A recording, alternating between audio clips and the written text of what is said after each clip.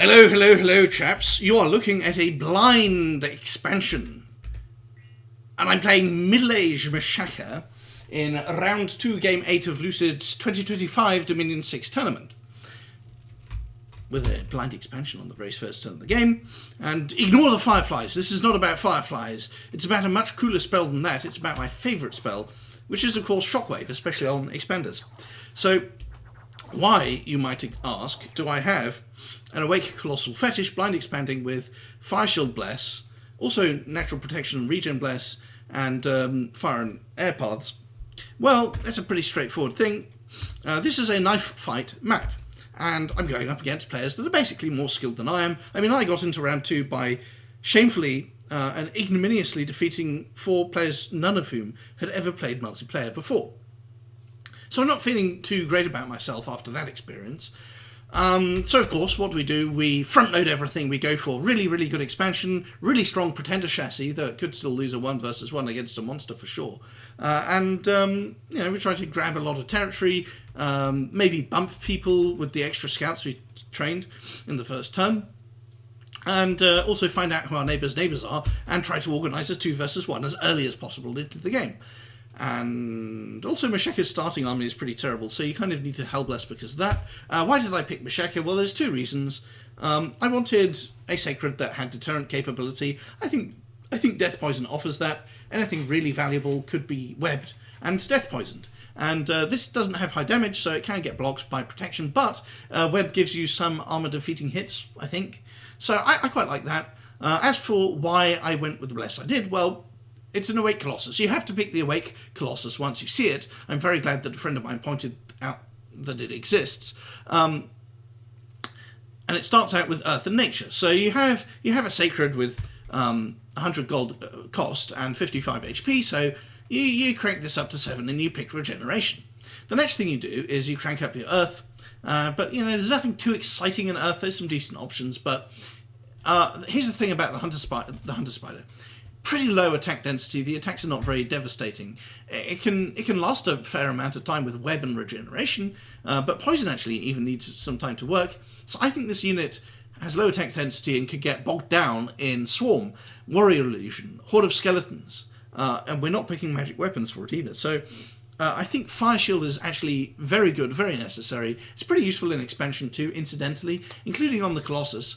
In fact, the Colossus will be helped out immensely later on by having Fire Shield to not get bogged down too much either, potentially. But the Fire Shield is really for the spiders, to make sure that they're putting their Death Poison onto important targets, rather because Death Poison is completely useless against chaff, or almost completely useless. I guess it's not totally useless, but it's not what you really want against chaff. It's more an anti-high value target. By the way, if this chassis did not have nature, its poison resistance would actually be 25, so it would still take 10 damage from Death Poison, which is quite interesting. You can poison monoliths and stuff, sometimes. And then, so that explains these 3 paths. Then why take air? Well, you either go with air or astral, because you need to be able to teleport around. Astral is good. It gives you golems, it gives you your astral shield, it gives you body ethereal. Teleport is a bit longer range and cheaper than Cloud Trapeze, and that's basically it for Astral. Also, you can't get Mind Dueled, so it's quite cool that you can take it on a Pretender God for once. But I took Air because, well, firstly, Machaka doesn't have Air or Astral, so it's useful either way. I like Wrathful Skies on a Colossus. I think that's very good. And I also really, really like Shockwave.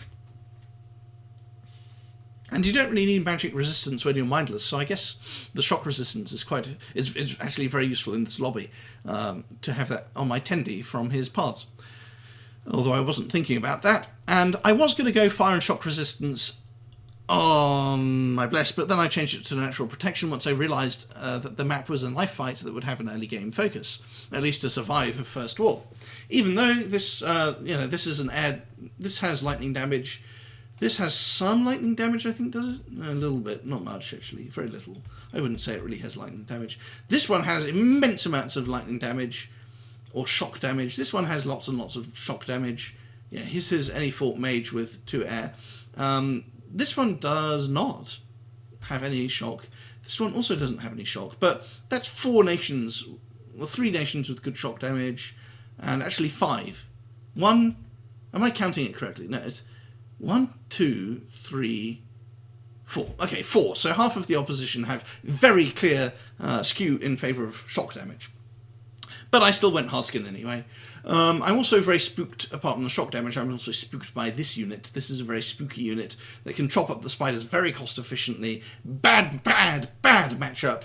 And I can maybe bring some mages along to cast Warrior Illusion and some other panic spells, but he can bring mages too. Warrior Illusion doesn't do well against Skeleton spam. So I hope I'm not next to him, and if I am, then I'm glad that I have a Colossus as deterrence. At this stage in the game, we can't tell really anything about any of these, except that, who was it that took a Trinity? Yeah, Marignon took a Trinity, and it's the Banefire Trinity goddess Titan with the Stygian Paths bonus, which is very weird and surprising on Marignon, because the paths are Astral Death and Nature, and Astral Death and Nature just aren't what I would want for Marignon's Sacreds. So I just don't get it at all. I mean, you could say let's have did he go Awake Regen or Dormant Regen? Oh, actually, something he could have done is he could have gone Magic 3, had 300 research to start the game off, and with 300 research, that gets you... Does it actually get you all the way up to Enchantment 3? 150? It doesn't actually get you all the way up to Enchantment 3. Unless the Titan's Awake. So I wonder if he is actually expanding using Raise Skeletons. Surely not. That's insane, right? Surely he is not expanding using Raise Skeletons with a trinity of 3 Skelet-spammers. There's no fucking way, right? There's no way. I just don't know. How can you possibly... I mean, I thought I would cooked up something unusual with this. By the way, the prophet's name is Shaigu! Where is my artillery? That's not a Russian accent. I apologise to any Russians listening to this. Shaigu! I do feel a bit like Prigozhin sometimes. I thought I was being weird, but this is the real mystery. I have to ask him. I'm going to message him and tell him I hope he's expanding using triple Titan Skelespam. Oh my god, that would be so cool. But you only get 6 research balls, which is enough for 300. But if they're awake, shit, he could have sat in his cab and researched all the way to Enchantment 3, or possibly some other one. Like you could do... Yeah, there's nothing actually here. It has to be Enchantment Skelespam, right? Or Astral Shield, that won't work. Evocation? Bolt of Unlife? No. Shadow Bolt? No. Solar Rays? It would help you could put it behind some troops. Poison Darts? It has to be Skelespam. Or he could have put Glamour on them and have them... No, it has to be Skelespam. Wow, crazy stuff. I think. Anyway, our plan is to start a war by turn 9. I think I've said everything now. By the way, let's not look at the events list. It's too depressing. So that's turn 2. I didn't record turn 1, obviously, because nothing happened. It's a very boring turn. Toodles. Hello, chaps. This is a test I was doing. It's a little test combat between Pretender God and Sacreds against Shinuyama Ogres. So this is an expansion force that Shinuyama might expand with, and this is what I might bump it with. My 10D and 7 of the Sacreds, and I've scripted them in a very specific way. Triple Solve Haze into attack on the Colossus, and then the Sacreds just do hold and attack closest. And as you can see, that is what's necessary to get them both fighting at the same time, so that neither of them die, even though the Pretender God takes a lot of damage, the Spiders take a lot of damage, but ultimately it ends up like that, with no casualties, if this is what actually happened. Now, it's time to actually go into the real game, because, yeah, I forgot to actually... Which game is it? Yeah, I forgot to actually record videos at all for several turns. So this is the previous turn. I think it's rolled now. It's turn 5. We've done some expanding, and we've agreed that a peace deal with Narba, in which I get Rotmarsh. So let's talk about what Narba has. They have an Awake Quickness, Defense Skill 1, Mountain Survival Bless, which is not very good against my Cichrids at all, in my opinion. I guess it's not terrible. No, it's not good. Pythium is another good matchup for me, actually. I'm quite lucky in terms of my neighbours, but I signed a peace deal in which he actually gets Dew of Harm, I get Quackle Swamp, and I also get Smother Dark and Red Mines. So, and then I was planning to bump Krunbun, but then he messaged me saying he was planning to move into Brightwoods and let's have a peace deal. So actually I get Ene Umbrul and he gets Brightwoods. I thought he was going to go here. And in fact, he said he was going to move there when I suggested it the other way around. I actually wanted Brightwoods and he could have Ene Umrul. But, so he's getting all of these provinces apart from Ene Umrul, which is a little bit unfortunate. But that test that you just saw, it might look like we have the ability to fight him, but we really don't. That was just like a really optimal script, try-hard script. It would only get worse from there on in. And if you look at these Shiniyama troops, I better show them. 2 resource cost, 4 recruitment point cost, so he can always make huge amounts of them, and they can just kill my stuff. And they're not even that fragile, because they do have 13 protection. I guess the body protection is 13, if that's relevant. And these guys do immense amounts of damage to the Pretender God, because they're slashing. He doesn't have slashing resistance, so they do like pretty good damage. At least if he's out of Dominion with his hard skin. In fact, in one test, 2 of them got armor defeating hits. You know, occasionally you get those. You can look it up in the manual if you don't know what that is. And so 2 of them did 25 damage in the same turn to him. It was terrible. And in fact, some of that same bump test that I just showed you actually could have the Pretender God dying if it wasn't done properly, and if the ogres and the spiders sort of half the ogres fought half the spiders, and then anyway, it was weird. It was very random because usually the ogres would fight the spiders instead of the Pretender God. But anyway, or the spiders would just go off and kill the enemy commanders. But I don't really remember the details. Well, let's have a look at the new turn. Where are we? So as you kind of saw, my expansion was not ideal. It was a little bit suboptimal, and that's actually because I forgot to recruit one of these spider knight commanders one turn. So I just got a mage instead. I also bought 3 death gems off Shiniyama for 75 gold, which I probably shouldn't have done. Now, as you can see, I went into Ene Umbrul with the same bump-based script as before, and and why am I saying that? And that's because I didn't trust Cranbum entirely. But anyway, the 10D is going to go over here, I think. And I think I'm going to send him into Harmane. Meanwhile, these guys can just clear out the independents. And yeah, so it's turn 6, and it took us until turn 6 to get our second expansion squad, and it has 9 spiders, when really it should have 5, and it should be a turn or 2 earlier. So I'm kind of clowning a little bit, but this is my standard sort of expansion thing. This guy will cast Blessing until they're all blessed, and then he'll enter melee, which will take a while. So I think that's optimal to just put him on spells. You don't need to do anything else, just spells. And then hold an attack closest is self-explanatory. Now, I need to remember to actually recruit more of them. It would be bad if I forgot this. And I only have gold for this Spider Sorceress, so she's not really very good, but I decided to recruit her anyway. I also got one of them killed during expansion, which was incompetent. And we have some crossbows to recruit, which is, I think that's a very good thing. I like crossbows. And I don't need to be lurking in Pythium's expansion provinces. That's interesting. How the fuck is Marignon? Oh, Marignon's capital is here. So yeah, nothing too dramatic going on with Marignon yet, in my opinion. Let's just keep scouting around. Oh, I put my scout here hoping to see how much of his cap circle Nabar had cleared, but of course... oh, and we also get to know what his Tendi was. So I actually signed a peace deal because I thought he might have an Awake Titan. And he probably should have gone for an Awake Titan.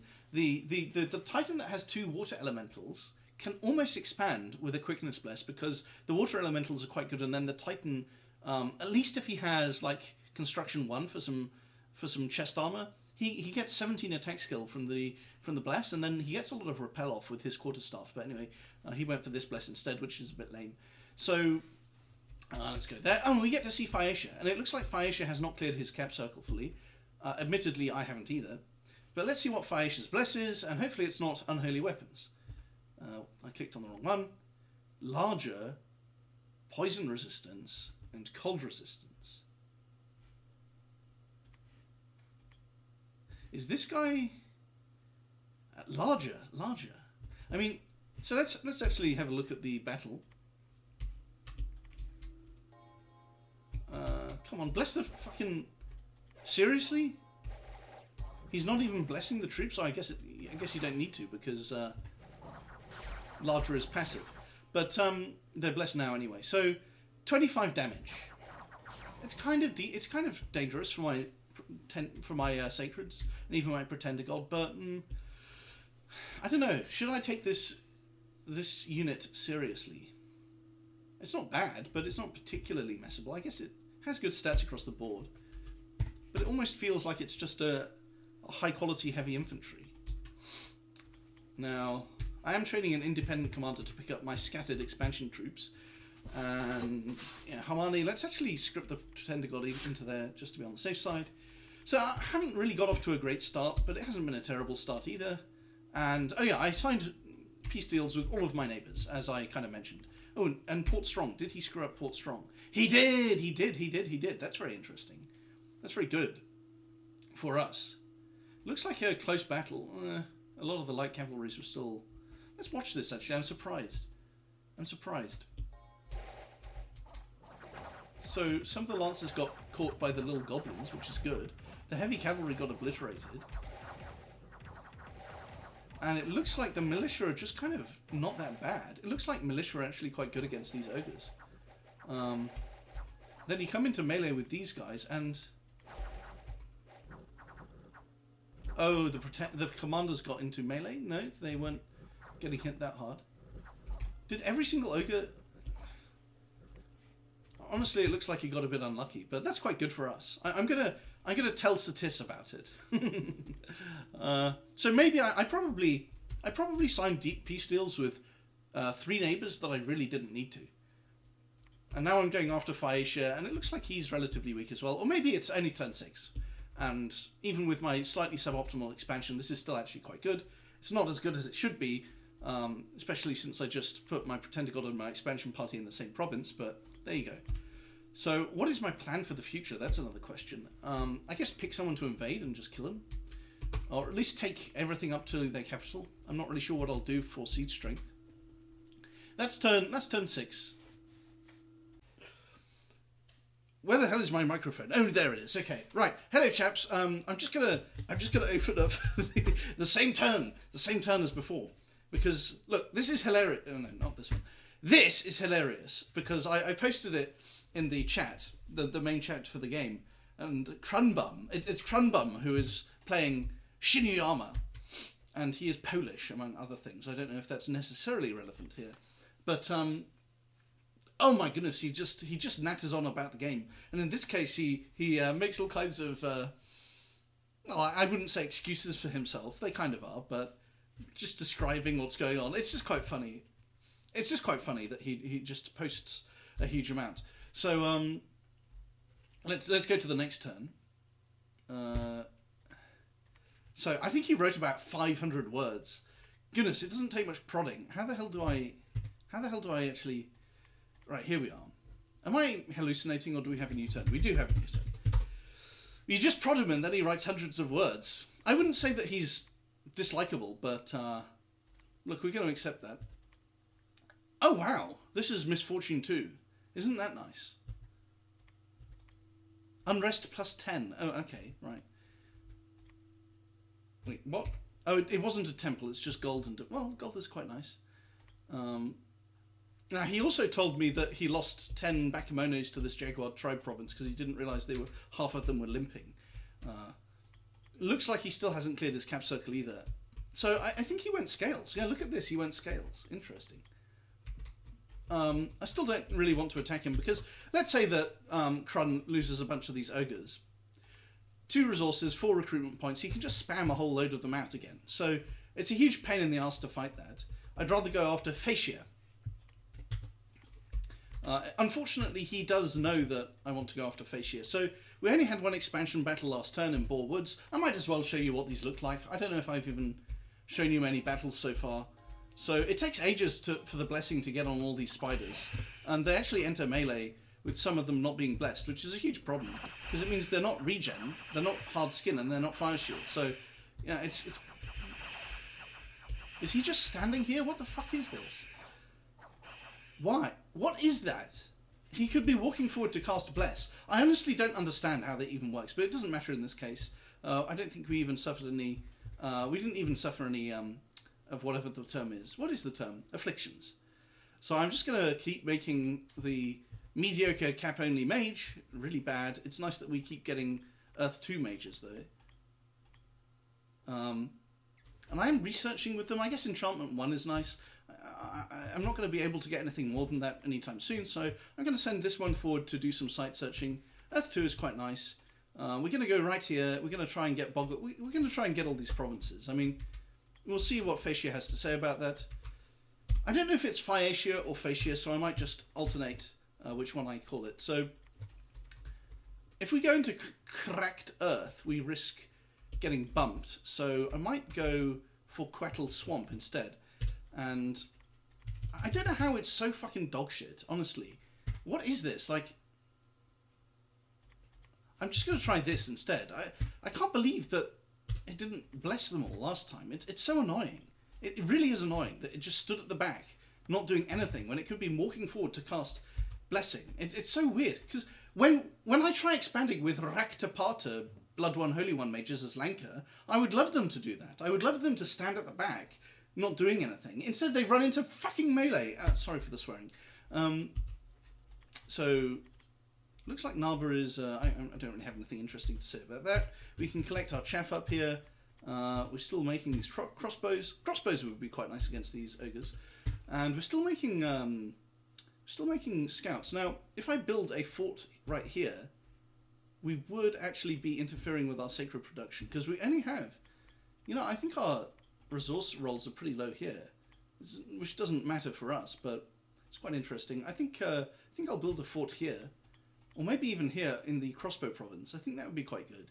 If I build it here, it's kind of safe from being surprised, and it'll boost our crossbow production. Where else could we place it? I think this is a safe location, so I'll just send this scout there to start building it next turn. Yeah, so we're actually quite flush with gold now. Cronbum is complaining that the rest of my expansion is good. He's making, so I posted, oh yeah, Juicy Cruncope in the chat. I mean, he's just so funny. But my god, does he spam. So I think that's kind of why people attack him. Maybe I should put up more province defense. This is a good PD. I think I'll put down some PD in the good provinces. The provinces that have good PD. And also the provinces that I don't want to return to. So this one is a bit out of the way. The others I could return to if needed. And this one has troops in it. So I think I'll just call that turn 7. See you chaps next time. Hello. Yeah. Hello chaps. It's turn 11. And I think this is only the third video I've made.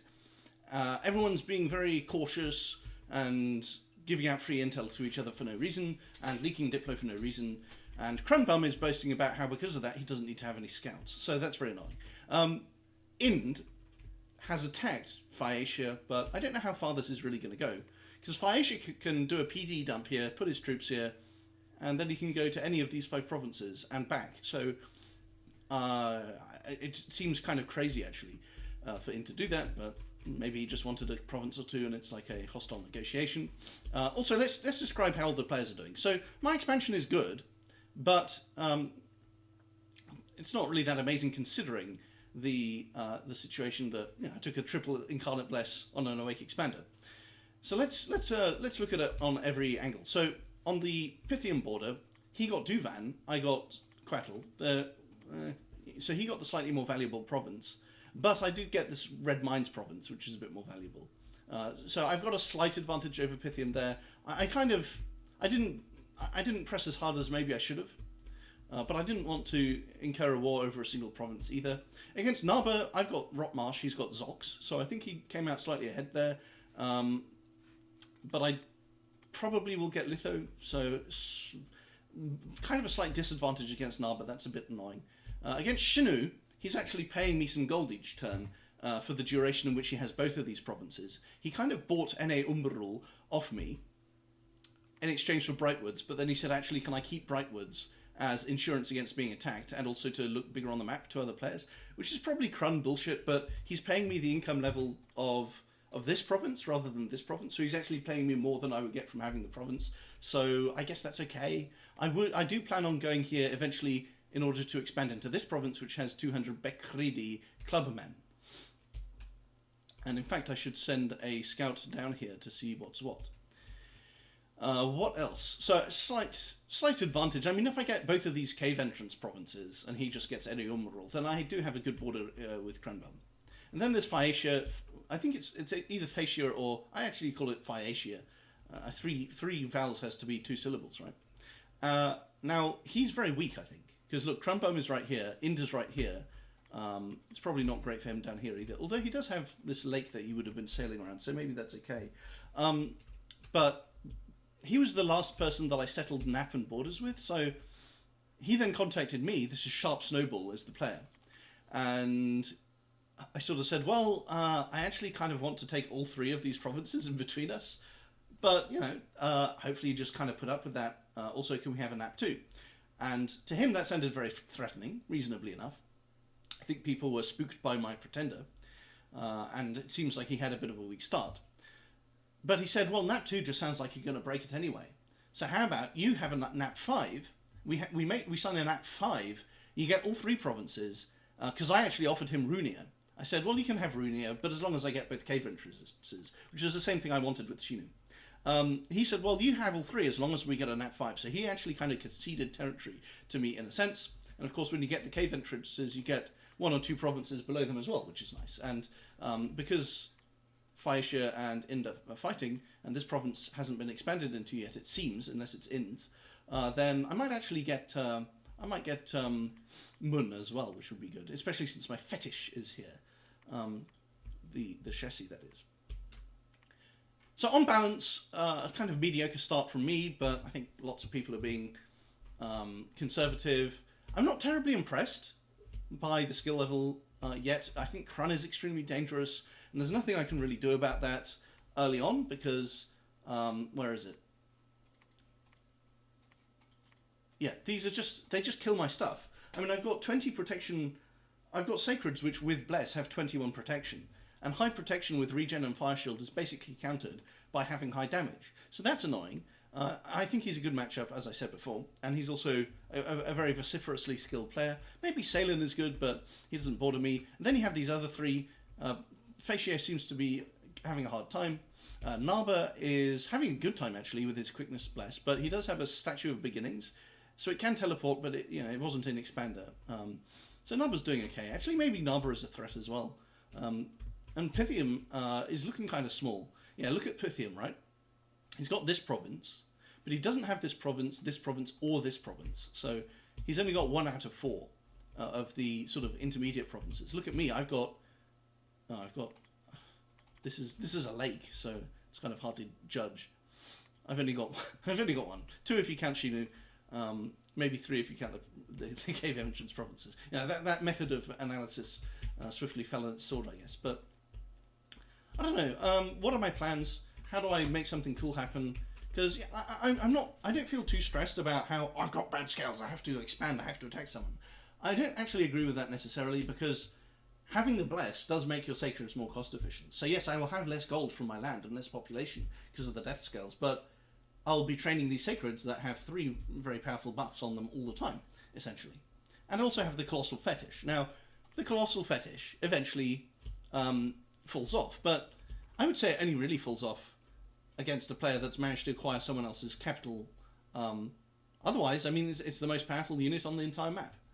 It really is. Maybe it would die to a Dracon, a dragon, but it scales very well, because let's think about how this scales. Obviously, it can equip items once we have construction research, and it can continue to research spells, like it could cast Wrathful Skies, it could cast maybe some earthquakes. It can cloud trapeze. I think it can cast... Let me check if... So Phoenix Pyre cannot be cast underwater. I think you can cast it. It feels like something, immortality. It feels like something that should be for living beings only, but I think it actually works on inanimates. So, even a mindless inanimate. So we've got all kinds of spells that make this chap very, very powerful later on, like Wrathful Skies, Evocation 6, Alteration 7 for Phoenix Pyre, Construction 7 for good gear. What else is there? Nature. I mean, I could buy 50 water gems off someone and empower him to cast Foul Vapors. Maybe 25 gems off 2 different people to make it less obvious. That would be pretty cool. Where's Foul Vapors these days? Where the hell is it? Is it not Evocation? Why is it not Evocation? It must be Enchantment. Enchantment 6. Anyway, so that's why I don't feel too stressed about you must expand into other people. But it would be nice to grab Construction, or maybe Construction isn't even the right idea.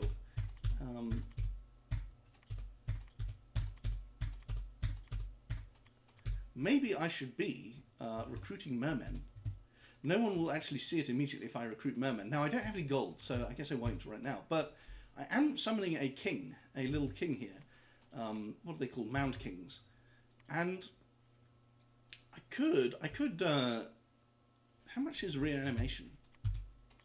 Reanimation is 10 plus. It's 11 long dead if I summon it with death 2s, and I can cast that 5 times. I could get 55 long dead, and I think that would expand into these Shamblers. How are the mercenaries doing? No amphibious. But I could use death gems to get underwater. That would be interesting. Maybe I should do that. And also Earth. Earth could... once I go into Conjuration... Now, the reason I'm going into Conjuration is to get Nest of Salamanders and Nest of Asps. These are 2 big panic button spells, although I don't have any Nature Mages yet. And this is quite good as well. So, Conjuration 4, kind of a general purpose research. But it can also give me... Are these amphibious? I don't think they are. Cave crab. Is the cave crab amphibious? I don't have waters across the path. I was going to say I can go underwater with them, but actually I was getting confused because it's actually Construction that I would need Clockwork Soldiers for. Okay. Can they go underwater? I can't even remember. I think some of them maybe can. Shit, I need to go and check it. But anyway, I would like to go into this lake, and maybe this lake as well, although Narva's a little bit spooky. And another thing I should probably do is start making temples, because... Oh, my prophet died 6 turns ago, so we're getting a new one. This is turn 11. Anyway, I'm rambling. I've run out of interesting things to say. Oh, and I actually am making a Nature Mage after all, so that's nice. And in fact, this Palisades is barely going to come up in time for before I need to build a laboratory, come to think of it. Oh yeah, Palisades location. So I've got this one obviously because it's a crossbow province, and it's also very safely situated. Then this one is this is the other place I'm building one. I noticed that I put PDL troops in both, so they shouldn't get destroyed by barbs. Oh, for fuck's sake! Did I already start? Okay. I made a fort in a a disease site, but it doesn't really matter. You just move the mages off.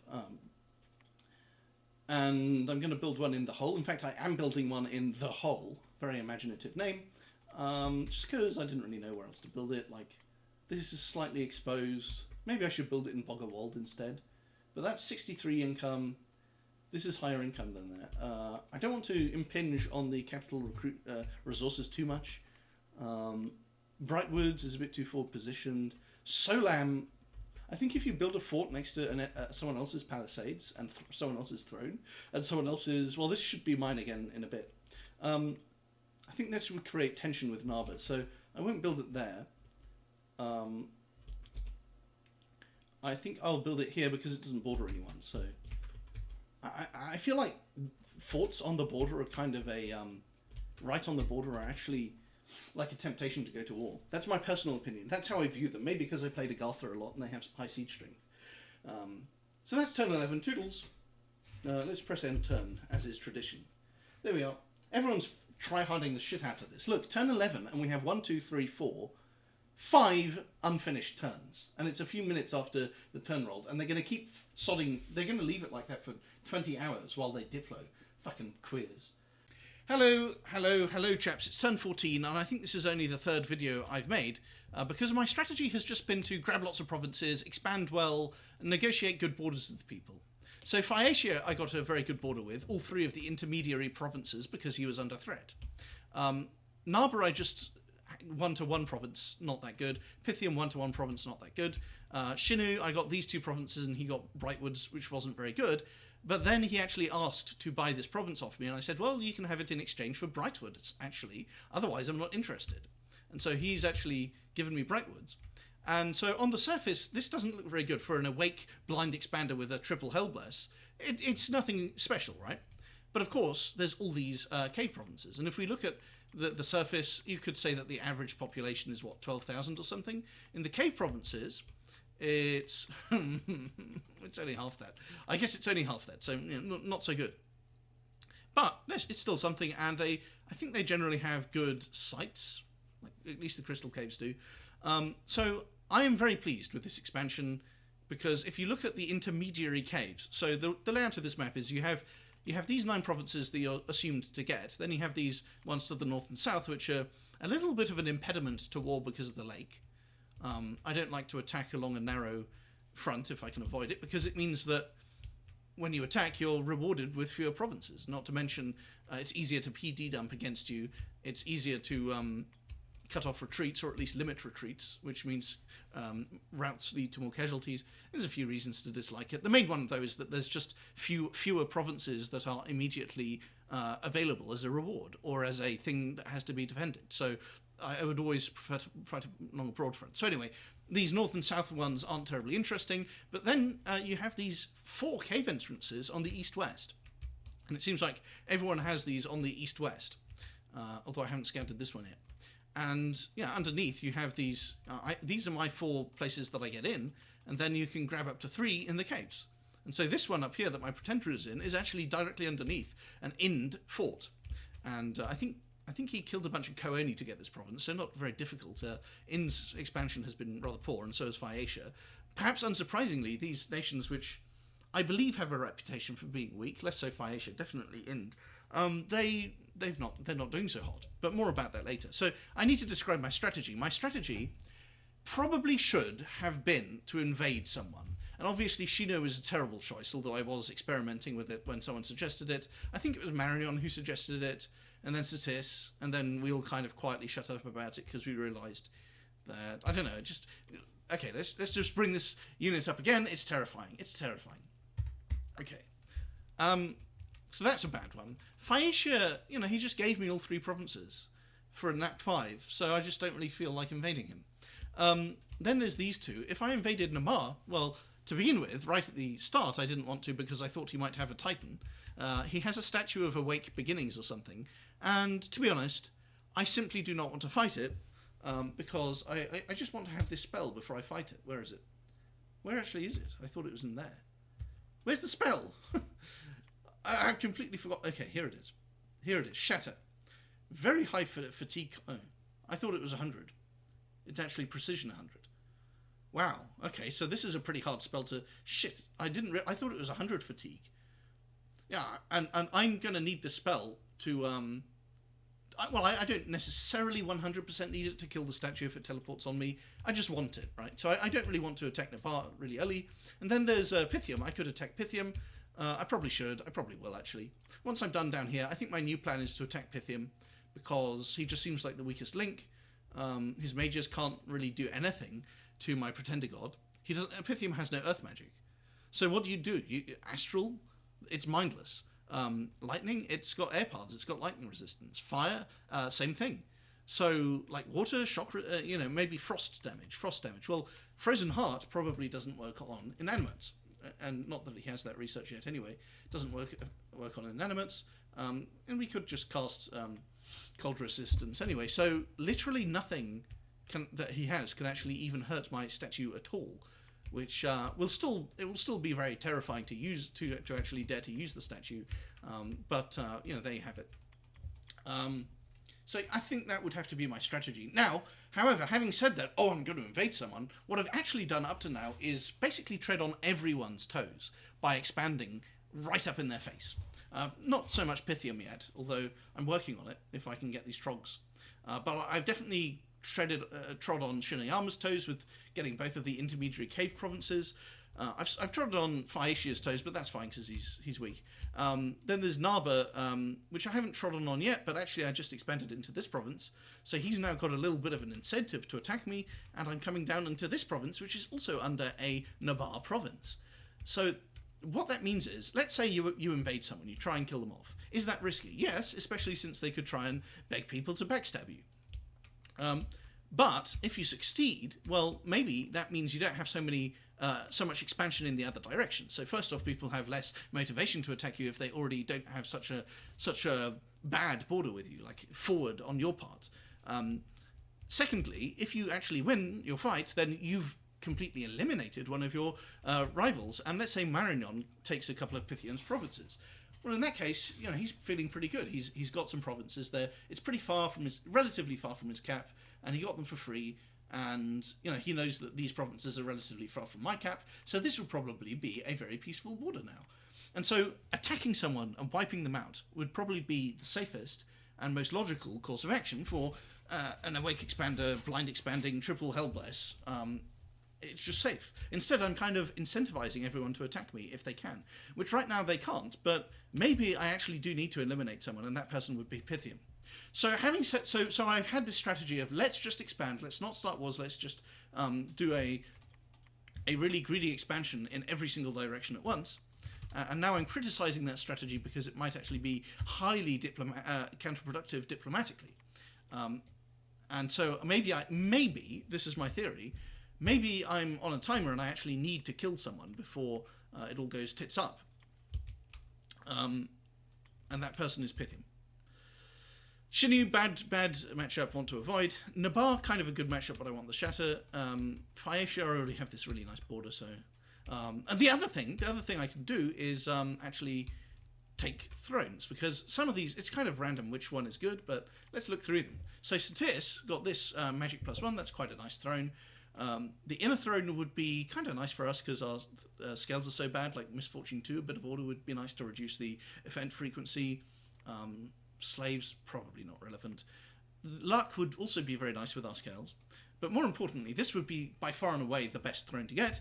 Then again, there's some ones that are completely redundant. Like we already have all the magic paths that a gnome can offer, and Reinvigoration +1 is actually a little bit nice on our Pretender God, but not really. Now Satis just has the Iron Throne, which is amazing for him. And what else is there for offer? The Crystal Mage, another one that's irrelevant for us. Construction bonus 20, very good for everyone. And Growth 2, this is my favourite, oh my god. And and I think there's no way to tell which is which. Because, are these my scales? They're not my scales, they're someone else's. Looks like they might be... I don't even know is there a death throne? What is this? Weird. Okay, I don't know why there's so much death there. Anyway, I think we can't tell which throne is which, except for the ones that Satis has. So, yeah, I guess my strategy should be greedily grab more of the caves, try to avoid getting attacked, which is probably easy just because of my build, and then maybe grab a throne. Like, if I grab this throne, then Nabar is kind of incentivized to attack me, but also... Actually, I think he would be even more incentivized to attack me if he was the one to take this province. And Peren... Yeah, now let's talk about the other players. So, Peren, we've now seen his Sacred Stack, and it's actually heading into one of the intermediary provinces between Peren and... this is just an expansion, really, and maybe he felt the need to have a bloated expansion, because these can be quite gnarly sometimes. But maybe he's starting a war with Naba. And he's going into Underspring Caves. Maybe that's the thought process. Let's actually accompany them into the caves. Yeah, so looks like Peren is probably just expanding. Let's analyze every player. Naba we don't really have a read on at all. Peren still expanding. Satis doing very, very well. He's got 2 thrones while no one else has any. But he hasn't been contacting me about attacking Shinuyama, so maybe he's not interested in that. who else is there? Well, that's that row. Let's talk about Shini Phaeacia. He's kind of fighting for his life, but he can sail around this lake, so I don't know why Ind attacked him with this lake here. That seems incredibly annoying to deal with, especially since the Phaeacian Sacreds are just better than the Ind ones, basically. I'm pretty sure. Shini armor, it's Crun Bum. He's skilled. He's obsessive. He's got a small expansion, so he's going to feel the need to expand it to someone. I think he has a good matchup against me as well. So that's a problem, and he can really spam the hell out of these ogres. So Crumbum, definitely a likely problem in the future. Avoid if possible. Now I do have, so I'm quite spooked by that myself. I've talked about. Ind we've kind of talked about. So actually no, I haven't. I think this is where its capital is, isn't it? No, it's actually here. Annoying. So do we see his bless? So his bless is, look at that, poison resistance +5. I mean, I guess that's okay against Satis. I mean, he's got he's got poison resistance and swamp survival. So is the thought process that I'm going to invade Satis? He ended up not bordering Satis. But if I was Satis and I saw that, I would say, oh, he can invade me with his sacreds. Maybe I should just attack him because he's more of a threat than the players that don't have those. And then you've got Blur. Blur on Ind is good. It just helps with expansion. It's just a nice little stat bless. Enchanted Blood is good, but it really should be coupled with Undying X5. Righteous Wrath is good. Then you've got Swamp Survival, and Poison Resistance is okay, but maybe it should be Fire Resistance. The Swamp Survival is crazy. The Heroism is actually kind of okay. I guess he does have some combos going on here, like the Heroism combines with a Capsite that Ind has, where you can train your troops up. Where is it? The Onyx Court. So this would get multiplied by 175%, and suddenly you only need to sort of stack your troops up for a turn or two, and they all get like 1 or 2 XP starts, which is very useful. I don't even know how long it takes for XP to be got. It doesn't even say. Of course it doesn't sodding say. Why would it? Why would it allow you to see anything about how the game works in the in-game user interface? No, okay.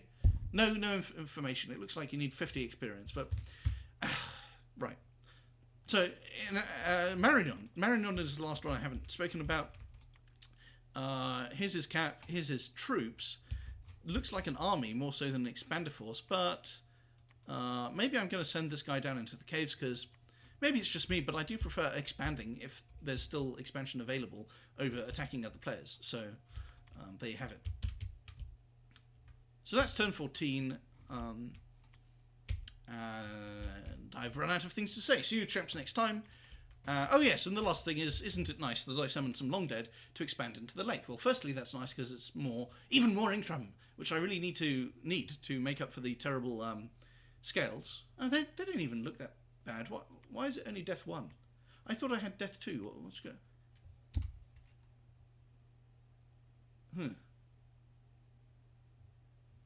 Why is it only death 1? Is it because someone claimed the Throne of Life, or maybe there was a? Oh well, it's weird. Yeah, okay. So I'm gonna get this, and looks like it's death 3. And then I'll try to get Triton C as well. Of course, I'll want to summon a little bit of extra Long Dead, and look at this rather cute little detail. You get fully armored Formation Fighter Long Dead as Machaka. So that's nice. I might actually buy some death gems. Yeah, I think I'll ask Machaka Shinu to if he's got more death gems to sell. And then on the return, just to make sure I've got enough to invade this province, or I could just recruit some of these troops, because Nabar can't necessarily see that. This might be better. Although they are dreadful, absolutely dreadful crap. But yeah, I'll do that on the way back, because they train pretty quick. Anyway, I've rambled for 14 entire minutes. How awful. Toodles! Hello. It's turn 17, and nothing dramatic has happened to me. But me and Marignon and Satis, we are planning a 3 versus 1. We are sending him our in-game cancellations. There you go. I'm hoping this will take out my most dangerous neighbour. That's true. And yeah, we're going to attack him on turn 21. And this is basically because he's a dangerous player. He's picked a late game oriented build, which means it's dangerous to leave him alive forever. And also, he had quite a bad expansion with a couple of expansion fails. So we can and we should kill him. Even though I earlier on said he was actually my worst matchup. But of course, his ogre spam has kind of given way a little bit to Dive Bakamoni spam, which are not quite as bad for my spiders, I think. Let's actually have a look. I mean, they're not as bad in the sense that maybe they are just as bad, actually. I don't know. I was going to claim that they're less scary to fight, but they're obviously more scary to fight. So, anyway, there you go. Also, he had a really low resource cap circle, as he has informed us about 20 times probably. So, I do actually like Cranbum. So far, I like him. Apparently, some people find him intensely annoying, but he's just your neighbourhood autist who spams endless messages about game mechanics, which is not necessarily a bad thing. It's kind of what you sign up for when you enter a Dominion's Discord server. Although I heard he got muted or banned from one of the other ones just for posting too much, which is hilarious. What an ironic way to get yourself banned. But anyway, I think we're going to kill him. So what's going to happen is we're going to show up to his border. Marinon's going to be here in Raz or Azurian. Satis is going to apparently raid Port Strong, but he's also going to be coming in through Doven mainly. And we're just going to try and choke him out. And ironically, there's not even that many provinces to share around. I'll just be happy if I get Ene Umbral, Mushwood, Forest of Long Nights, and Sinkhole Swan. Actually, it's mainly the Forest of Long Nights that I care about. Of course, if things go really well for me, I could get Shiniyama. And things will definitely go well for Marinon. He will get Dardania. Satis will get even stronger, and I think he is definitely the strongest player, considering he's got 2 thrones. So that's a bit of a concern, but after the war, my border with Satis will still be kind of distant, still kind of diagonal. So I think it's not my problem; it's someone else's problem for a very long time into the future. And of course, we actually have to kill Cranbum first. So, kind of what happens if I move into Ene Umrul with my whole army, and Satis is moving into Wolven Plains, and Marinon is threatening to besiege Dardania? Well, firstly, Cranbum's troops are slow. Even if they were fast, though, he would probably be forced to defend this province preferentially because it's next to his capital. And I think, you've got these 2 forts here and you've got this palisades here. If I'm playing this nation and I'm coming under attack in a 3 versus 1, maybe I would just defend against the Machaka preferentially and just sort of go around in these sort of 4 provinces here. Maybe that would be my strategy, just go around the cap. Even though I don't have cap-only Sacreds or a cap-only Mage, I might just... And I guess this one and this one are sort of cut off from each other, but... So maybe Port Strong... I guess... So maybe Gerthurg would be not so well defended, but... Like, these 5 provinces would be the core. And I'd probably give up on Dardania.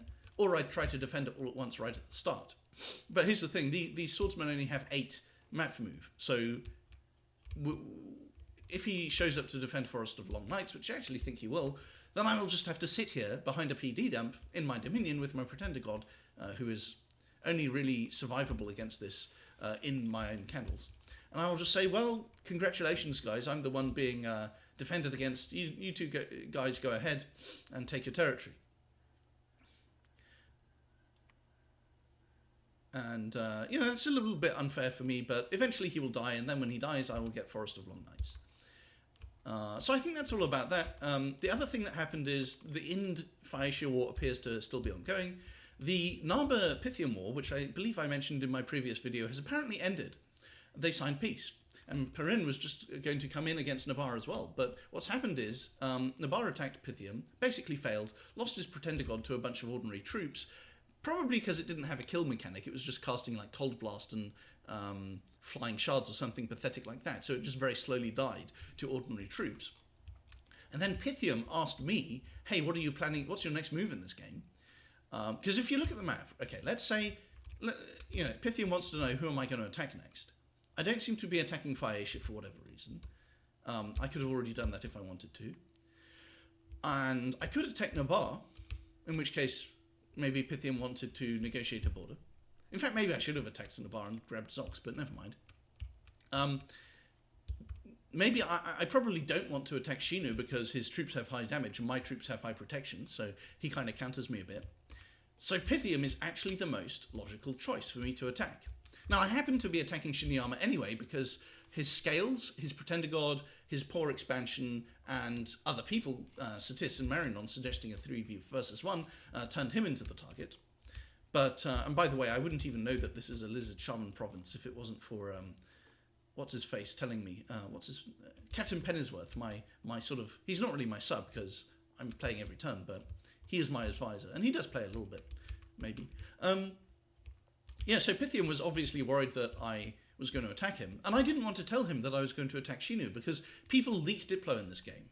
If you want to keep a secret, you have to just not tell them anything. It's really effing annoying and stupid, and I don't know why they do it, but that's why I had to tell him instead that my plan was just to grab this huge expansion, and then sit around site-searching a lot and forging lots of research boosters with Dwarven Hammers.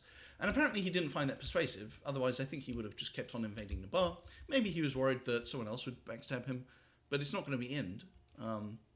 So it's not going to be Nabar, because they're already at war, so it would only have been Marinon, but that's actually not happening. So I think that sums up everything. I should probably stop talking now before I start repeating myself or saying uninteresting things. Oh, yes, I need to talk about research. So for research, obviously, it would be nice to have Horde of Skeletons, but I'm going to have just Ray Skeletons instead, which is not as good.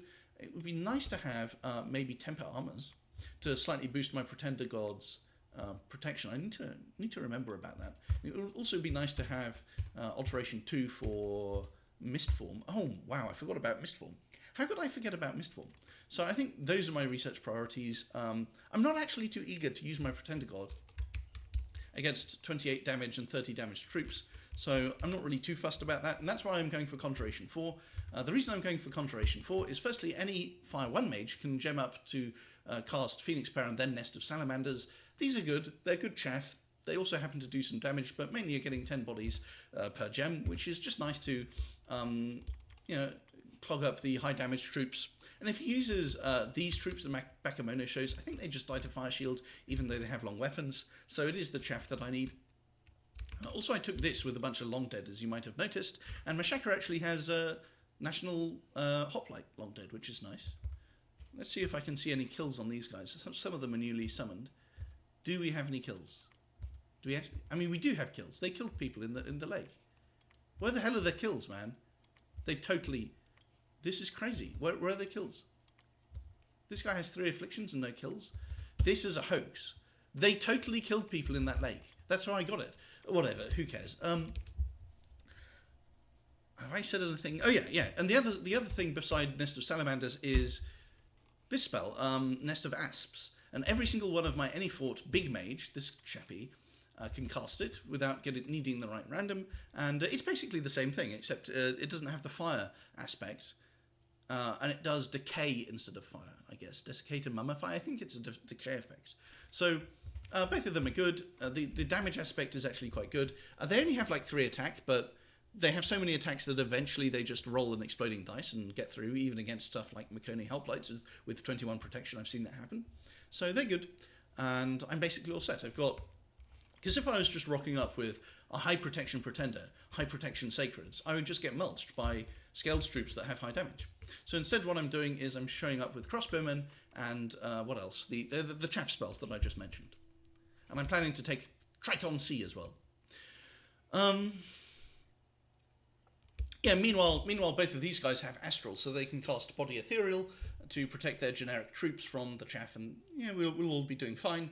Maybe the thing I need to be scared of most is actually the Pretender God teleporting in and casting Shockwave, and maybe my solution should actually be to put a Greatsword of Sharpness on this guy. I think that could be interesting, because even with, hilariously, why does he not have Dark Vision or Spirit Sight? That's really weird. And why does he not...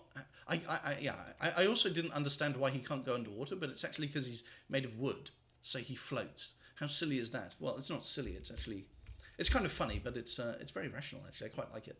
What was I saying? Yeah, so maybe I need to give him a great sort of sharpness to actually hit the Idol of Beasts.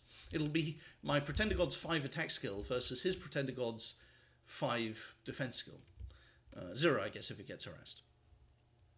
So that's all I want to say about this game at this point. Toodles. Hello. It's turn 21, and the triple war against Marignon has begun. Not Marignon, triple war against Shiniyama, with Marignon, Satis, and myself attacking him. Now, before I talk about the game, I'm actually going to talk about how I'm a very toxic, angry, hate-filled individual, specifically for Cranbum. And I haven't really interacted with him before, but he came to me last turn saying, hey, so this NAP should actually last an extra turn. And if you don't agree to prolong it for an extra turn, then you're an arsehat. And the word arsehat is so full of Reddit energy that it fills me with rage. I think anyone who uses arsehat or stuff like cockwomble, unironically, is a spiritual Redditor of the highest degree, and I find that to be a truly disgusting, repugnant creature if you do that. So, actually, let's set the tone for this little episode before I explain it in further detail. So, you know who else I hate is Althea. Where is Zia? That's Zia's pronoun. Althea is a Zia. Because what he does is he used to have this as his profile picture, and he probably still does. So what that tells you about him is that he basically jacks off to the thought of him being some kind of elf woman in a dress, which is pretty disgusting and repulsive and just contemptible. But what makes it worse is when you really think about the psychology of someone, a man who is like an autogynophile pervert with this as his profile picture, is he probably has a 1 terabyte encrypted hard drive. Let's just put it like that. That's actually totally off topic. I haven't interacted with Althea for years, but that's just the level of hatred I'm feeling right now. Because, Crumbum said, naps count the duration of warning. You have, if it's a nap 3, then you have 3 turns of preparation prior to the turn on which attack orders are issued. So actually it's 4 turns of preparation. And I know that some people follow this definition, but it's pretty rare as far as I'm aware. And this is the first time I've had a proper argument with someone about it in years. And he leads in with saying, and if you don't actually switch to using the 4-turn definition, then you're an arsehat. And I just hate that word so much. How can you use the word arsehat unironically? I'm so mad right now. What's my point here? So I just ended up insulting him a lot. Because he was just so insistent. And this guy is like a midwit, Dunning-Kruger, spammer of fallacious, dishonest arguments. I mean, he's arguing that... he's arguing this in-game administration thing is actually different to how much of the community, including myself, administrates NAPs. What will happen is, if I cancel this NAP, it will count down from 3 to 3 hash, 3 asterisk the next turn, then 2, then 1... And then on the 1 turn, it'll still say that it's nap violating to issue attack orders. Not to have battles the next turn, but to issue attack orders this turn. Whereas in my opinion, a nap 1, you should be able to issue the attack orders because that's the last of 3 turns of warning and preparation. But for some reason, these people, they count the turn of attack orders as not being a turn of preparation when it obviously is, or they just... it's just daft. I don't really give a shit. And the thing is that Crumbum came into this conversation so totally dismissive of the alternative point of view. I call it alternative. It's his sodding point of view that's alternative. And he leads in with this childish, cringy as fuck insult. Arsehat. Arsehat, you're an arsehat. I just hate anyone. It's so... I want to strangle Redditors, mainly because they keep banning my Reddit accounts. So I kind of flipped out, and then I had to block him, unfortunately, because I do enjoy insulting these people, but I'm pretty sure I would end up telling him to repeatedly kill himself and that he was a subhuman, genetically defective specimen. Because I just hate it when people make these dishonest arguments like, it's official, it's now an official game mechanic because Illwinter added this. But we both had our respective definitions of NAP duration before Dominion 6 came out, and it's fucking Illwinter. Illwinter, I mean, just how many things has Illwinter failed to implement? Like, the Disciples mode is a complete dumpster fire. Half of the Pretender God chassis are not viable because they can't expand and they're not cost-effective for other things either. So it's just like, Illwinter is good at creating content and lore, and that's about it. Like, multiplayer-focused game mechanics? You think Illwinter knows what they do? And it's not even a mechanic. It's a social convention And then you have this fucking Cronbum coming along with ignoring other people's points of view, which is not how you discuss a social convention. So I'm afraid I reciprocated his very rude lack of interest in my point of view by, I told him to go shove your... take your stupid point of view and shove it eventually. Didn't ask, don't care sort of thing. And then he said, you're a rules lawyer and you're just trying to gain an extra turn for your own benefit, which is pure projection. It's a very random thing to say, because firstly, it's not really rules lawyering. It's not a rule. It's a convention. Diplomacy isn't binding. And secondly, why would I need to gain an extra turn against someone who's being 3 versus 1 anyway? This guy just has a victim complex. Admittedly, it's a somewhat deserved victim complex because he is getting 3 versus 1. But it's still very obnoxious. So anyway, having said that, especially about Althea and his encrypted USB drive, which is totally irrelevant. Oh yeah, and the other person I hate. There's more hatred actually. Before I talk about the game, who else do I hate? It's Borlin Stolin, the Faustin Devil. I'm calling Cronbum...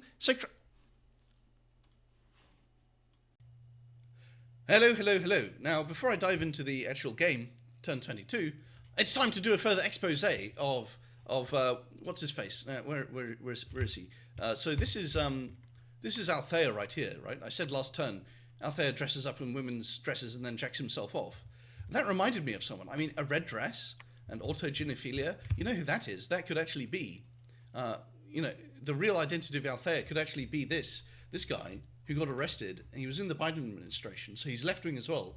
That's 2 points of data that are suggesting this is Althea's true identity, right? Stealing women's suitcases at airports so that he can dress up in their clothes at home later on. Anyway, and at one point he was wearing this woman's dress in public. And so the woman who recognized the dress as coming from her stolen suitcase last year, hilarious. And by the way, listen to the way this idiot talks. Firstly, fatuous, smug expression. When we lose someone, why do I not have an ad blocker installed on this dog shit fucking browser? Suddenly there's so much to do. Are you serious? How do I skip it? 25 fucking... Oh, there it is. Breaking news! Why? Why does it have to be so frivolous and obnoxious and high-pitched? Yeah. Oh, you know you need it. His pronoun is Sam, and he's on the lam. Until now. Sam Brinton, Biden's non-binary... there's just so much smugness. They're so smug. I wish I hadn't gone to the Fox News one, because, they're supposed to be the right-wing side, and they're always like... They have this effeminate sneering, sort of sneering going on, which is... It's just not very appropriate, in my opinion. Like, you can let the source material speak for itself. It's hilarious. You don't have to do this, I'm so smug, I'm so sneering. These Democrats are idiots. You don't need to do that. Dominions. Oh yeah, so I'm building another temple because I want to boost my pretender's HP. He's currently at 160. What else is there to say? Okay, so firstly, Indy's kind of dying. That's what you get for picking an imprisoned rainbow that's kind of mediocre instead of having something cool stacked like Undying, Enchanted Blood, and Defense Skill. He's just dying to these two guys. And Marignon might even want to join in and steal this Palisades, but hopefully he doesn't get too distracted. So, Satis is being a bit suspicious. So Satis did take this province, but it's off the troglodytes. Then he flagged this province, but it's with an event where the lizards revolt. So Satis has not actually, that I've seen, attacked a single province of Cronbums yet, which is quite strange, because he should have by now. Look at this. I mean, last turn, so the army went from here to here to here in the past few turns. So at no point have these provinces been defended. And Satis is telling us, oh, yeah, I'm going to take some cave provinces. I'm going to take this province to cut off his cave income. Well, I'm going to see if he does. He should have already done it. Now, on the positive side, Salen, the Satis player, has been feeding us a lot of info, a lot of leaked screenshots from his chats with Cronbum, which is suspicious. Why is Cronbum trusting him with so much stuff? But, if he's leaking it to us, then I guess that's good. So Cronbum has pointed out that he could teleport his Pretender God in to defend Dardania. Then the question is, what do you do with this army if you don't need to send it here to the breached fort in Dardania? Marignon doesn't have flaming arrows or fire elementals, otherwise he could probably fight it. And by the way, Marignon has withering weapons, so he could take out the sorcerer thugs, even though they have an aging. He could definitely do that, because they start at like 38 years out of 44 or something. So that describes that. No, 44 years out of 80. I don't know exactly what it is, but it's not. There's not much leeway. So he could just move his whole army onto Forest of Long Ice to defend it against my army. Now, an odd thing, though, has come up, which is that supposedly Crumbum believes I will move into Mushwood. Supposedly Crumbum thinks that I cannot move here because it's got Satis's flag on it, which is quite strange, because either I'm cooperating with Satis, in which case Satis will allow me to do that, or I'm not cooperating with Satis, in which case I can just do it anyway, because this army is much smaller than this one. So it's all quite strange. Now, the question then becomes, can I defeat, let me actually show you this, can I defeat 239 Dai Bakemono, 100 Bakemono shows, and 33 O Bakemonos using 68 of my Sacreds, plus, let me actually note this down, 160 Expos, and, yeah, and I'm not going to bother modelling the Long Dead. Maybe I could do 58 Long Dead, but I'm not going to bother modelling all the mages, and even the couple of thugs he has, so we can finally see these thugs. And by the way, it was a regen bless, I just didn't understand that he had Heat 1 scale. So as we can see, this one has a nature gem, so these are going to be regenerating 6 HP per turn, with 28 protection and ethereal, and fair amount of damage, and pretty dog shit attack skill and defense skill, actually. And fairly mediocre magic resistance, though he could script the buff if he needed to against an astral nation like the other two guys in this. Seriously? No one fought. Not a single person fought in the arena, except for Phaeacia. Well, congratulations. 23 sparkling fire gems, that's nice. I could try to buy some of those. And I've got heretics here, which is really annoying. I might even send the Long Dead over to Solam to get rid of that, because that's actually pretty bad for getting my Dominion out here, which is kind of strategically useful. Because if it's his Dominion, then his troops are having a harder time repelling mine, or being repelled by mine, whatever it is. And with that, I think I've covered everything. I found a stale current here with Dark Knowledge. I'm going to cast Dark Knowledge again on Gehenom to find that one. I've got Nest of Asps, and I'm casting Godbrood in my cap, which is why I'm sending this guy home with 10 nature gems, because I was going to spam Nest of Asps, but I've decided I don't like that, because Godbrood is actually better. Well, here's the thing, right? Nest of Asps is 10 little snakes for a gem. This is 20... It's one big spider for the same cost as 20 little ones, but the 20 little ones don't stick around after the battle. So I think Godbrood is actually a better spell, and I'm going to lean much more on Salamander Asps because of my Pretender. My Pretender can cast it. My Pretender could literally summon 100 Salamander Asps using using just 7 fire gems, and each cast costs 3 fatigue. So I might send him into battle with like 20 fire gems. And that might actually be incredible. He'll be right at the front, he'll be casting Sulphur Haze, and I think that will work very nicely. But I need to do some testing before I decide to go in here.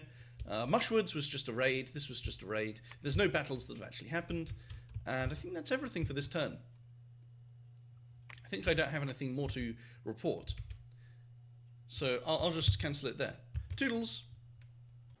Hello, chaps. This is just a test I ran. And what I did here was I scripted the Black Hunters to retreat, and it looks like most of them survived. I mean, losing about 10 Black Hunters on retreat is not good, but the important thing is the idol can actually teleport onto me and kill my shit, and it doesn't get chipped down and die. I thought it would die, but apparently 20 protection is good enough when you're going up against these two troop types, which don't have particularly high damage, and when you have a good kill mechanic, which is Shockwave. And there's also Astral Shield and Body Ethereal, which are both very useful, and Air Shield. So with Body Ethereal and Air Shield, it's like 1 in 20 crossbow bolts has a chance to actually land at all. So instead of 160 crossbowmen, it's more like, what, 8? Is that right? 8 times 20? Have I lost the ability to do maths? Yeah, it's like there's 8 crossbowmen and they have 12 ammunition. So it's 96 crossbow bolts that actually hit the Idol of Beasts at all, and then maybe half of them get through protection. So 48 crossbow bolts get through protection. Not even that much. So maybe they do 40 HP damage, which is just not enough. And then the Black Hunters, if they enter melee, it's actually even worse in terms of their chances to get in, because it's not an armor-piercing weapon. And the spiders survive for a very long time against Shockwave, but the riders get killed pretty quickly. It's just devastating. And what I need to kill this idol is I need my Pretender God, but he's not there. He's in the adjoining province. So on this particular turn, if Machaka, if Shinu teleports his Pretender God in, then all of these troops that are already in the province will get wrecked, unless I script them to retreat. So I've mostly scripted them to retreats, just with these guys left to kill like a scout ping or something. And then, only after that battle will my Pretender God come in. You can see we've got some mages here. We've got one of the thugs here just to help out, and then there's the Pretender God. And he will actually kill it using probably this spell, where is it? Fists of Iron. It's Strength of Caster added, and Strength of Caster is 28, so in fact it's more like 30 in that province. So it's 45 damage, it's magic, it works. So we will win the fight between my Pretender and his Pretender, but yeah, I can't move this stack around in a big ball without a way to kill the Shiniyama's idol. So I've got to sort that out first before I advance. I can't lose a fight here. You know, I have to script the troops to retreat, which means I can't go into Forest of Long Nights. And I was kind of having second thoughts about that anyway. So I think that sums up turn 22. I probably already showed you the previous part of this turn. Research is only 186 per turn, which is not very good. I've probably delabbed maybe too many mages. Yeah, that's why I'm keeping one of these guys. And you know, if I delay in any rule, then that means these 4 mages can make it into the army. So can this guy, and you know, most of these can't make it into Forest of Long Nights in one turn. So there's more than one reason why I'm delaying a turn. Now I have not actually told my allies that I'm not I told them I was going to advance into here. Then I changed my mind, but I'm not actually going to tell them I've changed my mind, because Marignon is planning to retreat, and because he's planning to retreat, neither of these guys are really risking anything. So and I'm sending a scout to take over this siege, because Satis will probably retreat from that. So, yeah, I'm being a little bit of a dickhead to my allies, but they don't really need to know. I don't think it'll disadvantage them that they don't know. And I'm slightly concerned that Satis will actually leak info to Crumbum, because he's leaking us Crumbum's chats. So probably we're reliable allies, but I just find it a bit suspicious that he hasn't taken these provinces yet. Once he takes these provinces, I'll go back to fully trusting him, but I actually find it a bit suspicious. So, and by feuding with Crumbum very publicly and very sort of viciously, I've kind of put myself at a diplomatic disadvantage. On the other hand, it solidifies the alliance, because they know I won't back out on the war. I can't. But, you know, it does mean that they have the option to double deal and I don't. So I have to be a bit careful here, and at the very least I need to not lose my entire, you know, I need to not lose 4,000 gold in Sacreds to a single teleport spell. So that was quite sobering, doing that test and realizing actually the spiders with regen and the crossbowmen cannot break through. I just hadn't thought about the body ethereal air shield combo. I think that's the real killer, is the body ethereal plus the air shield. I'd never really thought about that, because otherwise immobiles are actually kind of weak to. Without air shield, they do kind of die to crossbows, at least a little bit. I mean, if you have enough of them. So yeah, new plan is the Pretender God can kill it, and that's probably going to be the main one. The other thing is that maybe thugs can kill it. The problem is that this guy will die very quickly to Shockwave. Like 2 casts will kill him if he's unlucky, if he doesn't get enough time to regen. So, and in the meantime, it's got 22 protection, which gets halved for armor piercing. So it's more like how much damage is getting through. 17 damage. I guess 22 damage if I buff him with strength, which I certainly have. 22 damage around, maybe he gets 3 hits in. That's 66 damage. It's kind of mediocre. I guess with the other guy also doing it, once he's equipped, then it's not 66 damage, it's more like 132, and then it's kind of more interesting. But yeah, I need the Pretender God. I need Shatter, really. Where is Shatter? Shatter is Alteration 5. Now, fortunately, there are other good spells in here. I'm not actually sure where they are. where are the good spells? Drain Life is... I can't actually cast it, so... there aren't any good spells, actually, that are immediately useful. Oh, Blood Poisoning. 15 armor negating. It's decent. It's potentially decent against living Shinny armor thugs, but... yeah, we have to be careful here. So I'm just ending my turn, and I've scripted my troops to retreat, which is quite annoying and quite tedious. But having said that, so it's very hard to kill Shinny armor, but he's also crippled. And if I just don't lose a battle, then that means I can't be backstabbed, and that means I can just continue being quite large, having lots of income, and having a dying neighbour. So that would be quite good. So that's the addendum to turn 22. Oh, and about Althea, I've been doing some more research, and I think he might be one of the first Australian gay married men to adopt a little boy. For some reason, it's always a boy when gay men adopt children, and for some reason, you can't actually find pictures of the boy anymore that don't have his face blurred out. So that's quite suspicious, and I'll be looking into that. I will actually be conducting some further research on that topic. And this guy is retreating, and he's taking nature gems back to the capital because of Godbrood, but I think I already mentioned that in a previous video. Toodles! Hello. Hello, chaps, it's turn 24. Well, it's actually turn 25, but I'm just giving you the info. So, what happened in the previous turn, back in Ene Umrul, when my army was here, and Shinuyama's army was in Dardania, Marignon retreated, is I got scared that the Idol of Beasts would teleport in, and I did some testing, and actually I can't kill the Idol because it has Body Ethereal and Mistform and Air Shield. So it just does. Crossbow bolts don't even land at all because of the Air Shield and the Ethereal. The melee doesn't really work. Salamander Asps, of course, don't do anything. So basically, I had to have my Pretender God move into this province to defend against the Idol. And if he's not there, then my entire army would get killed by the Idol. So I scripted everything to retreat. Now, he probably didn't have Thaumaturgy 4 to even teleport it anyway, but it was too much of a risk. So I scripted everything to retreat, which is fine. But then, like an idiot, I also patrolled. So I killed 2 scouts. The Sacreds ran away from the scouts into every single adjoining province. They've been collected back up now. 5 of them died on retreat. And a lot of them ended up in this province in Mushwood. And then he attacked into Mushwood because I had some stuck Sacreds. And these guys, of course, they're very fast. And there was no commander in that province, which is why I had to send everything to go support them. So 9 of them died running ahead, not getting blessed, and they just killed themselves on the Fire Shield, on the Sorcerer. So this is a huge embarrassment. The Sorcerer was twice spawned as well, so it's nice that the Ghost Cat died, and it's nice that he lost a Fire Cuirass and an Ice Helmet and a Great Sword of Sharpness.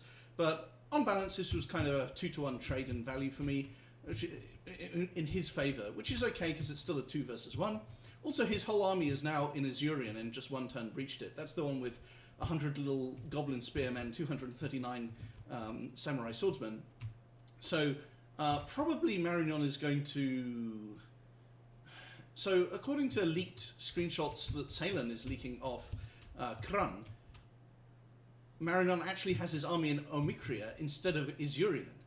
Now, I thought I would have put my whole army inside Azurian and then just defended it, because you've got all these melee enemy troops coming in, they get stuck in the fort breach, they die to crossbows. And if he brings in some thugs, well, a couple of ethereal thugs can go through the walls, but then they'll just be too outnumbered and they'll die. But then Krun says that actually Marignon's army is outside, and fighting outside against a huge big line of 239 Samurai Swordsmen with 28 damage is quite bad. So I was worried that actually Marignon would accept a peace deal and leave me alone in the war. And that brings us to the third player, which is Satis. Now, Satis made the mistake of listening to Krunbum too much, and he ended up cutting a deal where he gets these provinces and these cave provinces, and he doesn't even get Wolven Plain or Erd, which is pathetic. It's a 3 versus 1, and he just gets deterred. He gets sort of rhetorically disincentivized from attacking Krunbum and saying, oh, I guess I'm really lucky to get these provinces I already took for free off a player whose army is up here, hello, and it can only move one province per turn. It's just kind of pathetic. So Salen is basically Salen implied that he's not a very experienced player. Also, I think a big deal when people encounter Krun is they're just not used to someone spamming 1,000 messages, all of which are self-serving and deceitful and fallacious in different ways. And people literally just get mentally overwhelmed by the amount of lying that this subhuman engages in. So that's why Salen entered peace. Now, Salen has been leaking a lot of Krun's commentary. He thinks that's really clever. It kind of is. It's kind of funny that he starts the coalition, gets free provinces, leaks everything, and Krun thinks I'm the one who organised it. It's kind of funny, but he's being a bit too much of a pussy. And an even worse possibility is that he's actually planning to attack me, which... because he asked both me and Marignon for extended nap durations, which I found out when I mentioned it to Marignon. So that just shows you that he's being way too much of a pussy. There's nothing wrong with Satis's strength at this point in the game. So he's got a very secure position. He doesn't need to be a pussy like this. Yeah, so that kind of covers that. Internally, I'm not doing anything too special. I'm summoning some god spiders with nature gems. I'm relying more on fire gems, a nest of salamanders. This isn't breached, but it'll be breached next turn. And my pretender god has to show up to these fights with the great sword of sharpness because it can kill the idol. Nothing else really can. Like, this guy can sort of kill the idol. Where is he? Where is he? This guy can do a lot of damage, but it will actually he'll die to the idol's shockwaves. So I definitely need the pretender god on the scene. And that's about it, really. Research is going for... I actually thought I was going for Conjuration 5 first, before Enchantment 5, but whatever, it's too late to worry about it now, because the reason I'm recording this... And by the way, I skipped the last few turns because I was so embarrassed about losing a bunch of Sacreds on retreat like that to enemy scouts. But anyway, we have a new turn to look at, and I don't know, something tells me it's not going to be pretty, one way or another, because, Krun's a pretty good player. Let's see, Battle in Forest of the Long Nights, he actually attacked me, and I think this might be a gem burning. What? Oh, it's a ping, okay. Of course. Now, these guys better not actually spend 4 of them. Don't tell me he actually did manage to gem burn me. Okay, that doesn't look like any gem burning is going on, so it's fine. Okay, good. I think he's just getting rid of some trash because it's costing him upkeep. Copper Canyons. Oh, this was me raiding Copper Canyons. Or it's pinging. It's a ping. Just PD. And... oh, you actually can. That's interesting. I thought you couldn't patrol on your cap with an immobile, but apparently you can. So that's getting in the way of his ability to, I guess, research a little bit, because, yeah, this is 36 research per turn that he's missing out on. That's kind of nice. Although I guess he's just kind of resigned to using his existing research. So Ind has fought off Pythium, and not very surprisingly, he's lost. I mean... yeah, Ind's build, I think I covered it before, it just isn't strong. It's just like a very mediocre imprisoned stat bless. Like, if we look at these, we can actually look at them. 2 experience stars, because they have heroism and they can do some training in the cap. But what does this even get you? It's like, yeah, 2 attack, 2 defense. It's kind of nice, but you need something strong. You need something special like Unholy Weapons to get you through this game. Not that it would be useful against Pythium anyway. It's got some soul slays, but like, what are the targets that you're soul slaying? You're just soul slaying any fort troops, and oh my goodness, they're all ethereal. There's just way more mages here, so that's why he lost. We don't even need to look at the details. Sorry if you wanted to. Let's have a look at what else is going on. So we covered that. Looks like most of the Ind mages actually survived. So, Phaeacia attacked Ind. Yeah, we knew that. Ras. This is just a counter raid on this province. Oh my goodness, he actually stormed. But I think he actually didn't have defenses in the fort. See, I would have retreated inside the fort, and now Janahito though is quite a good player, so he didn't retreat inside Azurian because he didn't want his force to be stuck there. I mean, I would have retreated inside Azurian to defend it, but then Janahito said, well, yeah, but then he could go on to Amikria, he wouldn't have to storm it, and then I'd be kind of, maybe, I don't know, it seems odd to me. I would have actually defended Azurian. I don't really get the logic. So, at this point, I'm going to probably raid into Copper Canyons or something. It's nice that he took Raz back. It shows that he's being competent. Satis is moving back. He didn't move back last turn for some reason, which may be a bit suspicious that he was going to somehow get bribed into attacking me or something bizarre. And I'm probably going to storm this fort. I don't see why not. So that's going to be Forest Along Nights. I should probably, if I really wanted to push it, I could go for Shiniyama itself. But actually, this province is more valuable than Shiniyama. It's got Lizard Shamans. And it's got, and my Pretender God can't really go there because there's too many enemy candles. Speaking of which, I need to build a temple here. So this guy's going to come in with his gems. This guy's going to build a temple here. It's nice that he only has one candle left here. So we're gonna get some real Dom push going on. I don't know what Knucklebone over here is doing. I don't know what Thueni. Seriously, I'm such a incompetent sometimes. Thueni should be in that stack. These guys should be. This guy should be coming in with his troops. I guess this guy can site search, and Nuni is a Howlcaster. That's our first 3 nature guy, and he can single move to Forest Along Nights, which is good.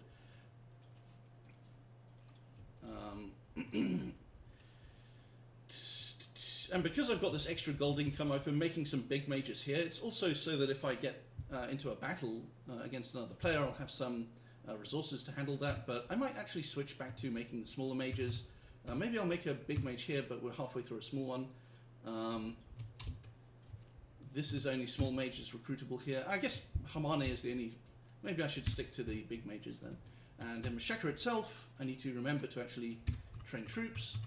We've got quite a few waiting to be ferried out, but Knucklebone's going to take them next turn. And maybe I should take some Spider Knights as well. Should I make Spider Knights? Should I make archers? I think I won't make archers. I'll just stick to the crossbowmen. So yeah, I don't really have anything special planned. Just flaming arrows and Howl, and then maybe Banefire darts eventually. And Alteration 3 would be nice. Maybe I should get that before Howl. Howl, Shiniyama isn't a forest, and this forest, it looks like we're taking it without the Howl. I think Krun actually conceded this to Satis because he would lose it to me otherwise. So that's his plan, is negotiate with Satis, defeat Marignon, and then lose to me, maybe? Because he thinks I'm the one he can beat, but that's not going too well. I'm just taking his fort.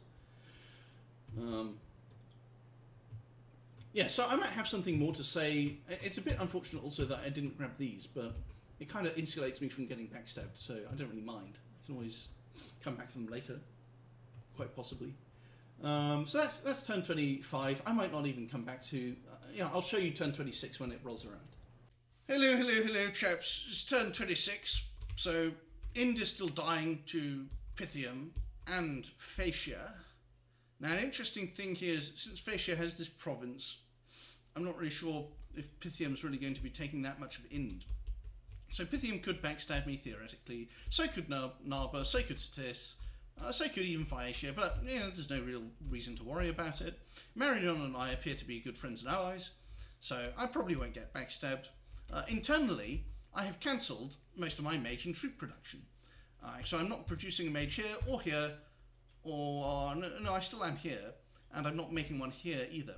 And the reason for that is that I'm kind of running low on gold. So I have 1,600 net income this turn, but 500 of that, 800 of that gets spent on the cap. So then I'm 800 gold left over.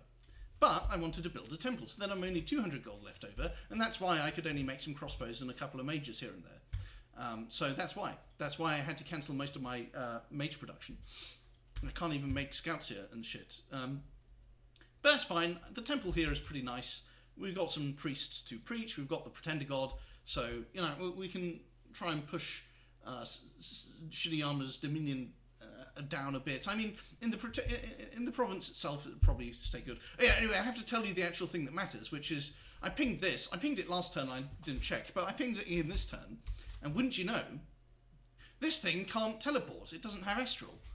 So it can't move. It can only patrol on its cap. And if it ever gets sieged, then it won't even be able to break siege, which is probably why it's patrolling. So, here we've got a couple of thugs. This chappie here is twice spawned. This chappie here is already, he's already an ex-parrot. And so we can see he's got lots and lots of strength, lots of damage. He could kill my Pretender God in a few rounds if he was, for some reason, not being killed by my Pretender God. Here's my Pretender God, by the way. I got him the trampling boots that Marignon sent me. I think I paid for those. So, yes, in the battles last turn, nothing actually happened, yet again. So Copper Canyons pinged its PD. I should have raided it, and I didn't because I'm a pussy. Dark Knowledge, I got a Well of Pestilence, the one that diseased a whole bunch of my troops earlier. Yes, and that meant so the fact that this can't teleport means I lost 15 Sacreds worth 1,500 gold for no reason other than being a pussy. But let's not think too much about that. Ind lost a battle here. I wonder if these are actually sallying forth in order to escape from the fortress, but they weren't scripted to retreat. So, but it's just occurred to me that you could no, I guess they don't have any provinces to retreat to outside of the fortress anyway. So I'm not really sure why they're sallying forth there. So In's very dead. Shiniyama, yeah, we just pinged that. So I don't know why he did this. This did not gem burn me because it's 2 lizard shuns, which probably isn't enough anyway. I guess with the troops it might be enough to gem burn, but the thing is they're scripted to retreat, so it just doesn't work.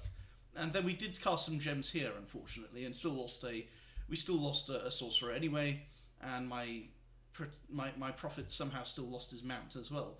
I'm going to watch this. I need to find how he lost his mount, because I think I brought my prophet here. Where is he? Where actually is he? Okay, so let's have a look. These are the little air elementals I can summon with Summon Lesser Air Elemental, because I don't have Conj 5 yet. I guess they're pretty crap. Where is my prophet? Maybe he wasn't here. Yeah, so here's where we gem burn ourselves, very stupidly and unnecessarily. Let's actually watch the fight, why not?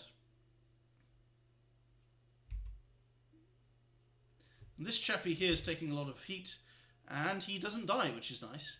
Looks like he's enlarged, so he may have survived just because of being enlarged. Everything's fucking dead, and isn't that nice to see? And here's what a fully buffed Pretender God looks like. He's got Protective Force. He's a bit high on the fatigue, but that's only if he casts even more spells. So I guess I should get a Girdle of Might on him or something. He's got 33 protection, 56 damage. Yeah, pretty nice stuff. Ooh, Province Resource. No, that's completely useless. NA Umbral, 69 gold, one off. That's completely irrelevant. We got raided by Independence here, even though we had 11 PD. So that's why I'm ferrying some Long Dead backwards. So Knucklebone is coming out of the cap with some troops. He will then transfer them to Nagor. Nagor will be taking the troops back to the front line, and these will be going into the lake. And we've got some crossbows as well. And yes, so previously I was researching at about 200 RP per turn. I'm now researching at 325 because some of these mages are now just sitting around chilling and researching. On the other hand, I've sent some mages in the rear areas to finally go out and do some site searching. I used to always site search as early as possible, but that's kind of greedy because you end up not researching much if you're site searching, and then you have gems that you can't spend, which is useless. So if you get attacked early, and we're kind of fighting a war early. So this turn, I should probably attack Shiniyama, and I might edit my turn later to do that, but for now I'm just going to research and preach and build a temple and defend with the troops and the Pretender God. So that's about that, all of that. I guess I should refresh my scripts. Let's see, this is looking perfectly decent. And I guess I should edit this one. So, yeah, whatever, this is fine.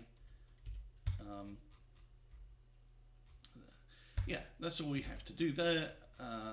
He can't really come with just a bunch of mages because we'll nab them with air elementals, so he would have to show up with like troops as well to protect them from the air elementals, but that doesn't really matter. And something that's interesting is that Cloud Trapeze is an enchantment. I forgot that it was an enchantment. So I can now Cloud Trapeze, but of course I don't really want to Cloud Trapeze into his entire army. It's just an unnecessary risk. And let's have a look at how many priests we have. We have 1, 2, 5, 6, 7, 8, 9, 10, 11. So it'll take me 5 turns, and if I make some extra priests when my Pretender God's dead, you know, maybe take me 4 turns to bring the Pretender God back. So that's not very good for me. Yeah. Maybe I'll make some more priests, but like I said, I'm running low on gold. Although I did just remember that I'm actually making a priest here, so maybe I should make him. I should make him in Ene Umbral so that he can actually, you know, further closer to the front line. Although maybe I shouldn't make him, because this is gonna bump up higher than 1 Dominion candle. Yeah, I don't actually want him. What I could do is maybe this guy for 90 gold. No, okay. I was hoping this guy, but he's too expensive. I could get another Holy 2. Should I get another Holy 2 just to do some preaching? I think the obvious answer is, the obvious answer is no, I definitely shouldn't do that, and it's a totally daft idea. So I'm just going to make some archers and scouts and call it a day, because next turn we do finally get flaming arrows, which is, I don't know how he can possibly hope to survive against flaming arrows, except when he's patrolling on his cap, with maybe air shield cast by his, where is it? Where actually is it? It must be here. Protective winds. Pretty small area of effect. Arrow ward, okay. Large numbers. So he could cast arrow ward, theoretically, if he has that researched. Alteration 5, I mean, that seems like a good target. He could actually get arrow ward and defend his cap troops with that, which is, so maybe I should attack immediately after getting flaming arrows. Just attack his cap, but imagine if I attack his cap, somehow lose to the thugs and Pretender God there, and then he takes this province with his army and I get stack wiped. I mean, that probably wouldn't happen, but whatever. Look, if he wants to move his army back into Shinyama and try and defend and try and take this back, then he can be my guest. It means Marignon finally gets some benefit from the war. And, you know, I've already got what I wanted. I've got my Lizard Shaman province. I should probably attack Shinyama this turn, but I just don't really feel like it. This guy is diseased for some reason. I don't know how that happened. I guess I'm going to move him to Azurian to just watch that situation. And Litho, should I do some site searching? I think I'm going to only do site searching with the big sorcerers who actually have some paths that they can site search with. Aymar is kind of too slow without these boots, but he could do some site searching, so I'll send him out to do some site searching. She can research.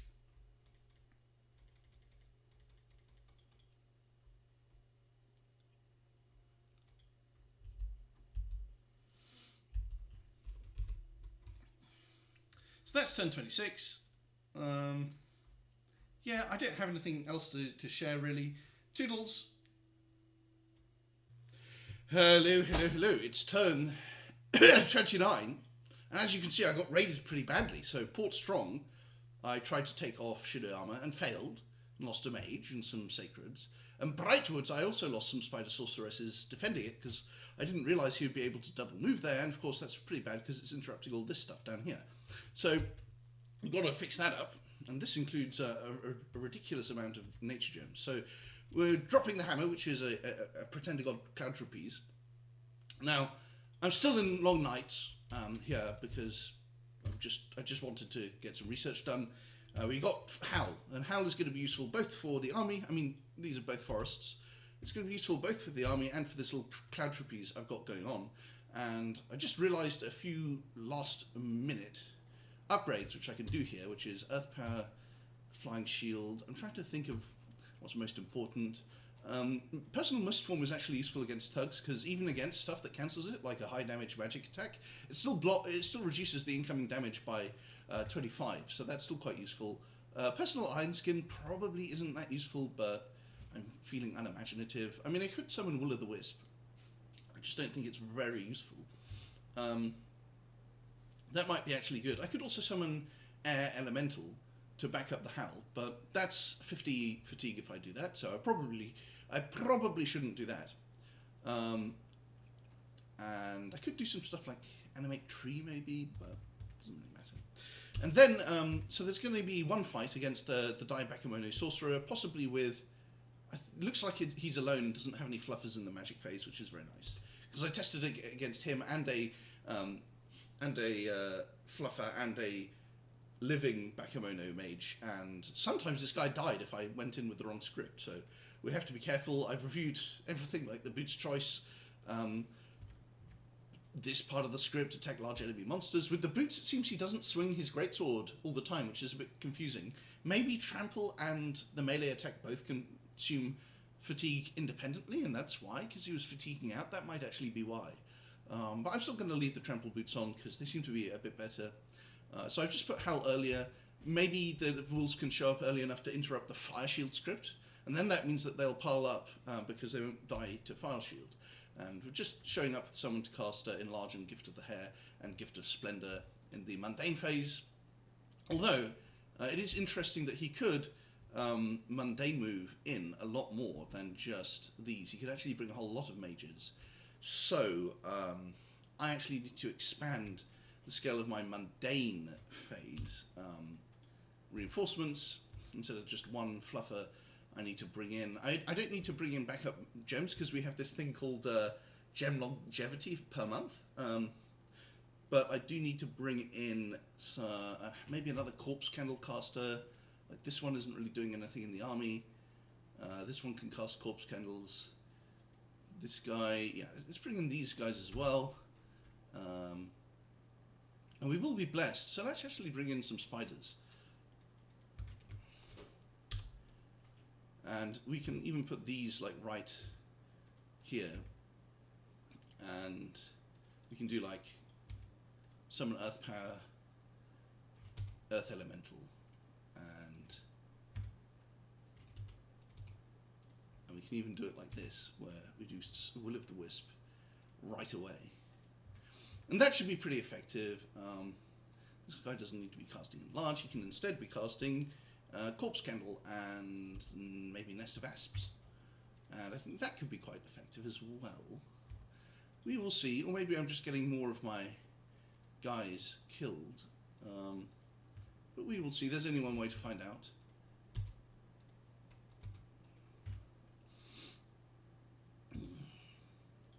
And I should probably bring in these undead, but he's quite likely to predict that.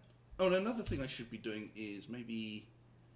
I was going to consider casting maggots, but that doesn't really do anything, because the undead guy is going to live or survive in the magic phase anyway. Then we've got these troops. I could bring them in, but it just seems like I want to take Triton C. I don't think I want them here necessarily. I mean, should I risk the entire game over getting some income a bit earlier? Of course not. Let's unfortunately do the sensible thing and bring them here, but it's with a little bit of regret. So maybe let's not put them on the same side of the spiders. And let's press end turn. And as you can see, I've been waking up and falling asleep multiple times, which hopefully means the sun has also gone up and down several times. But still, we have three players extending the turn repeatedly, and it's very annoying. So I've actually started logging into the turn. I've actually started logging into the turn and pressing end turn immediately, just to sort of flex that I don't need to constantly extend like a little pussy-ass bitch. Oh, and let's show you the Bright Woods thug. I mean, I guess I'm going to record it next turn, but this is what I expect to be going up against.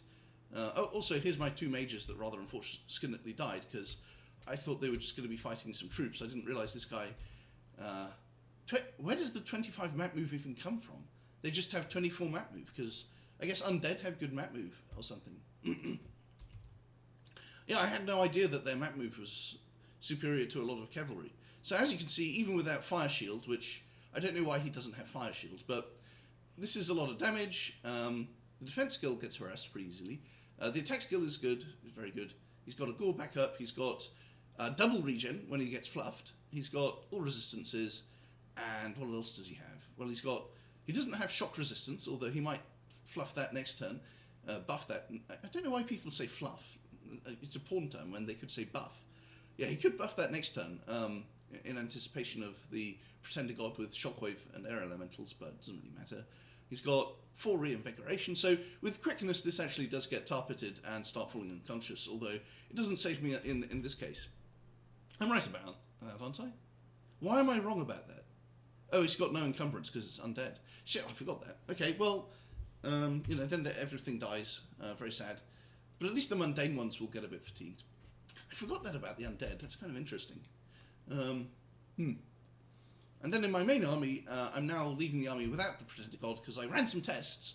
The army wins, half of my spiders die, and that's not good because I might get backstabbed over it. But we do win. We kill about 250 of these things. So I might even show you that test. So here's me committing my various turn alterations. What's this guy doing? I want to keep him here. I want to keep him here so that he can be another guy that can potentially loot some items. So that's Machaka's turn, and now let's show you the... Where is it? Shinu test. Are you serious? Hello? What the hell happened? Oh, I know what happened. Okay, so here's the test results. Oh, this is actually me thugging. This is the thug test results. But I previously ran army versus army test result. Let's actually, and this is with the stupid script that doesn't put Howl right at the very start, so it takes a little while. Oh, and this isn't even in a forest, so Howler's half strength, and he has 4 units instead of 1, so these are empowered in nature and astral to simulate a lizard shamans. So the Howler's a bit on the weak side, but I think the Pretender God does take some hits here. In some of these tests, he almost dies, but it looks like he's winning. And this is a fully buffed up Truddy with 25 poison resistance. He's got resistance all. He's got fire shield. He's got ethereal. He's got 20 regen. He still dies, and in this occasion, he fails to even scratch the Pretender God. So let's then see how much damage the Pretender God takes in the next one. Where is he? And this is me letting them get off a full buff script, which is maybe not accurate now that I've upgraded it. And now he's getting into melee. He's taking 100 damage right out of the gate, probably because the buff script is a bit stupid. Looks like he does off-script Temper Flesh, which is nice.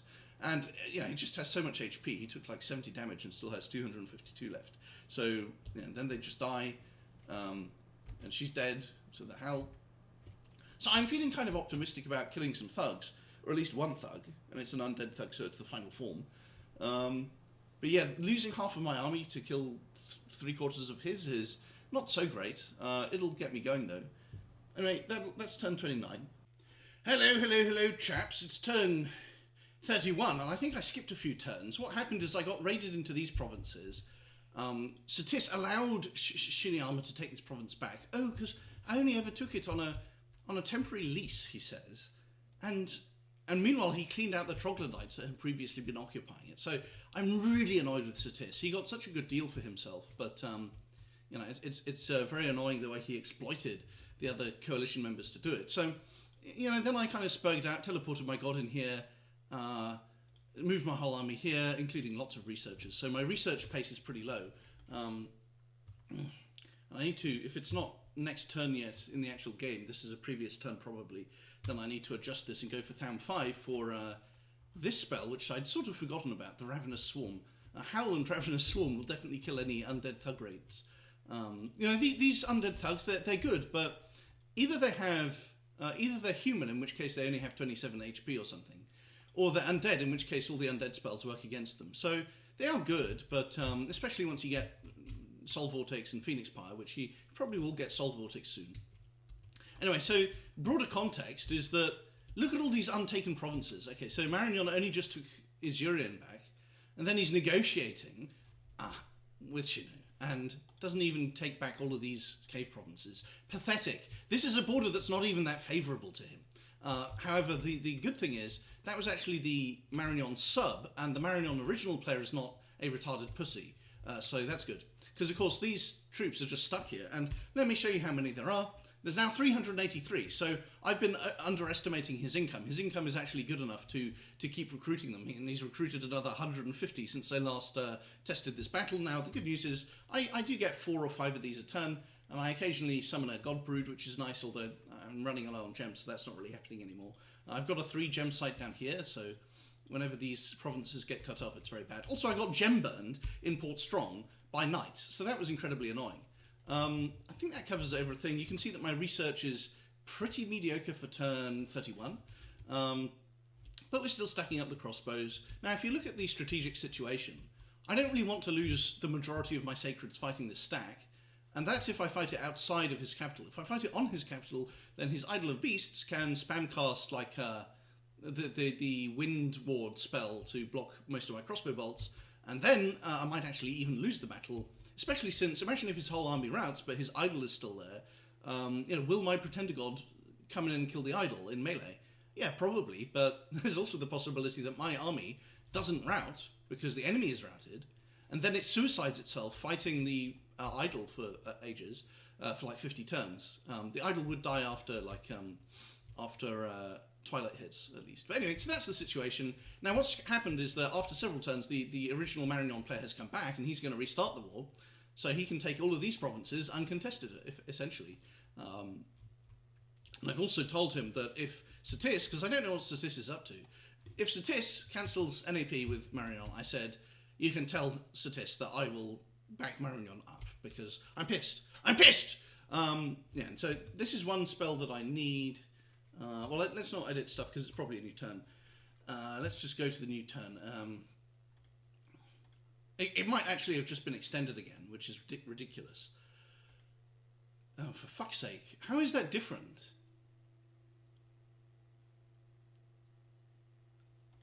I guess that means... What did I do?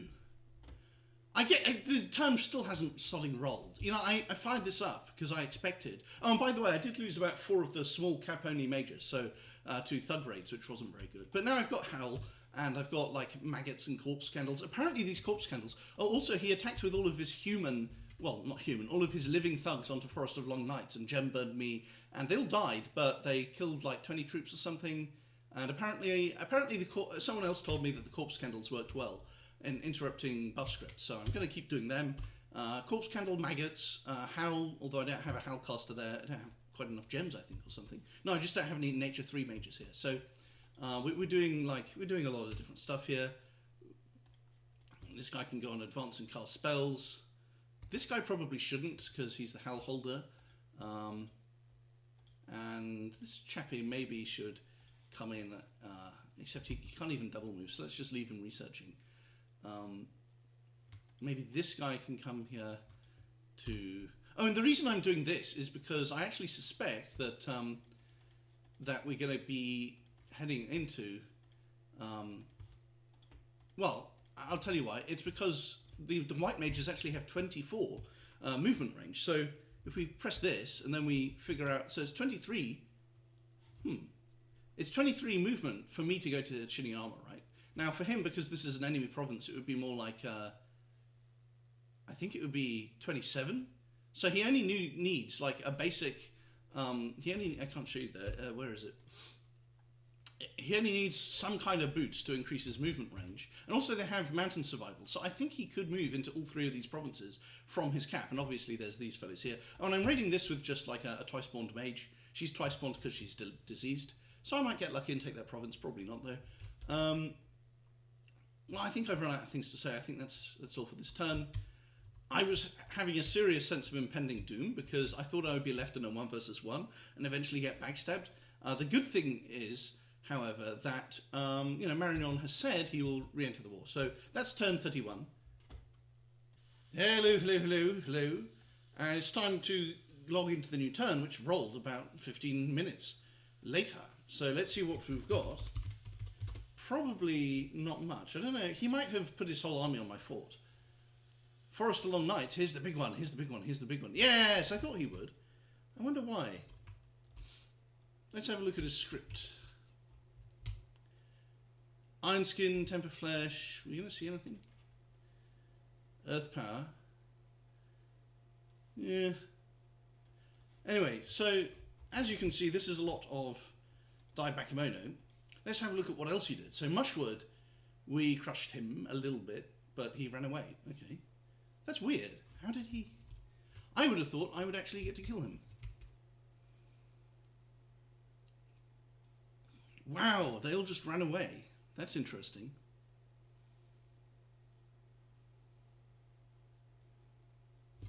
That's very annoying that he managed to escape. It's actually extremely annoying. How does this weapon work? I thought... Oh, 7... Why? I thought this was a good weapon. Why is it 7 armor negating damage? So he routs, and he didn't even take any... he has 11 age? Wow. So that's depressing. So he basically gem burned me, I guess, unless he had like some gems of his own that he was spending. Looks like he didn't. So that's pretty annoying. But we did manage to kill an Uber. It's not really worth much, but it's fine. Let's have a look at the other one. So Port Strong, yeah, we didn't defend that one. Copper Canyons, he had some defenders. Triton Sea, yeah, but this is just taking it back from Independence. Brightwoods, it's just taking it back from Independence. So what's this Mushwood? He tried to take Mushwood off me. Interesting. It's not really very interesting, but it's mildly interesting. And now we've got potentially a big siege defense, except that he just can't really storm this fort because it's it is a I've got loads of ranged troops and he's got loads of melee troops, so he won't be able to get inside the fort except with ethereal buffed thugs. So I'm not really sure what the play is there.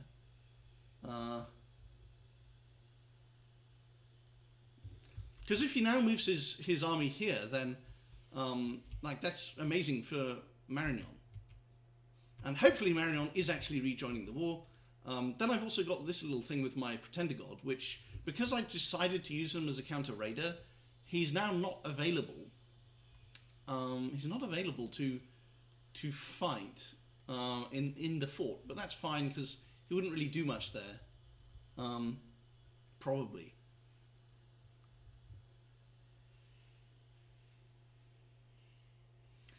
So I think I'll just leave it. I think I'll just move my Pretender God back into the capital so that he can break siege. Because we can't really risk him dying because we don't have the priest to bring him back, so we can't just raid and then accidentally run into his whole army. By the same token, these fellows are going to be going back into a little fort somewhere, and so are these guys, I guess. The crossbows can go here.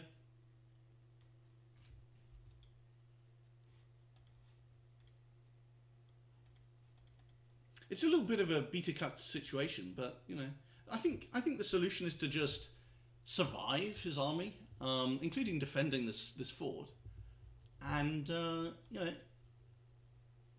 if he storms, it's just a massive throw. So he won't storm. I wonder where he will go. I mean, if I were him, I would probably go to Bright Woods because it cuts off these provinces of mine. And it's still moving towards the capital. So I would probably go to Bright Woods. He can probably split his army in half, honestly, and put like a half in each of these. So time to run away. And yeah, I think that's... and also... time to stop getting evocation. I wanted to actually get thaumaturgy. So let's have a look at how much research I can get now that my mages are back here. I guess I need to put gems on them again. Let's actually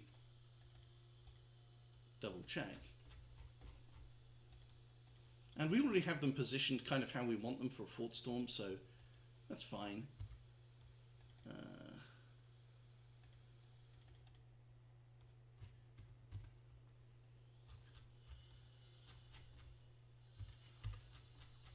So we've got a Howlcaster, don't we? Yeah, here's our Howlcaster. I mean, he might try to gem burn me, but I don't really know how he's going to do that, so... Because...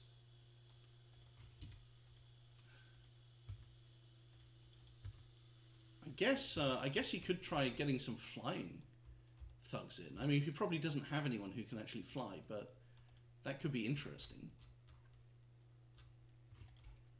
He could try and assassinate the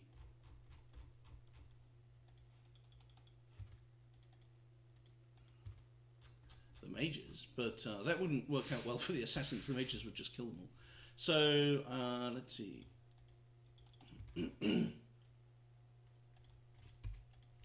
We just need a few casts of Flaming Arrows.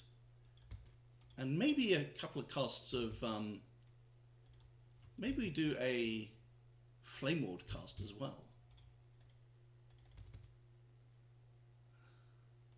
So this guy's eating a lot of fatigue now, so he's failing to cast that last one, apparently.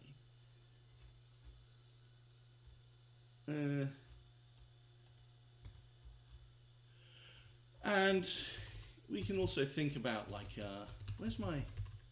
Okay, there's my Body Ethereal script. We do have some more Lizard Shamans. But I don't think we really need to worry about defending the fort. Yeah, these guys aren't really going to be doing anything too dramatic. They just need... They've got what they need, which is the bare minimum. And... I guess he'll gem burn me with a thug.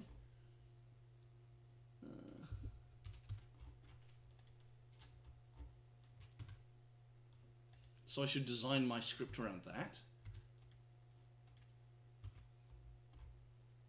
So like Gift of Splendor is out because of the gem burning. And this should be some useful spell like that. I don't know, maybe we can actually start to cast... I mean, I don't have the... Maybe instead of Body Ethereal spam, we go for something like Solar Rays, but... Or Mind Burn. I think Mind Burn would be nice. I mean, it's not much, but we can try for a Mind Burn. Does Mind Burn even paralyze? We don't have paralyze, but we can probably off-script it. So I think I'm going to create a couple of new scripts. We're going to have... we don't need many slaves here. We're going to do Communion Master. Here's our Communion Master script.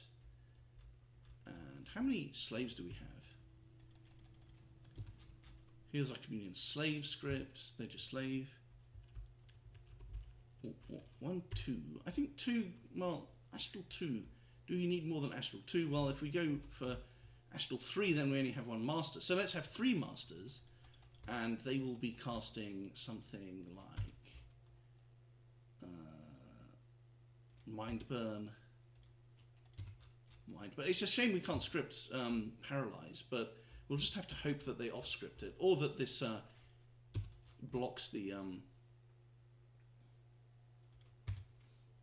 Yeah, we'll see what that does. If we're lucky, then we get to kill the thug.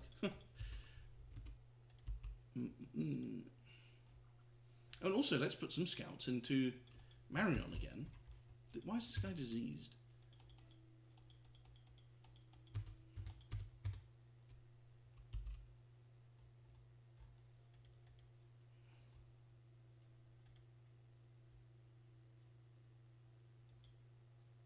How the hell is Nabar all the way over here? That's a pretty nice raid by Nabar. Wow. Okay, so Nabar is doing well. We did find a magic site. The Singing Tree. It's not really that relevant. And the events are, you know, fairly depressing as usual.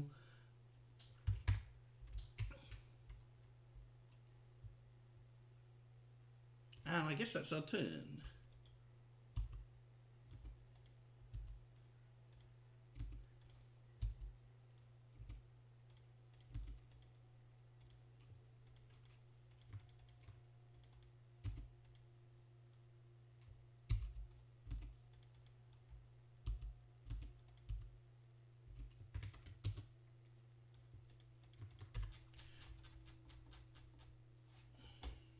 Hello. It's now the next turn, 15 minutes later, and I've just played through it in 15 minutes because the plan is pretty simple.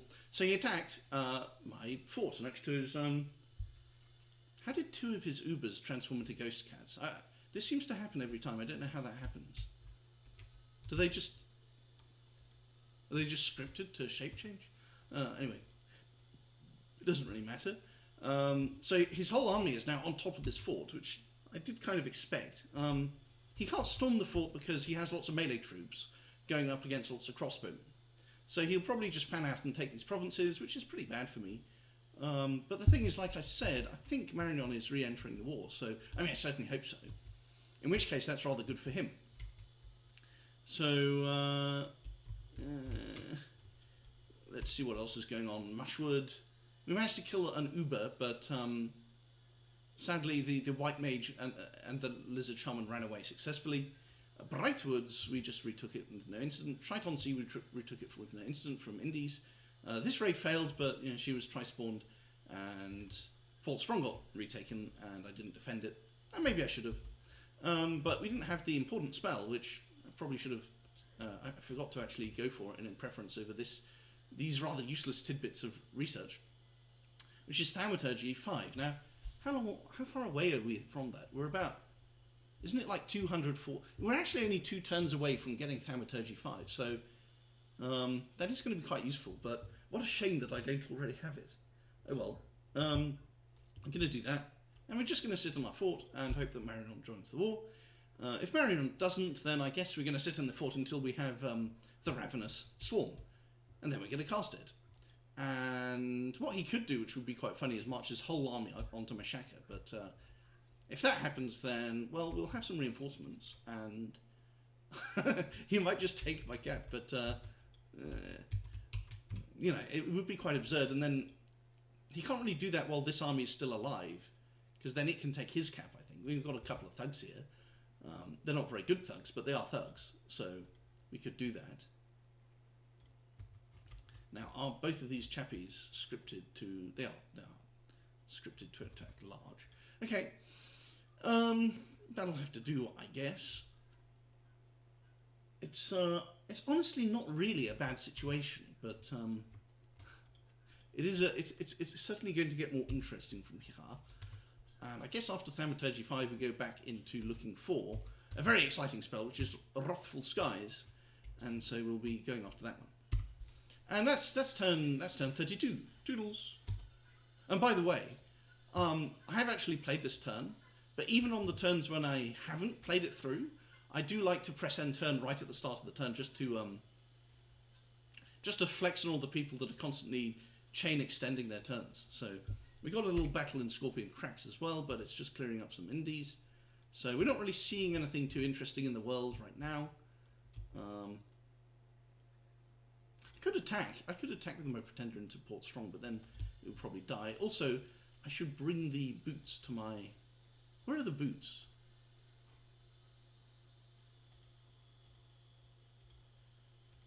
These boots should be on my Pretender. Well, on a scout next to my Pretender.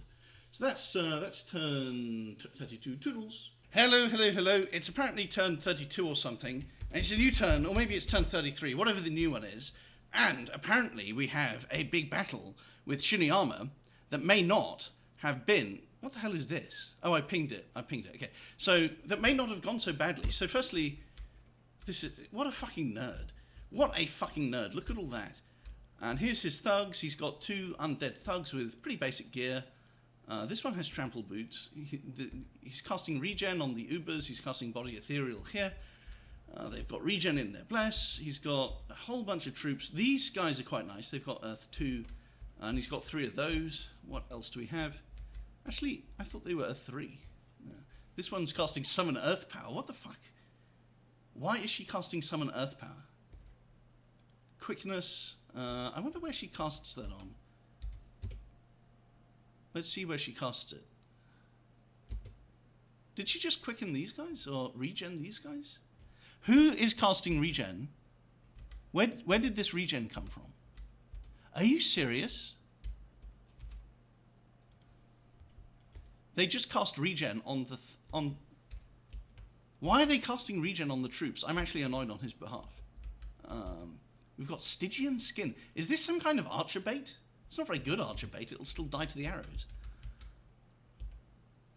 And there's my Twilight. And I'm expecting him to actually cast... Rain. I didn't anticipate Rain. So that's going to reduce my Flaming Arrow casts. It's a pretty good pick there. Now I'm expecting him to cancel Twilight with Darkness if I'm a little bit unlucky. So here's the crossbows.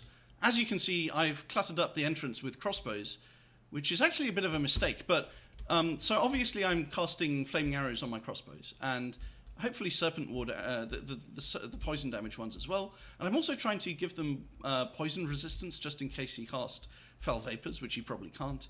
I've got a whole ball of mages here who are supposed to be in front of these spiders, but the spiders just run in so quickly. I don't know why someone is casting swarm. I didn't script that. But we do have some rather... Also, where's the trees? The trees don't exist inside the fort. The trees only exist outside of the fort. That's annoying. And look at this interesting lighting. You'd think nature mages would want to keep... This is deafening me. This is absolutely deafening me. Okay, so what I was thinking is that Crumbum would be casting Howl and Foul Vapors and Darkness. It looks, though, like he actually isn't. I also just realized something, which is that when I cast Ethereal on my spiders, they can walk through the walls, which is actually not what I want to happen at all. Something else that I hadn't thought about is that Web is very effective here. He's such a nerd putting out those little archer bait squads that then just...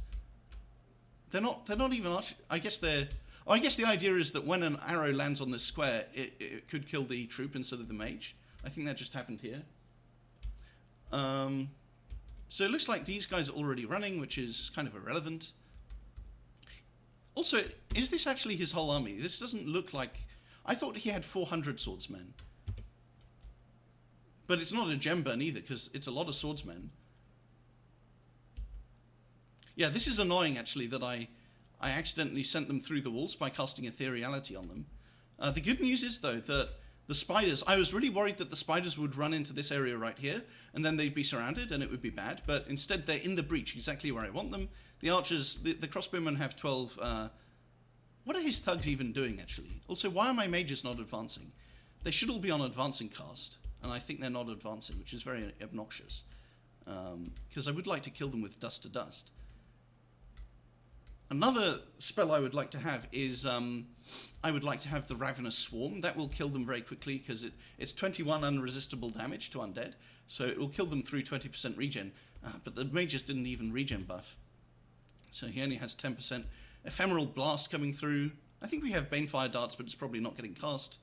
Blade Wind is an interesting spell because it seems so terrible, but it always does a little bit of damage because it has so many projectiles. Do we have anyone else running away? Only some random troops. He didn't cast Howl, so he doesn't have Howl.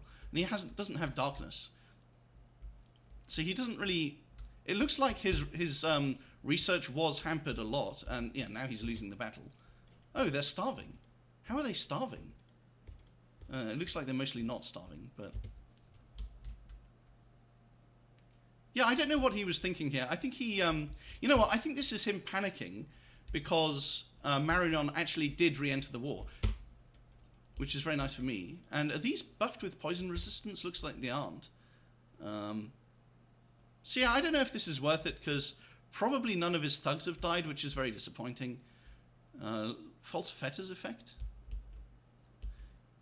Yeah, I don't think I got any of his mages or thugs killed. This doesn't look like a full army, so I think he sent some... I think maybe he sent some raiding squads onto the adjoining squares. But yeah, let's just masturbate to the final moments of this battle. You know, this is what happens when you put a huge number of melee troops into a fort breach. So, yeah, Crumbum has been defeated, I think. What did I... Wow. I mean, I did get gem burned very hard, so I did lose a huge amount of gems here. But what a fucking clown. No, it is his whole army as well. Wow. Okay, so he panicked. And let's actually explain the strategic situation. He didn't even raid my temple. Okay, Mushwood. So here's a force and... No, that's just a raiding force, and these are all troops that ran away. What must have happened is that Marignon redeclared war on Shiniyama, and that made Shiniyama panic. And I'm really surprised that he did this, because he actually saw my whole army. So I just don't know what he was thinking. Like, I think he must have not tested or something. So I'm very happy about this. And my next question is, can I save this temple? It would be very nice to. So that is turn 33, and are you serious? I only just moved all of my researchers out. Are you fucking kidding me? This is so... I was going to say I moved all my researchers out, and that's why I lost the province. I didn't move them out, and they're all fucking dead, except she ran away, thank God. But, are you serious? That is so annoying. I hope no one saw that. Yeah, and we just got raided here. I wonder if this... I don't know what this is. I really don't know what this is. And I wonder if this maybe messed with his scripting. So let's have another look at this review. So he didn't lose any thugs. He only had 2 white mages present, actually. He didn't really lose any mages. He lost 2 mages. And he still has 200 Daibakemono. So he's actually still fairly strong. But the real takeaway from this is that I lost nothing. I mean, this is just devastating. It's actually very funny. What a retard. What a retard! And the other thing I was concerned about is that I wasn't concerned about it, which is a problem. I was actually concerned that I would run out of supplies, because supply storage actually halves every turn. So it's just halved to 375. And if I didn't have nature mages here, I would actually be starving inside my own fort, because the spiders are size 9. And look at this. I managed to lose one of my commanders, but that's fine. Did I loot any? I probably didn't loot any items. What did he do this for? What was he thinking?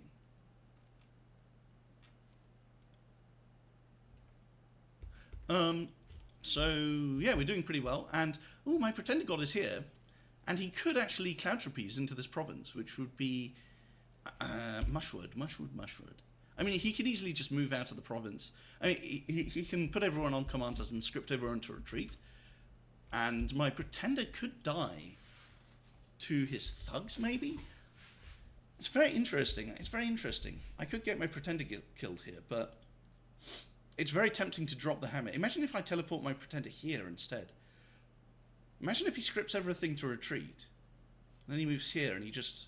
No, then they'll retreat into the forts and it'll be fine. Another thing I could do is teleport the pretender onto this province, and then the next turn move my pretender into Forest of Long Nights. But yeah, I was having a terrible sense of impending doom, but then, what a relief! What a fucking relief!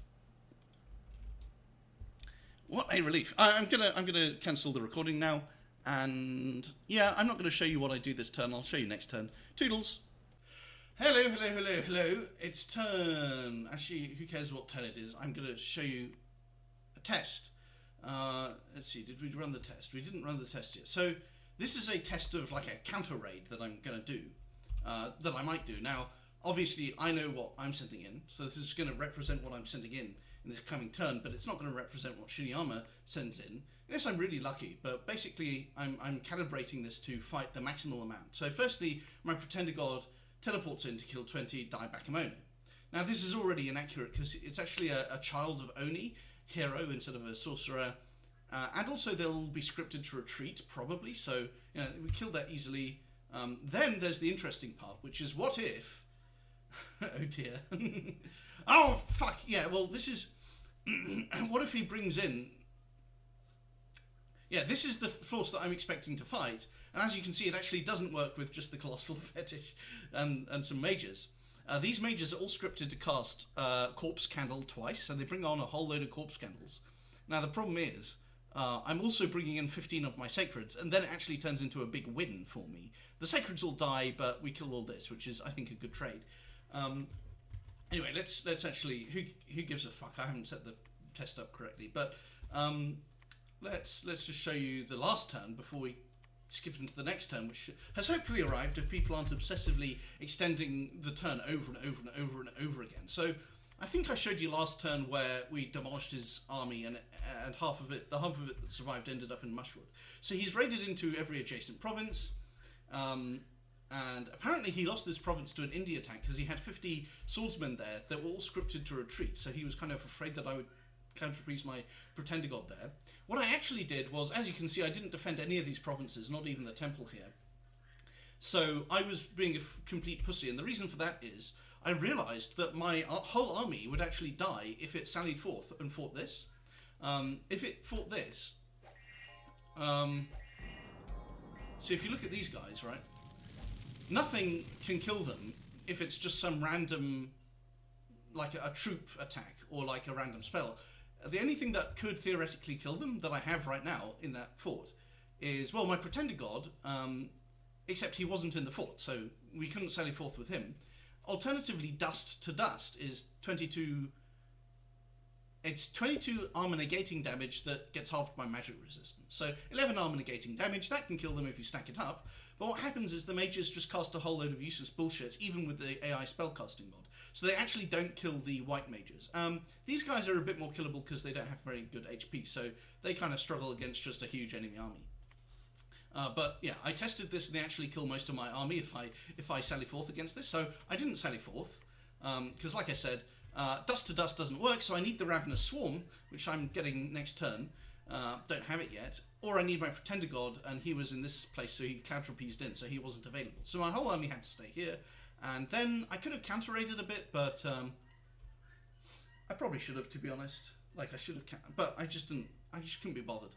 Because the thing is, I'm pretty sure Marignon is coming into the war. He said so. And that would explain why Cranbum blundered his army. Also, it's quite nice that my army is safe, like, because I'm afraid that people will backstab me if I suffer some big military defeat. Oh, I didn't actually notice this. So Pyrene is still doing fairly well. Now, because I've been sitting around with my whole army intact, apparently Pythium, oh, by the way, Inda's dead. Pythium has decided to attack Narba. Potentially, Satis says he's planning to attack Narba, but he might be trying to trick me by saying this. Pyrene and Narba are still fighting, so that means none of my neighbours are that they've gotten bored of waiting for me to slip up, and so they've decided to attack someone else. That's how I suspect it is. So anyway, my only counter raid this turn is to counter trapeze in with my Tendi. Where is he? Let's include teleportations. He's going to cast Howl, Summon Earth Power, Temper Flesh, Flying Shield, and Personal Flight is actually very important because that makes him jump onto the enemy thugs. And then we've got Corpse Candle. ×2. This is a huge, ridiculous amount of corpse candles, so hopefully it doesn't get gem burned. And we've also got these sacreds here, and this guy can do 7 armor negating damage. It's pathetic, really. I don't know why it's only 7. And that's that. So we should win this hands down if he moves the thugs here. Now, I suspect that he may, but I don't really know. Anyway, so that's a very... I'm basically letting this temple die. I'm even letting this place get sieged. Actually, no, I'm not. I've got Howl going on. So I'm defending this province and I'm retaking this one, but I'm letting him kill this one, which is... it's probably too late to change it now. I probably should have defended that one, but... I'm kind of emphasizing maintaining my forces rather than trying to trade in lots of raids, because I get Ravenous Swarm next turn, so I don't want to play too aggressive when I don't have Ravenous Swarm yet. So now that you've seen the previous turn, I can load in the new one. What do we have? Oh ho ho! He sent some forces to Brightwood. So firstly, oh, he didn't script them to retreat. Let's see how much damage my Pretender took.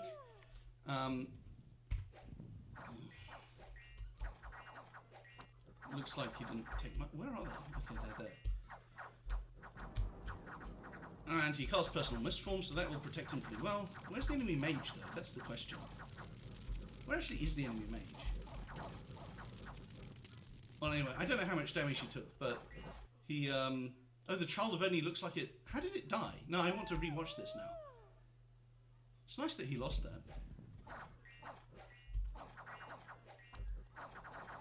Oh, and hang on, I need to check the HP on my Pretender.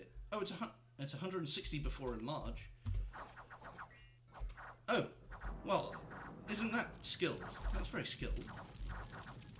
And then, yeah, they're doing basically no damage. And Breath of the Dragon, interestingly, is apparently better than Shockwave. Who would have thought? Now, here's the really interesting thing. After we take Bright Woods back, he sends reinforcements into Bright Woods. And... oh, I was hoping he would send the thugs into Bright Woods, but it looks like he just sends some troops there. So... they get wiped out. We do lose our... oh no, hang on. I'm jumping ahead of myself. He actually did... here's some thugs. Hey, did he lose the white mage, though? I didn't read that screen enough to see. He probably didn't, if I had to guess.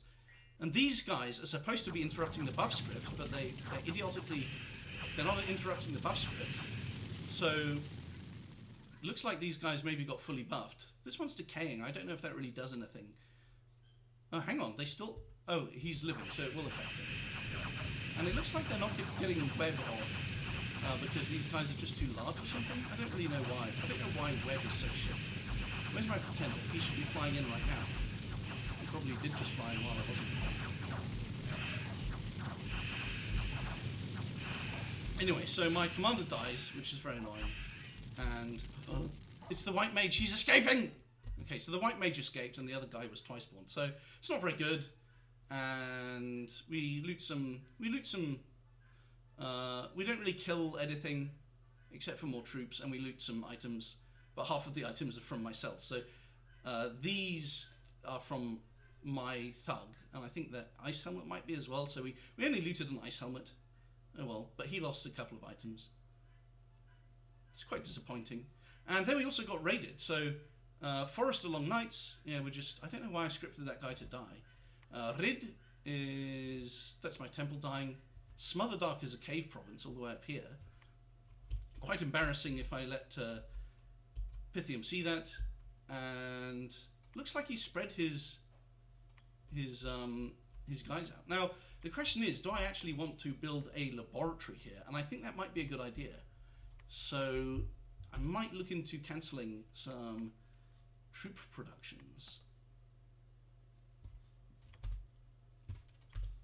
Except I already am cancelling troop productions. Yeah, I don't really want to do that. That's kind of bad. I could cancel this mage and just make 3... I could cancel these. Yeah, these are cancelable. These are eminently cancelable. Then I can still... Yeah, so I'm missing out on like 1 sacred to do that. It's kind of worth it. Oh, I can't cancel the crossbowmen because they've already run out. So I think I'll just build a laboratory here. And I didn't bring any... Oh, and I don't need the... I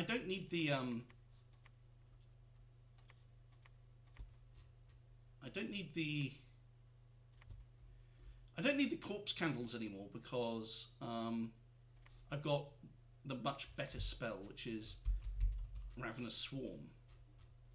The Ravenous Swarm, thank you. Thank you, thank you, thank you, thank you. Very nice. And Howl, Temper Flesh, Flying Shield, Personal Flight, attack large monsters. Maybe I don't even need to attack them. So he doesn't really have anything that can threaten me in the adjacent provinces. Maybe I should keep these sacreds here. I think put this guy right at the back. Then he'll fly in. These guys will be standing at the back, so they'll be kind of safe. It's kind of interesting to think about that.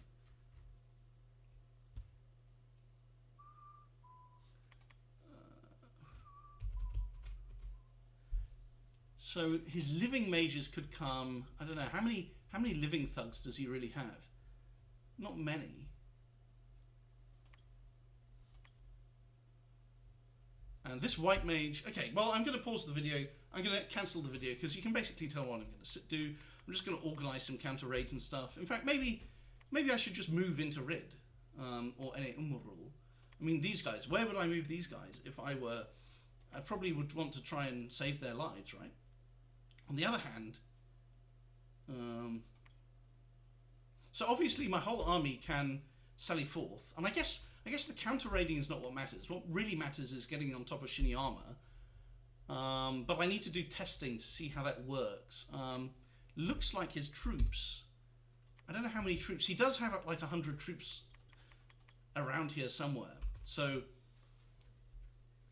I think I'll sally forth here. I don't need to immediately sit on his capital. I think I should just think about securing all these provinces back again. So this guy doesn't quite have enough nature gems, which is annoying. Do I have another scout? Am I running low on scouts? Is this fortification? Shit, they're starving. Ah, what an idiot. I allowed my army to starve. I always forget this, the way the supplies halve each turn. It looks like they're actually not starving yet. They're actually not starving yet, but they're about to starve. That's weird. So I definitely need to sally forth this turn, because I don't have quite enough nature mages there, and the spiders are incredibly hungry. Then I need to... I basically just need to counter raid. Yeah, he's successfully bought himself some time, so what? And I can put Ravenous Swarm in every army. And because of Ravenous Swarm, the white mages are just going to die horribly in every single context. I think I need to shit. If I were him, I would probably move into Ministra. And What did Rid have? Rid does not have a living mage. I don't know where his... I don't really see any... Look, I'll just lose a battle maybe to a living mage somewhere, but it doesn't really matter. This guy is going to get here, because we don't really mind where he goes after that. Yeah, so that's that. See you. Hello, chaps. It's turn something or other. 38, 37. Let's see. This is the previous turn, and we're about to log into a beautiful new turn. Now, as you can see, I forget if I showed you the previous turn, but I allowed Krun to raid me a huge amount, and now I'm starting to clear it up. He's also all the way into this cave system. And now I'm clearing it up, but there is a slight problem here, which is I think I forgot to leave a single priest in this fort. Yes, I did. So, yes, my army might actually get crushed because the remaining sacreds there don't have any priests. But we've left all these guys in the fort. So he could move onto it and I think single turn crack it, because 500 wall integrity, 300, what's the siege strength of these guys? So each Daibakemono is 2.6. So you only need 200 to crack a 500 strength fort, but he has more than 200, but I actually have troops inside the fort as well. So I don't know if that will one-turn crack. Anyway, I need to show you the actually important things. So the reason I let him raid everywhere is because my whole army was trapped inside here because it couldn't fight. Dust to dust doesn't kill these undead thugs. Only Ravenous Swarm is enough. And so Brightwoods, my fetish just killed this guy. The fetish was standing still building a laboratory so that it can cloud trapeze the next turn after defending this province. So that's fine. Lost this province to a raid, lost this province to a raid. Scouted this, nothing too interesting here. Except there was no reason for him to actually patrol here. I really don't think that it was possible for me to get there with anything, so I don't know what that was about. Another raid. Oh yes, and this one was rather funny.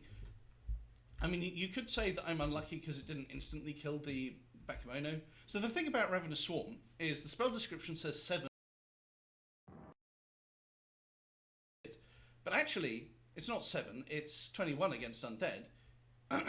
And it gets blocked by Ethereal. So this chappie has two ways of dying. He can either randomly die at any point when a few hits get through the body Ethereal in quick succession. More likely he routs, because 2 of them get through and he loses most of his HP. And another possibility is that he gets stalled by Howl for the entire duration of the combat, and then he dies on, like... I didn't see the Lizard Shaman, so I didn't bother casting Howl. So I just have Ravenous Swarm, and I'll pull up the where's the keyboard. So it's now round 7. He's just bulldozed through an enormous amount of troops. He's racing towards my mage. He's about to win the battle, and then he runs away because he took too much damage from the Ravenous Swarm. And then let's see, how far can we? Then he's racing towards the end, the finish line. He's got 11 HP left, and boom! No, where are we? There. That has to be the absolute edge. Yeah, it's actually almost the edge of the battlefield. So that's a very lucky kill for me. So two of his... and this guy killed 9 of my Sacreds and 31 Long Dead and then ran away and he ran away into Golem range. So I'm cloud trapezing into Golem range. He may then route into this province. So as you can see, I'm putting a lot of effort into claiming every single adjacent province.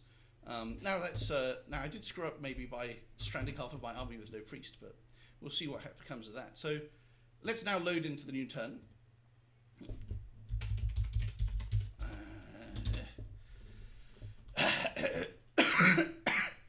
Now Krun has been enthusiastically typing away in the chat as usual. First off, let's watch this. And it looks like everything will be...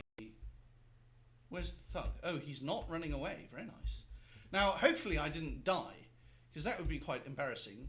Looks like Yoshiyuki is instantly dead because he had no Lizard Shaman to protect him. And so it's just our Pretender God. And so the thing about the Pretender God is he can actually die to maybe 3 times this quantity of Daibakemono. But I upgraded him. I bought these 2 items, reinvigoration items, off my ally. So he's now only at 13 fatigue when he would otherwise be at, well, how much is this? This is 6 reinvigoration per turn. So we can do 54. He would be at 67 fatigue or something, and 0 encumbrance, but rapidly rising from the innate spellcasting that he constantly does. Instead, he's at 13, which means no armor defeating hits caused by fatigue, and he can just spam out lots and lots of spells. Apparently Breath of the Dragon and Immolation are preferred to Shockwave, but that's okay. So that is a nicely dead... Oh, oops, I screwed up here. I didn't screw up. Okay, I actually took the province. Okay, that's weird. So he actually took the province, but somehow the sorcerer died, and... well, we'll have to watch this. I didn't expect this to happen. Did he have a lizard shaman? I just hope that the lizard shaman finally died on the retreat.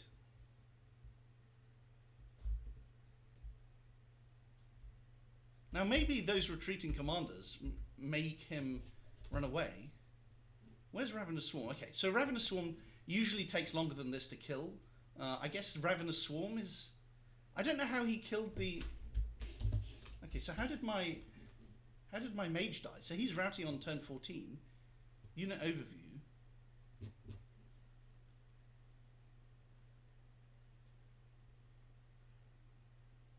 How did he die? What? How did he die then? It says he died.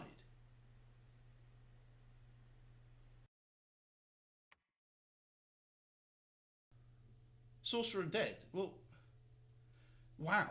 Is this an inconsistent result in a tiny battle like that? That's weird. Okay, so where was that? Mushwood. I'm not too pleased about that, but hey, at least we got the province back. Looks like we traded 3 witch doctors and some death gems for a few troops. That's not very good. Casting Corpse Candle. We took this province back. We raided some provinces. We failed to get a mind duel off. Oh, and the biggest one is, did he actually... That's nice. We also lost another witch doctor and some crossbowmen, but that's fine. I've got too many crossbowmen. And we killed some Child of Oni and Machaka. Seriously? At least they didn't siege my capital. So that's another dead thug. Looks like... Where the hell is Mushwood anyway? So it looks like my Mushwood raid was quite... it was fairly disastrous, but I don't really care. I have enough troops. You know, when I'm in a war with someone, it would be nice to preserve lots of troops for like the next guy, but they cost they cost upkeep. So this is now a nice, beautiful... I mean, the previous turn he had and my capital, and this was under siege. So it's quite nice that I've retaken all of these, and that's why Krun is spam posting beautifully. And I might even... I'm tempted to... I guess I should move him back in for another Cloud Trapeze, whatever. So we've uncucked ourselves on the raiding front, and let's have a look at what our... And we do have enough gold to do full cap production, but looks like we don't have enough gold to do anything else, which is a little bit concerning, except for our beautiful lizard shamans. We love our lizard shamans. Now let's check up on how many we have. I don't understand this. 72 black hunters. Oh, okay, the spiders are separate. Why are they separate? So 250, we're paying as much upkeep on our sacreds as we are on the crossbowmen, because they do cost 100 gold, so even though they're sacred, the upkeep is quite steep. Yeah, and I guess the important thing is that we can go kill Krun, and also it looks like Marignon, I think. So that's nice. Did we get any good events? Of course we didn't, because we have Misfortune 2, except for the few gems, which we do appreciate. Oh, and research-wise, so Ravenous Swarm was the important one. I'm not really sure what to do next, so I just set it to construct. I did not set it to construction 5, did I? I must have forgotten to. So what I actually... Skies is only evocation level 6. So we want Wrathful Skies, and then we want Phoenix Pyre. And there's a few other spells that we grab along the way. So this chappie now has 342 kills, 37 of them in melee. And, well, that's turn 38. Looks like we can go and kill Shiniyama fairly soon, but there's one last enemy to fight, which is his Idol of Beasts. I'm not quite sure how to kill that without allowing it to surround my army. Well, it won't surround the army. It will be surrounded by the army, and they will die to it spamming Shockwave. That's what I'm a bit concerned about, so not quite sure where I go next with this. There's a Lizard Shaman up here. That's rather juicy. I should try to kill it. But, as we've seen, we need Howl as well as Ravenous Swarm to kill that. So, 5 Bakemono Sorcerers. Oh, and they're just living versions. Ravenous Swarm is actually slightly useful against them as well. So we might try that next. I'm glad to see Naba getting some licks in. But it looks like he's being invaded by Fascia. Hopefully Fascia isn't invading me, but it looks like he's invading Naba. He has a Telkeen. I forgot about that. Well, that's turn 37. Actually, let's have a look at this fight again. Golem range. Where's Golem range? I mean, we'll look at what sort of fatigue he ends up at. So obviously, after his buff script, he's on 4 fatigue, which is quite nice. He flies in and he spams some spells. Falling Fires, that's quite nice. And then after, wow, he's at neutral fatigue through all of that. So I think we've kind of overdone it maybe. But it is nice to, I think this does make him a lot more powerful. Because he was actually hitting up on, especially with the trample boots. Maybe he needs the trample boots. So I'm not quite sure how I'm going to track down, it looks like there's no thug here actually. So that simplifies my counter raiding a lot. Really, I just need to defend these 5 provinces, take this with my Pretender God or something.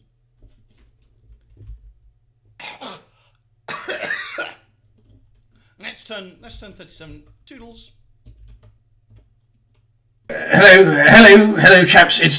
I'm on a new computer and I forgot to record for several turns. So what you see there is a screenshot of me raiding Shiniyama's cap with 3 mages. Actually, there was also a Lizard Shaman, but he was just there to magic duel.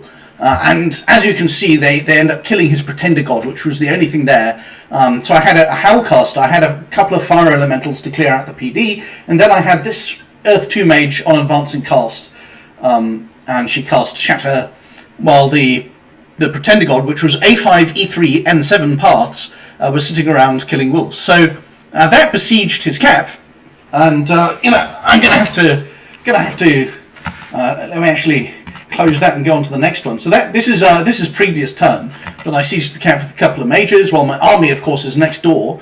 And then here's Crunbum, his analysis of that interaction. I mean, the cope he produces is unreal. But I think I've raged enough at him already. Look, if you ever interact with him, then you'll start to grasp what a deranged individual he is. Then the next one is, let me see what we've got. Oh, this is where his army is now. My good ally Marignon has shown me this. This is a screenshot from Marignon. So anyway, let's get rid of this window and go into the actual game. It's now turn 40. So what happened a couple turns back, like 3 turns ago, is I actually had my army, no, 2 turns ago, I actually moved my army from Forest of the Long Nights into Ene Umbral, while Shiniyama's army was here. So mine was here, his was here, and I saw this Fascia army in Ferra, and I thought, goodness, I mean, we have a nap 5, but he could theoretically violate the nap. Imagine if I get my army besieged in Forest of Long Nights, even if it can then break siege and win, which it could, it wouldn't be in time to save Machaka from this Fascia army. So I actually moved out of my fort into Ene Umbral at the last minute without discussing it with Marignon. Meanwhile, Shiniyama's army moved north, and so I wasn't able, I wasn't really pressuring Shiniyama enough, and so now Shiniyama's army is here, and so I kind of screwed over Marignon a little bit, although in principle we're both in the war, so we should both expect to have to fight Shiniyama's army. What else do I have to say? So yeah, so my army was here. I moved it back here. Shinyama did indeed move his army on to Dardania, which was being besieged by Marignon. That's an important detail. Marignon retreated inside Azurian, and most of his army is now inside Azurian fort right now. And so that was when Marignon moved from here to here. I took the risk of just attacking this province with 3 mages. They killed the Pretender God in the screenshots, and my army was here, and now it's followed up and it's just breached. So we can go ahead and storm. It looks like this capital is completely empty, so I guess I'll think about what sort of gems I should equip, if anything. And also, Marignon's main force has a map movement of 10. So even with this, these provinces being warm, they actually can't double move back into Warshin. So the next thing I should do right now is besiege Warshin and also Wolfen Plain.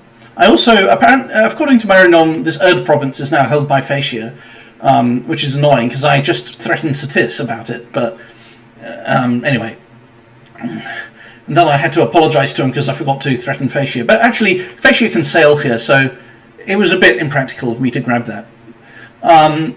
So yeah, looks like I'm grabbing. I mean, I have how much siege strength? I have 769 siege strength. This is, yeah, I'll crack this in a few turns. There's also this Juicy Palisades. Maybe I'll get Copper Canyons into the bargain.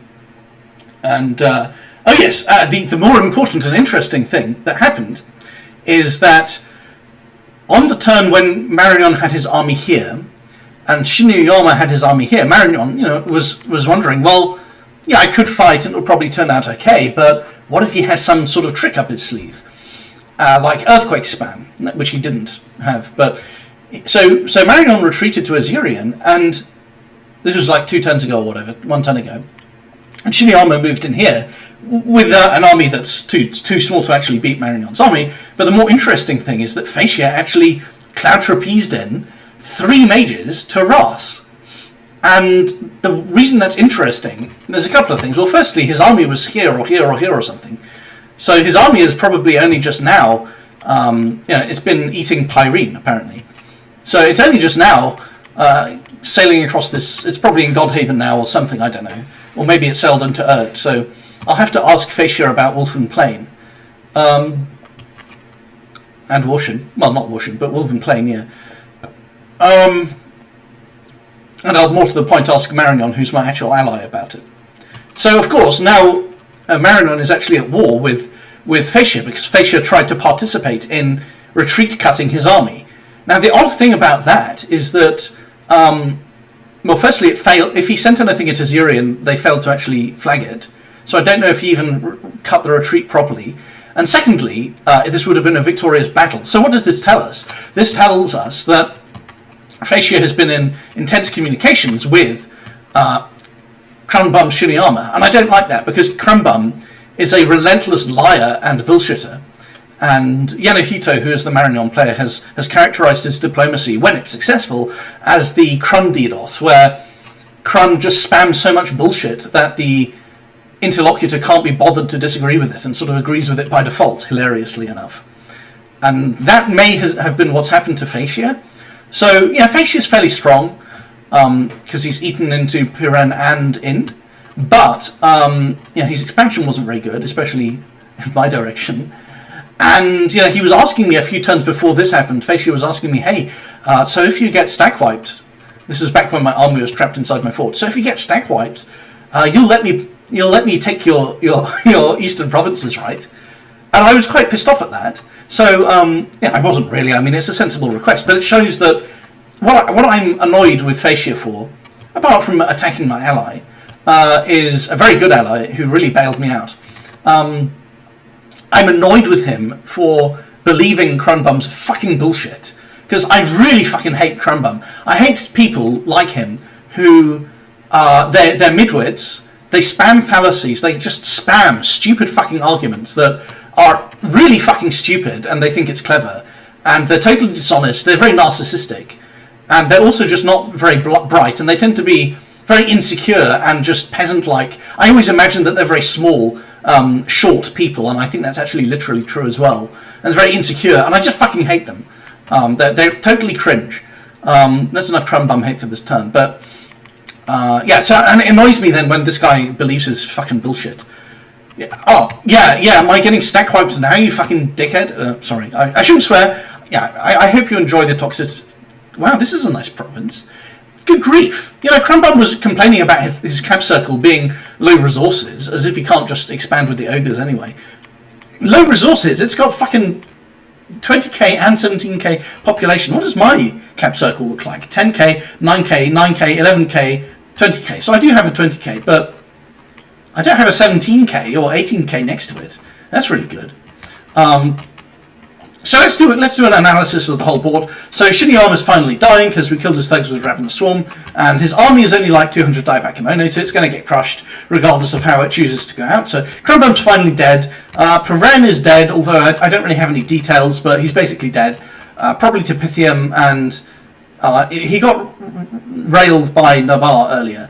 And now he's getting railed by Pythium and probably by Facia and probably Pythium as well, and probably Satis as well. So Nabar is dead, Ind died already.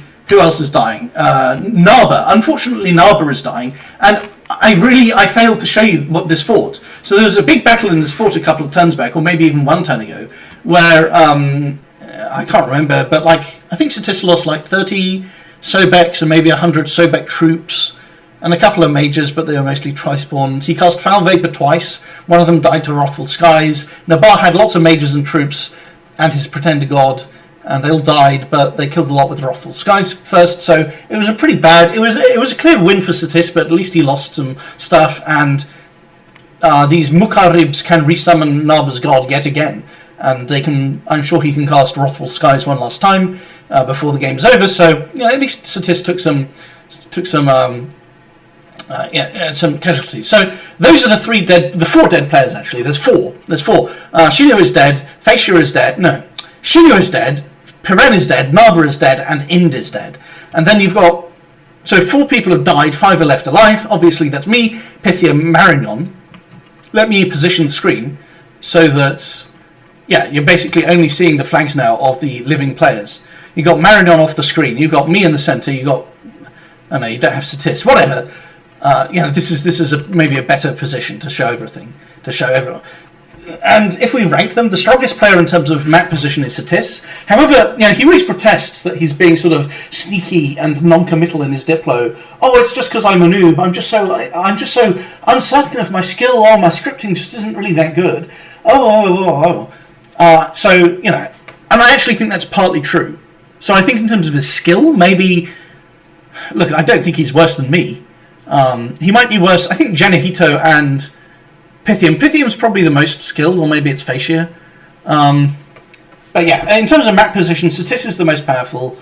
Second most powerful might be Pythium, who actually got the Ind province. I should send out more scouts, but I kind of gradually burned them on pinging provinces. So yeah, Satis, Pythium are the strongest, and I think Pythium is probably a strong matchup against me now because he just has so many mages that can soul slay my spiders. I think he's now quite strong against me. What is this? Facia, I'm forgetting all the fucking names. Facia is moderately strong against me, but I do have regen on really high HP troops, so they might actually be able to survive Wrathful Skies. Satis, I think, is kind of weak because he's got, as a matchup, strong on the map, but weak as a matchup because, I mean, he just has so many death mages and skeletons will die to my Fire Shield Blast. Now, let's have a look at the thrones. So again, Satis is the strongest. Oh, Marignon actually has 2. So let's have a look at all the thrones. So firstly, the unclaimed throne is right here. I really need to, like, claim it. And it's a pretty bad throne, I guess. It's not very useful at all. It'll take 17 turns after claiming it to be able to empower someone in blood. But empowering my Pretender God would actually be useful. Hell Power might be useful, I don't know. I might want to empower a scout and use them to the blood hunt. So let's analyse everything. So Throne of Gaia, very useful. I want to grab this. This is the one right here. I want to grab it because I've got Death 2, and that will help out my late game a bit. Well, Artificer Marignon obviously is going to enjoy having Glamour and a construction bonus. So Marignon, despite not being so big on the map, actually has some clear advantages, which is 2 gem lightless lanterns and all of the crystal forging. Then you've got Satis. So this is an amazing mage. Satis is feeling pretty good about that. And he gets full glamour access as well. I say full, I guess you might have to empower or buy a booster. This is quite redundant with Pythium's paths. So this doesn't really change his... I mean, it's still a good mage that I would still make. Luck is kind of nice. Magic is kind of nice. This is weird, man. Would you rather have Magic 1 or an entire extra Magic path added to your arsenal? Like, one scale or one mage? The mage is so much better than having a scale. Like, surely a mage that can sight search your entire empire with that path is so much better than a scale. What a ridiculous thing. So we've had our mages here counter raiding. I'm tempted to. I think it's time for them to go home instead of just counter raiding. About what I'm doing next in the game. I won't bore you with my decision on how much to storm with and how much to assign to these other provinces and whether to flag wolf and plane this turn. Site searching. I got some good site searching done. I got a bit lucky. We found a mineral cave, which is just earth, gem deposits, which is quite nice income, and some. And she's not dying because she's old and diseased, but she's got a death path, which is apparently keeping her alive for a very long time. I guess her free spawn spiders are going to be picked up by Fomiragist. And here's a very frustrating event. One of these adventurers was the one that had like the trait that heals afflictions, and she died in the event to an attack rear Chimera Dragon Breath. So very frustrating, but we do have Corpse Stitcher for Undead, which is quite nice. So we'll just move him with the Assassin to protect him against Seeking Arrow. Let's see what else there is. And we're just moving some scouts around on the map. Finally, it's been a long time coming. We can finally learn more about what's going on. These mages, well, we've run out of... yeah, and now I'm going to bore you if I actually play this out anymore. This is already... Why is it so loud? I don't know why it's so loud. That's 15 minutes of me rambling. So I'm sorry that I forgot to show you a few turns, but... yes, I'm feeling very smug about Crumbum's pathetic demise. Toodles! Hello. Hello, it's turned whatever the fuck. And, yeah, nothing interesting is happening anymore.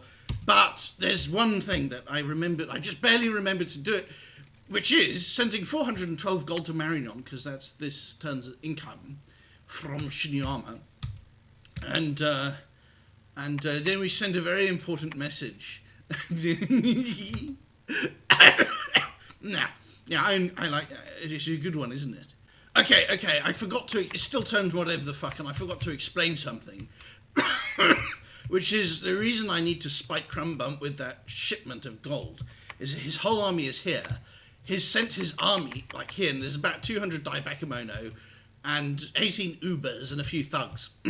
So why do I need to send Marignon gold to spike Crumbum? Because Crumbum, he basically lost this war with me because Marignon re-entered the war. He threatened Marignon saying, I'll send all my forces at you if you attack me. Marignon did attack him anyway, and that made it very easy for me to take all this, totally unopposed. It's why I caught Marignon, Shiniyama's god out undefended, and it's why he lost those 200 Daibakemono in this fort storm earlier, because he was tilted. So basically, Marignon did me a huge favour, so I want to pay Marignon back. Yeah, and, you know, Marignon did me a favour. Marignon's been a very nice ally to me. So Crumbum is trying to spite Marignon. So that means I have to spite Crumbum by sending him the gold by sending Marignon the gold. Hello, chaps. It's turn 46. And this is not a particularly interesting turn. I'm just giving you like the interstitial turn just to avoid losing context. So as a reminder, this is the little empire I've got. We found we got a magma river from an event here, 3 fire gem income, Ragewind Heath for 2 gems, which we found, Shimmering Waterfall. The Citadel turns out to be the Castle Arcanum. So what is this mage? Well, Fire 1 is completely redundant for Machaka, but all of these randoms are good. The Earth random is kind of redundant, although I would say this is extremely good. The air is good because we don't get it anywhere else. The water is good because we don't get it anywhere else. It might not be a very powerful mage, but just having the ability to do little bits of forging or whatever. And of course, if we have Astral, and we have Astral with an air or water, then we can plug that in to Lizard Shamans. And if we get really lucky, in fact, all of these are kind of useful. Earth 2 is useful. Fire 2 is redundant. We don't need that. But Water 2, Air 2... Air 2 is amazing. So roughly 1 in 5... How many is it? 1 in 25 is an Air 2. Another 1 in 25 is a Water 2, which is good because we can give it a water lens, so it's Water 3, and then it can get a robe of the sea, and then we've got full water access, basically. Earth 2 is nice because we don't get that out of anywhere else other than our cap. And of course, Astral 2 is very nice. So, 4 out of 25 will be extremely powerful mages. The other ones, what's the chance of getting no Astral? So the chance of so about 1/3 of them will be Astral mages. So 1/3 of them are very powerful because of that.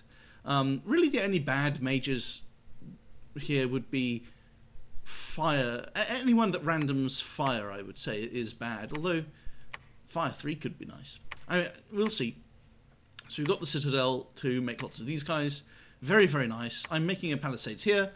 What else do we have to cover? So I ceded this province to Marignon. I think it was always going to go to him. And he's been such a good ally to me that there we are. And as we can see, this is sort of Shiniyama's final tantrum. It's quite funny, really. He's ended up he sort of walked all the way over here, I think. It's just, and he's coping. He's posting in the chat about how I have more provinces than ever. That's what he's saying in chat. Oh, it's so funny. And he does actually still have this province. Yanohito is also being quite quiet. So I don't think he's too happy with this position. He's pretty small on the map. And that's probably why he wants to start another war. Now, interestingly, Yanohito seems more interested in attacking Satis than in attacking Phaeacia. But if you look at this border, I mean, this is an enormous Phaeacia border, and it's one where he could theoretically go after Ind. Maybe he just doesn't think he has the ability to resist Phaeacia's Pretender God's Foul Vapors effect. Because he and I, assuming we're allies, which I think we should be, I think I like him, you know, I feel obligated towards him, I feel very grateful. And so for that reason, he should regard me as a useful ally, because he can rely on me to, to act honourably or sort of in a friendly way towards him. And in fact, I already have acted friendly towards him. I've sent Krunbum, like last turn. I sent the income from Shiniyama to Marignon because Krunbum is vindictively raiding Marignon just to sort of throw a tantrum. And I sent some petty message to Shiniyama, like, just sent more gold from your cap to Mari. Bye, bitch, lols. It was something like this, totally childish, and he just falls for it every time. He just argues. So, what are the interesting things? Yeah, salivating over Warshin, still getting more lizard shamans, which is very nice. I'm not really site searching with them because I'm just casting arcane probing instead. Research goal is currently Phoenix Pyre for my Pretender God, and the next research goal after that should probably be Construction 5. I don't even know what force specifically, there's just so many. And he and I are kind of planning to fight Satis, so I should look at what spell. Oh, okay, so we're gonna need relief for sure, goodness. Phoenix Pyre is for my Pretender God, and speaking of the Pretender God, ignore all this is moving in mundane phase. He's cloud trapezing in. He's going to cast Earth Power, Fire Shield, Storm Power, and then Wrathful Skies. And Fire Shield might even get more kills than the Wrathful Skies, actually. And hopefully he uses a lot of these gems just to reduce the fatigue of this spell casting. Wrathful Skies is 2, Storm is 1, so we probably don't need to equip him with all of that. In fact, let's think about it. So 4 and then 5, you can cast a maximum of 9 gems from those 2 spells. You probably won't go all that far, so let's do 7 and see if he up gems it to avoid some of the fatigue. He will have 10 reinvigoration though. It's a little bit unfortunate that we're just going barely outside of our Dominion. It would be nice to have the hard skin and the fire shield from the Bless, but I think this should be pretty safe. The Vine Ogres have like 16 damage, the Earth Gnomes have 13, so it's just not very threatening. I think they have like 30 morale or even 50 morale. I think the Earth Gnomes are 30, so they won't rout very early, but they will rout eventually. And this is just quite a fair amount of HP. Now, the protection score is only going to be a bit lower than that. It's going to be like 28 or something. But it's going to be good enough. And he will wake up fairly promptly from the spell casting, and then he'll buff himself more with stuff like, hopefully, Flying Shield. I mean, it's a little bit risky. And then I've got these guys coming in with a Howl cast and some troops. The Howl is just to make sure that if Pythium comes in like a total fucking genius with some mages designed to kill my Pretender God, that it doesn't work. I mean, how would he possibly know to do it that turn? Who knows? But yeah, he can be a genius. I might as well do it. And then they can stick around site searching as well anyway. So, in fact, I might as well just script my favourite spell. I just think it's really cool. It doesn't matter much, but it's just so damn cool. So, that'll be a bit of protection against any clantropeasing antics. Income is actually not that great because of the scales and the upkeep. The upkeep is crazy. How the fuck do I have 1866 upkeep? Good lord. So, 28 sorcerers. Why? I didn't know I had 28 sorcerers. I think I made too many sorcerers. They're not very RP efficient, and they're just not always that amazing as... I mean, they are good mages, but they're not terribly cost-effective mages. So I think I overbuilt sorcerers. That was rather careless of me. And then the witch doctors are far cheaper. The black sorcerers are kind of expensive, but they're just really good. Lizard shamans are sacred, so they're not so expensive. Same with the Anansis. Then you've got the crossbowmen. Hopefully I'm not making any more of those. And the hunter spiders. It's funny how it all adds up so quickly. But the sorcerers are just... I mean, this is actually a mistake. Goodness, I didn't really think about this. Wow. I need to get them killed. Honestly, I do need to get them killed. I'm finally making my first Dwarven Hammer of the game, which is a little bit belated. And hopefully Quasi manages to survive long enough to cast Twiceborn, or hopefully she manages to cast Twiceborn even if this is the turn that she dies of disease. And hopefully if she dies of disease while holding the Skull Staff, it goes into the treasury. Sadly, I wasn't able to rescue another of my mages. Where is he? This chap is feeble-minded, so I can't... He's still at Death 1 with the Skull Staff. So very sadly, he's actually going to die eventually. And what else? And I guess we could save this chap. He's Nature 3, which is definitely one of the most... It is definitely the most useful random, and so is this guy, actually. And I might as well degem them. So we've got some Twice-spawning ahead of us. Oh yeah, and let's talk about the situation in the world. Well, Nabra is getting cleaned up by Satis, who is pretty much the game leader, but everyone else is pretty powerful as well. Phasia, Pythium, both doing well. Yanohito is kind of quiet, and he's... he does, look at the territory he got from Crumbum. It's basically these 3 provinces, and maybe you could count this one as well. So he got a few provinces off Crumbum eventually, but he hasn't even got them yet, and it's turn 46. So I think he's looking to attack Satis, and I think he kind of needs to launch that attack fairly soon. Because, having said that, so he does have 2 very good thrones. This is a very, very good mage, and this is a very, very good throne. And it also means that he could potentially scale pretty hard with Lightless Lanterns for 2 gems apiece. And he and I can also collaborate on stealing Mother Oak. Pythium has still a focus, so we can steal Mother Oak. Actually, Pythium could potentially dispel the hell out of everyone's globals. That's a thought. Maybe we shouldn't get Mother Oak at all. Maybe I should just plough all of these nature gems, sell my fire gems for Marignon's nature gems, then I'd have like 110 nature gems, and it's what, 2 gems per spider? Yeah, 2 gems. I could get 50 spiders that don't cost upkeep because they're summons. That's pretty interesting. I should actually move another. I'm going to move one of these mages over there, just with that in mind. That's a very, very interesting thing. You can only cast that summon in Machaka itself. So King Gulada is holding a pearl. Still got these pearls sitting around. Oh, and Shiniyama might get Dom killed, which is fortunate. I shouldn't really have mentioned that, but because he might take some sort of counteraction now, but he probably can't.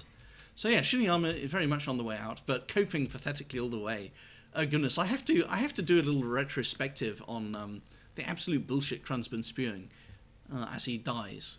It's been such a pleasure to be the guy to wipe him out. Oh, and this province got turned from a farm into plains, and it lost some population, I think, or it just lost some income. So Port Strong is kind of protected right now by this candle, but Solam is actually under a little bit of risk.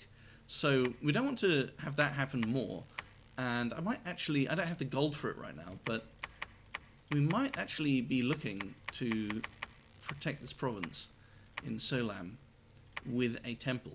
And I might build the temple in Rid instead of in Solam itself. But yeah, that's actually a concern. I need to think about that.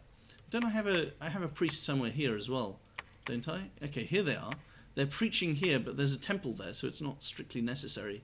It's also a little bit late. So yeah, that's something I'll think about. And site searching is carrying on. It's not too amazing yet.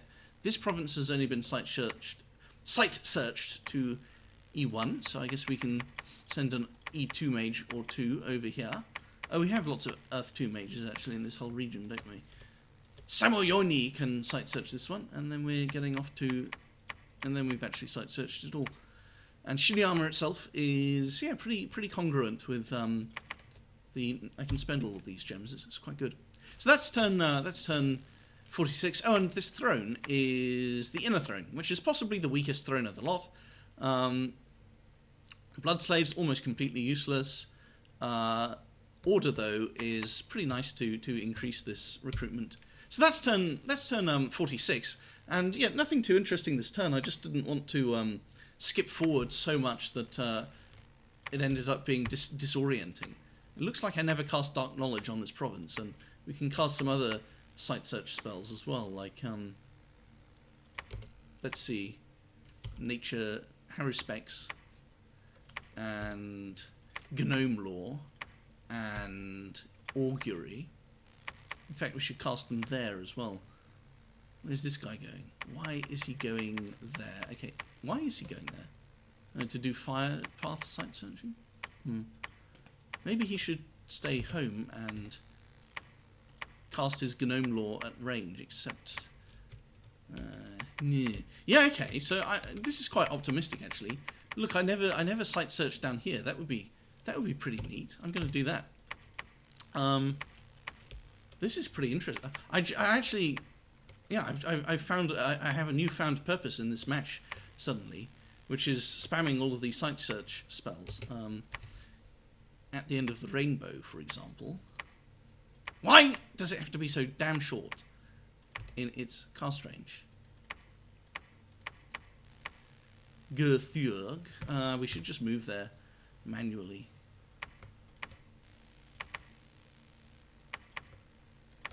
And Mgeni. Well, I guess she can move there. And that's turn 46. Toodles. Hello.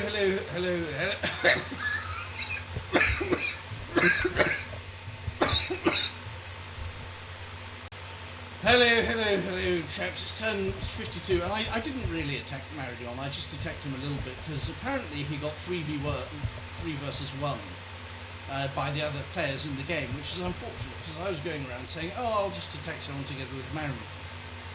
Now maybe Satis decided, well, screw that, because I'm quite a good target for Marion and Machaka. So Satis decided, well, let's attack Marion, and he also invited Pythium and Fascia. So, yeah, it looks like Marignon is going to get carved up a little bit. But what Marignon has managed to do, because Satis is this wheeler-dealer type of player, is he said, well, here's a throne, I think maybe this throne, or this one, I don't even remember which one Marignon has. Yeah, take a throne, take a cave province off me. That's probably this cave province or something. And we'll have peace, and then you can go and attack Fascia together with Machaka. That's what Salem, the Satis player, is telling me, as well as Marignon was telling me that too, I think. I actually forget the details. Because this turn has been going on for fucking 60 hours, because Satis is moving house and getting married, and he's now subbing out. So I'm now playing with this other guy.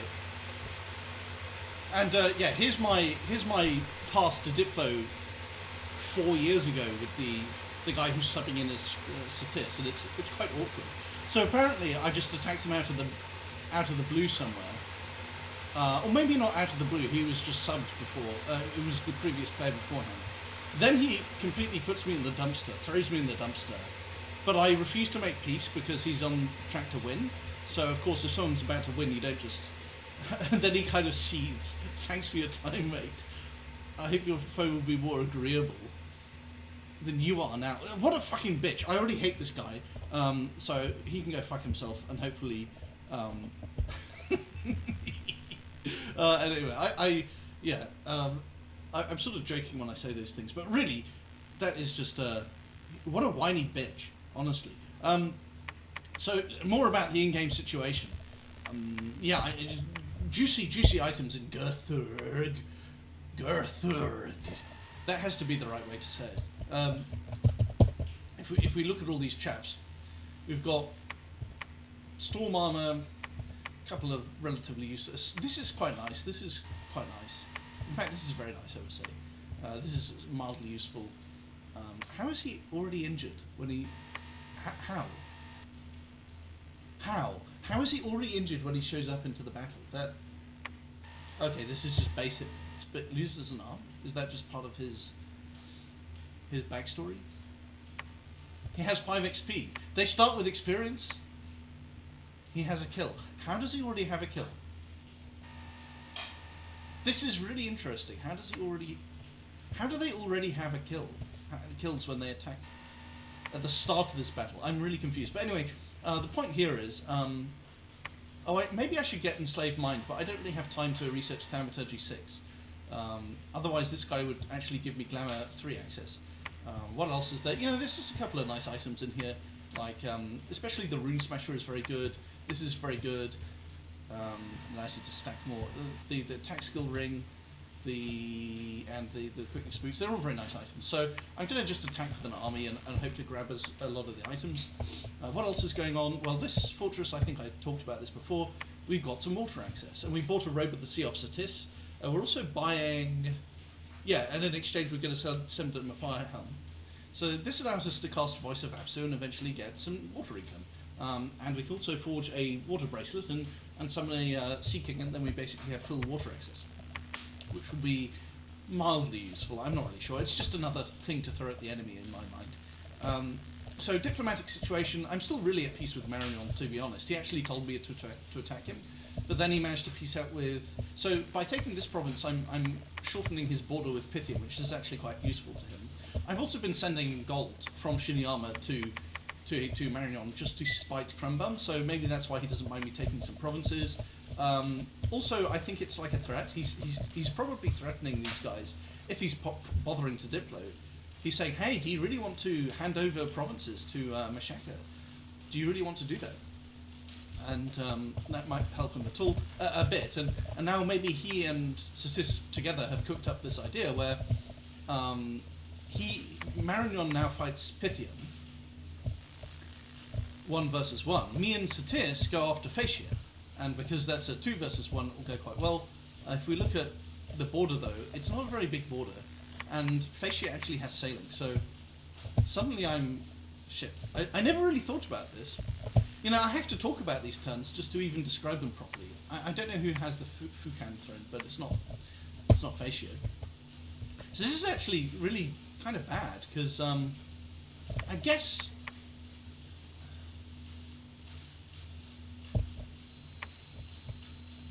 You know, I told Salem I would go in there, but maybe I won't.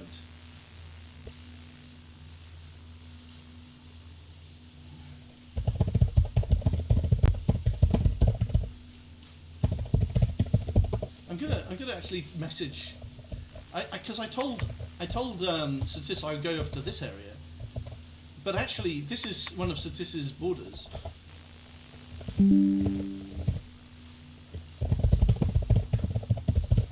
This is.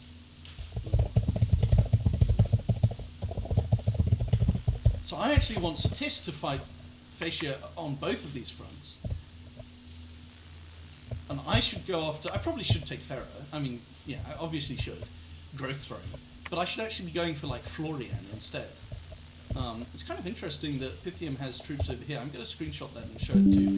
I'm going to show that to. I'm going to show that to Yanahito, who is the Marinon player. Yeah, so it looks like Satis player is now, like, in real time. As I record this video, he's responding to me. And you won't see it on screen because I'm too lazy, but you probably heard that ping.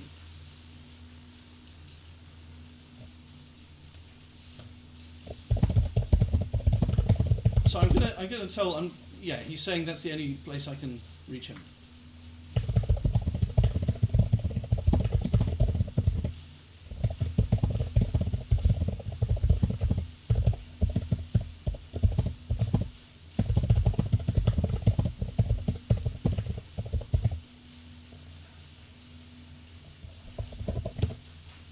So, yeah, it's a bit unfortunate, because obviously I really want this throne, but if I want Satis to attack Fascia, then he needs to be coming in from both of these angles, because you can't invade someone through a border this narrow, even if they don't have sailing, and Fascia does have sailing, so this would be a nightmare, and Satis really needs to be able to go in through here, and that means that my only option is to go into Florian, and I might actually go, my goal might be in, I'm going to type that.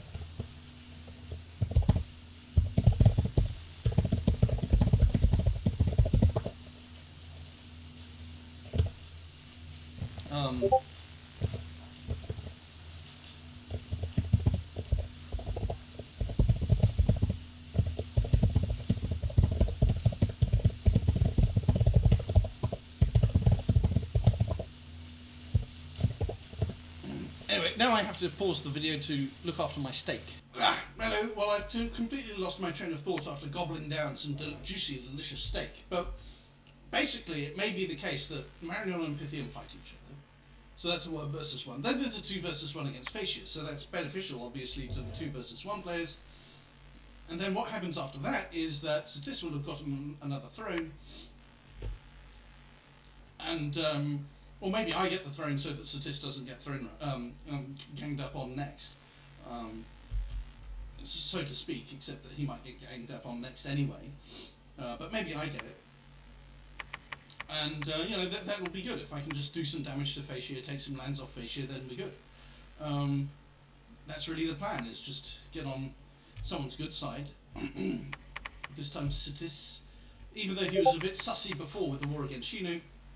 But there you have it. Now, as for internal developments, internal developments. I mean, look at this. 4,000 income is quite nice.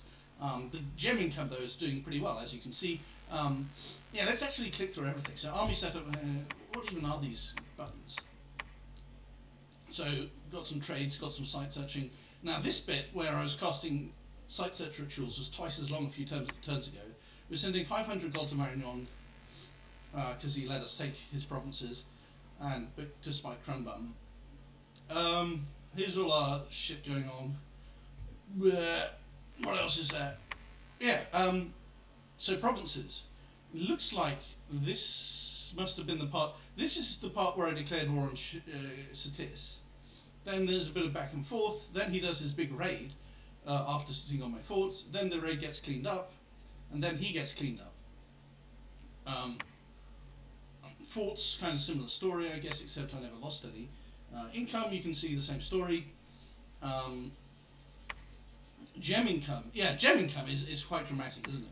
Look at this income, right? But the gem income, because I didn't do much site searching, I mean, this is already 5, so this was only like 20 or something, and now we've got up to 45 or whatever. Blood income is from the throne. Research has been pretty bad. I probably have the weakest research of anyone. Army size has been basically static because I stopped recruiting crossbowmen. And throwing points, Satis is clearly in the lead. So, yeah, the biggest weakness is the research. If I'm going against Satis or Fascia, I need Serpent's Blessing. Obviously need this because he's got a Telkine God King. And I also would quite like Construction 7. I might even get Construction 7 next. I'm really undecided. That's all I have to say on that score. As for sites, well, we found some nice sites on this throne province, like the Whirlwind of Cyclone, but it's just 4 air gems. Oh, and I also have an enchantment bonus. But I can't actually do anything with the enchantment bonus, because if you look at enchantment, like, what am I actually supposed to cast that's expensive, that's a big summon ritual? Like, I could cast Simulacrum, but it's like, I guess that's okay. I can Dispel, but I don't actually have anything above Astral 1. I could cast this for 7 fewer gems, like, why? And I could get a little bit of a discount on some rituals, but you know, this is Hidden in Snow is Highlands and Mountains, right? If you look at all of the Hidden in spells, these are all wastelands, caves, and this is just a plain, so I can't cast any of the Hidden in spells on my enchantment discount province, which is very annoying. So it's basically just globals. So I can't really leverage that discount at all until maybe this could be mildly useful, not really. Carrion Reanimation, well, I'm not doing blood hunting, so this could be nice just to defend the throne province, but yeah, there's nothing I can actually leverage. What else do we have? Oh, Tree Lord. Awakened Tree Lord is actually quite good, so I might do that. But yeah, there's no summons other than the hidden and whatever summons. So as for globals, Satis had this for ages. These two went up pretty recently, and so the big one that's missing is Eternal Player. So I should try and trade with Marignon for that. That'll do me quite well if I can get it. My fire income has been fairly good. I did spend a lot of gems. I've got some fire gems equipped right now, I think. And the site searching, well, I only have 1 air mage and it's my pretender god, so it's not doing too hot. So for globals, I think my main one is also the glamour one. What's it called? Gates of Horn and Ivory. Am I going to get that here? No, it must be an alteration then. I actually can't remember any of this shit, man. Okay, it's Thaumaturgy 7, so yeah, those are my 2 plans, I suppose.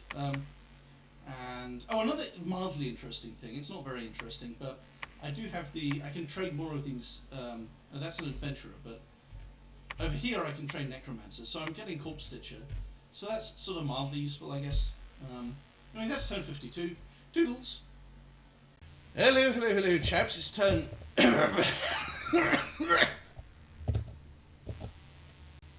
Hello, chaps. It's turn 54, and I've got quite a lot of explaining to do because, as you can see, these 2 provinces got taken off me by Marignon, but they were previously Marignon's anyway. So what happened there? Well, basically, after Narber, Ind, Shiniyama, and Piren died, there were just 5 of us left. 5 is a perfectly evil number for a free-for-all, and so you had a 5-way Mexican standoff. I had told a couple of people, possibly all other players, that I would back Marignon up, and I suddenly told Satis that. But what happened was, all these buggers, Satis, Fascia, and Pythium, organised a 3 versus 1 against him, and of course I'm not going to back him up against a 3 versus 1, because that just means it's a 3 versus 2. And I'm probably 4th place. I might be on par with Fascia, because my site searching feels really good, although maybe, yeah, I'm sure they've been doing lots of site searching too. But anyway, so I couldn't back him up, but he managed to buy Satis off with just a couple of provinces. Then Fascia backed out as well, I think, and then Marignon told Pythium that I would back Marignon up, because I'd previously suggested I would back him up against Satis a long time ago. Pythium asked me, hey, is that true? And I said, yes, it's true. And so Pythium backed out of the war with Marignon. So Marignon had a very near-death experience, and now he's back at peace with everyone. And of course, then you have to ask the question. Oh, and by the way, part of the rather clever ploy that Marignon had was, well, if I'm going to die, hey, Machaka, you can take my provinces since we're such good allies. So I went into here, and I would have gone into here next, and maybe the threat is he was saying, hey, well, Machaka's going to get quite a lot of my territories if you attack me, so it's not really worth it for you, is it? And that may have been part of how he managed to avert this 3 versus 1. I think Yanohito is not terribly interested in Diplo, nor am I. I mean, I talk about Diplo in these videos because it's important, but I don't actually enjoy it. Like, I play Dominions for the game mechanics, not really for the diplomacy. I wouldn't say I hate the diplomacy either, but I just kind of want to play it at a very basic level. I think Yanohito just maybe didn't bother diploing much, or maybe it's just because he's the weakest player, because he just didn't kill someone. Everyone else here has killed someone. He helped me kill Shiniyama, which I'm very grateful for, but I got Shiniyama, and I also got Warshin. And Feishia got these 2 provinces. So he got, like, Wicker Woods, Lightness Cavern, Silent Cavern, maybe. He got Dardania. He may have got this, or it may have been his to begin with, and he got Copper Canyons here. That's only, like, 5 provinces, so it's not very good. And I did send him about 2,000 gold to spite Crumbum, but he's definitely behind. He does have some Harbingers, and also I'm now selling him my Pearl income.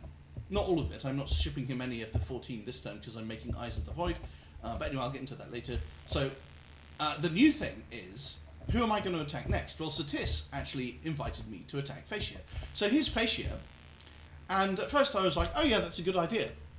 But then I started to think about how Satis attacks Feishia. Well, Satis can go here, Satis can go here, Satis can go here and here.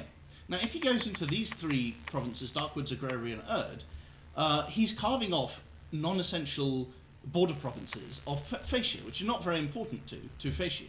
If I go on Feishia, I cannot really go directly to Ind, except through this very narrow route here, which kind of makes me feel exposed to Pythium. So I could go after Ind, but it's very awkward. I could go after Feishia's Ind if Marignon was dead, but I don't want Marignon to die because he's a reliable ally. So really, what do I have to do? Well, look at this. I can attack Feishia's capital from both sides. So what is Feishia going to do if Satis is nibbling at these irrelevant border provinces? And by the way, I don't even want Satis to take this throne because I want it. But let's say I allowed Satis to take the throne. Even the throne is kind of non-essential. If you're Feishia, you would defend the core, you would defend this area, and you might certainly raid over the waters against Satis here. But that's like, he can sail over here, and then he can come back. I mean, I'm not quite sure about how all the sailing works on Feishia, because it differs by commander and troop and so on. But he can be over here, and then he can come back here, and basically, I would end up fighting all of Feishia's troops. I also don't have a very good solution for the Telkine at all, so I might get clowned by that. And basically, Satis would just carve off, yet again, he would carve off a few provinces, he would make peace, and I would be hold left in the bag, or I would peace out against Feishia, but I'm not really that strong, so maybe Feishia would just decide, well, let's take these provinces off him. Let's take these provinces, especially this lot, maybe. So I actually backed out of the war. Then I asked Satis for an attack on Pythium. Satis wasn't interested. I think Feishia wasn't interested, and even Marignon wasn't interested in attacking Pythium for whatever reason. Now I have to defend myself against Pythium, probably. We have a NAF, but this is quite spooky. It's just a ridiculous amount of Draconians. It's turn 60. Well, it's turn 54. If he's had 10 air gem income on average for the whole game, which is high, but it's possible, then he could cast Summon Draconians. Let's say he's had 500 air gems in the whole game. He could cast, well, he could have 20 Contact Draconian casts. Let me just check how many that is. So he could easily have 600 Draconians, and half of them are here. And it's very spooky because they move fast and they've got siege strength and they interrupt mage scripts, and there's so many of them that it's kind of hard to protect the mages against them. So, and I've got an unforted throne right here, so it's very awkward. I accidentally cancelled this Palisades build twice. So I think I've discussed... Oh yeah, so now we're attacking Satis. By process of elimination, I don't want to attack Marignon, I don't want to attack Feishia, no one else is interested in attacking Pythium. So... and also Feishia and Pythium... Feishia and Satis already seem to get into a nap cancel situation. So I'm now actually attacking Satis instead. Hopefully in concert with Pythium. with Fascia, and Marion also said he's interested, which I think he definitely will be. So hopefully we have a 3 versus 1 against Satis. Now, this raises the question of what will Pythium do? Pythium has 4 neighbours. He can attack me, he can attack Marignon, he can attack Fascia, or he can attack Satis. So he could attack Satis, that's the easy option, and he probably should. Like, there's a throne right here, there's Narba right here. I think he probably will do this, come to think of it. Alternatively, he could turn it into a 3 versus 2, and he could attack me because I stepped in to defend Marignon. So I'm cock blocking him in Marignon, and by the way, that was part of the reason to take this province, to sort of cock block him a bit. So maybe he'll attack me because he's got all this siege strength. My capital is right here. My throne is right here. So and if I'm but on the plus side, if I'm fighting Satis over here, and this I've got this. Here's my Satis front, right? So where am I going to fight Satis? I'm not going to fight him here because this is obviously Fascia's job. So I'm going to fight him over here, all across this broad front. Now, if I do that, it's not very hard for me to come back and defend against Pythium. So that's quite nice for me. Also, I have a sort of emergency fund of nature gems. So yeah, it's not going to be good for me if Pythium declares war on me, but it's a war game, so that has to happen eventually. Hopefully he'll just go after Satis. I've previously invited him, but I don't feel like telling him that I've nap cancelled with Satis. Maybe I should, as like a show of strength. Like if Satis tells him that I've nap cancelled with Satis, then you know, that maybe that seems like I'm not telling him because I'm spooked. But you know, I'm not sure. I'm not really sure whether I should tell him or not. I might ask Boz, my Jewish master, about that. So that's that. That's turn 54. I've discussed all the externalities. Now let's discuss the internals. Well, as you can see on the map, I do actually have lots of cave provinces still. Like, good cave province here, good cave province here, cave border, I should say. So these are still kind of bloating me a bit compared to the surface. But yeah, as you can see, I'm just not really that big on the surface. Like, compare me to... So here I am up here. Okay, I'm sort of this area. Satis is just visibly larger than me. And then we can also do a similar comparison if we adjust it like this. You can see that Pythium is just a lot bigger than me. So, you know, I got half a kill, Marignon got less than half a kill, Satis got basically a full kill, I guess. Although Pythium nibbled some. Pythium got a lot of nibbling done. I think Pythium might even be bigger than Satis. So it might be a mistake. I think I would have preferred to attack Pythium, but people just weren't interested for some reason. And I'm going to summon a whole bunch of spiders. I'm going to summon an extra 50 spiders when it's time. Otherwise, I'll keep saving up for a potential Mother Oak steal, but until then, spiders. Spider summons. But it's 12 gems per cost, so I don't have to get summoning right now. I can wait until the last moment. So internal developments. I bought a Robe of the Sea off Satis. I also sold him a flame helmet for that, so maybe that was a mistake, but his Voice of Apsu, I kind of traded with him like that to make him think I was friendly, which I was trying to be. So here's Voice of Apsu. I've got a Water 2 guy. I can get him Water 3, and I can eventually break into higher water. I said I could get Sea Trolls from this, but of course I can't actually without another booster. I've got another Air 2 caster, which is very nice. He can cast Auspex. In fact, maybe this guy... Oh, I sold all my air gems, didn't I? I sold my air gems in exchange for glamour? Fire, okay. Because I'm looking at an Eternal Pyre cast, for sure. In concert with Marignon. So... yeah. What am I talking about? Oh yeah, so I'm getting Thaumaturgy 6, and this is purely for I want to mind enslave all these guys, and if I get the Troll Mage, that's a Glamour 3 Mage, so I can cast Gift of Reason. If I have the tech for that, where is Gift of Reason? So Divine Name is is Thaumaturgy 7. Gift of Reason, oh, it's Nature. I don't really want to use Nature Gems on that. It's really expensive in the base game, but look, I don't have to Divine Name is really expensive too. This sucks, man. This really sucks, but it's worth it to get a Glamour 3 Mage, because they can make a Veil, or I could just buy a Veil. But I want the Glamour 3 Mages, the chassis to cast Gates of Horn and Ivory as well. So yeah, I'm still gonna try and mind and slay them all. So I've been making some spell focuses, couple of Eyes of the Void, and you can click on these Dwarven Hammers to see that I'm making another Eye of the Void and 3 spell focuses. Also, I'm getting some assassins now, at Yanuhito's suggestion. And let's just check out some of this site searching I've done. So Wolven played nothing. Castle Arcanum was very nice to I didn't find it, of course. Ragewind Heath, nothing there. Magma River, this actually spawned via an event, so that was extremely nice. Nothing interesting in this province. Nothing interesting. Whirlwind of Cyclone, but it is a throne, so you do expect some good stuff. Enchantment bonus 30, which is quite nice. So Twiceborn, I can spam Twiceborn here. It's a shame though that the province is vulnerable to Pythian, so it's not necessarily a great Twiceborn location. What else do we have? The Ferry. So I finally found a site in this province. Water Death Gem, Starlit Pond. Yeah. For some reason, my third highest gem income is Pearls.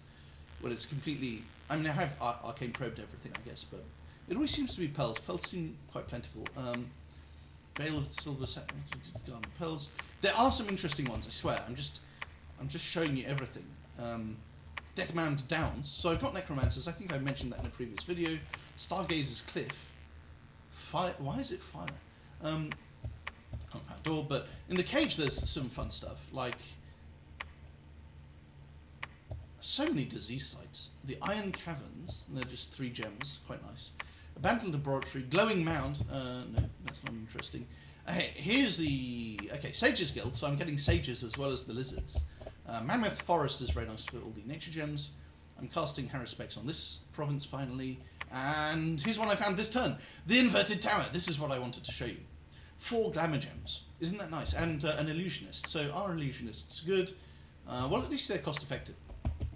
Of course I already have those paths on my nation.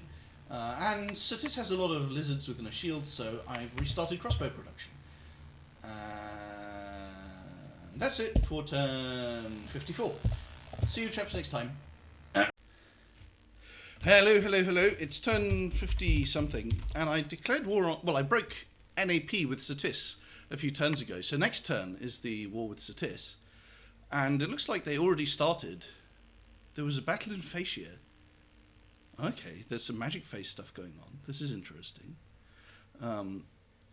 And maybe my scout missed the magic phase because he was moving on to Fascia. So let's have a look at this. What? What? What? What? What? Oh, okay. So he teleported in.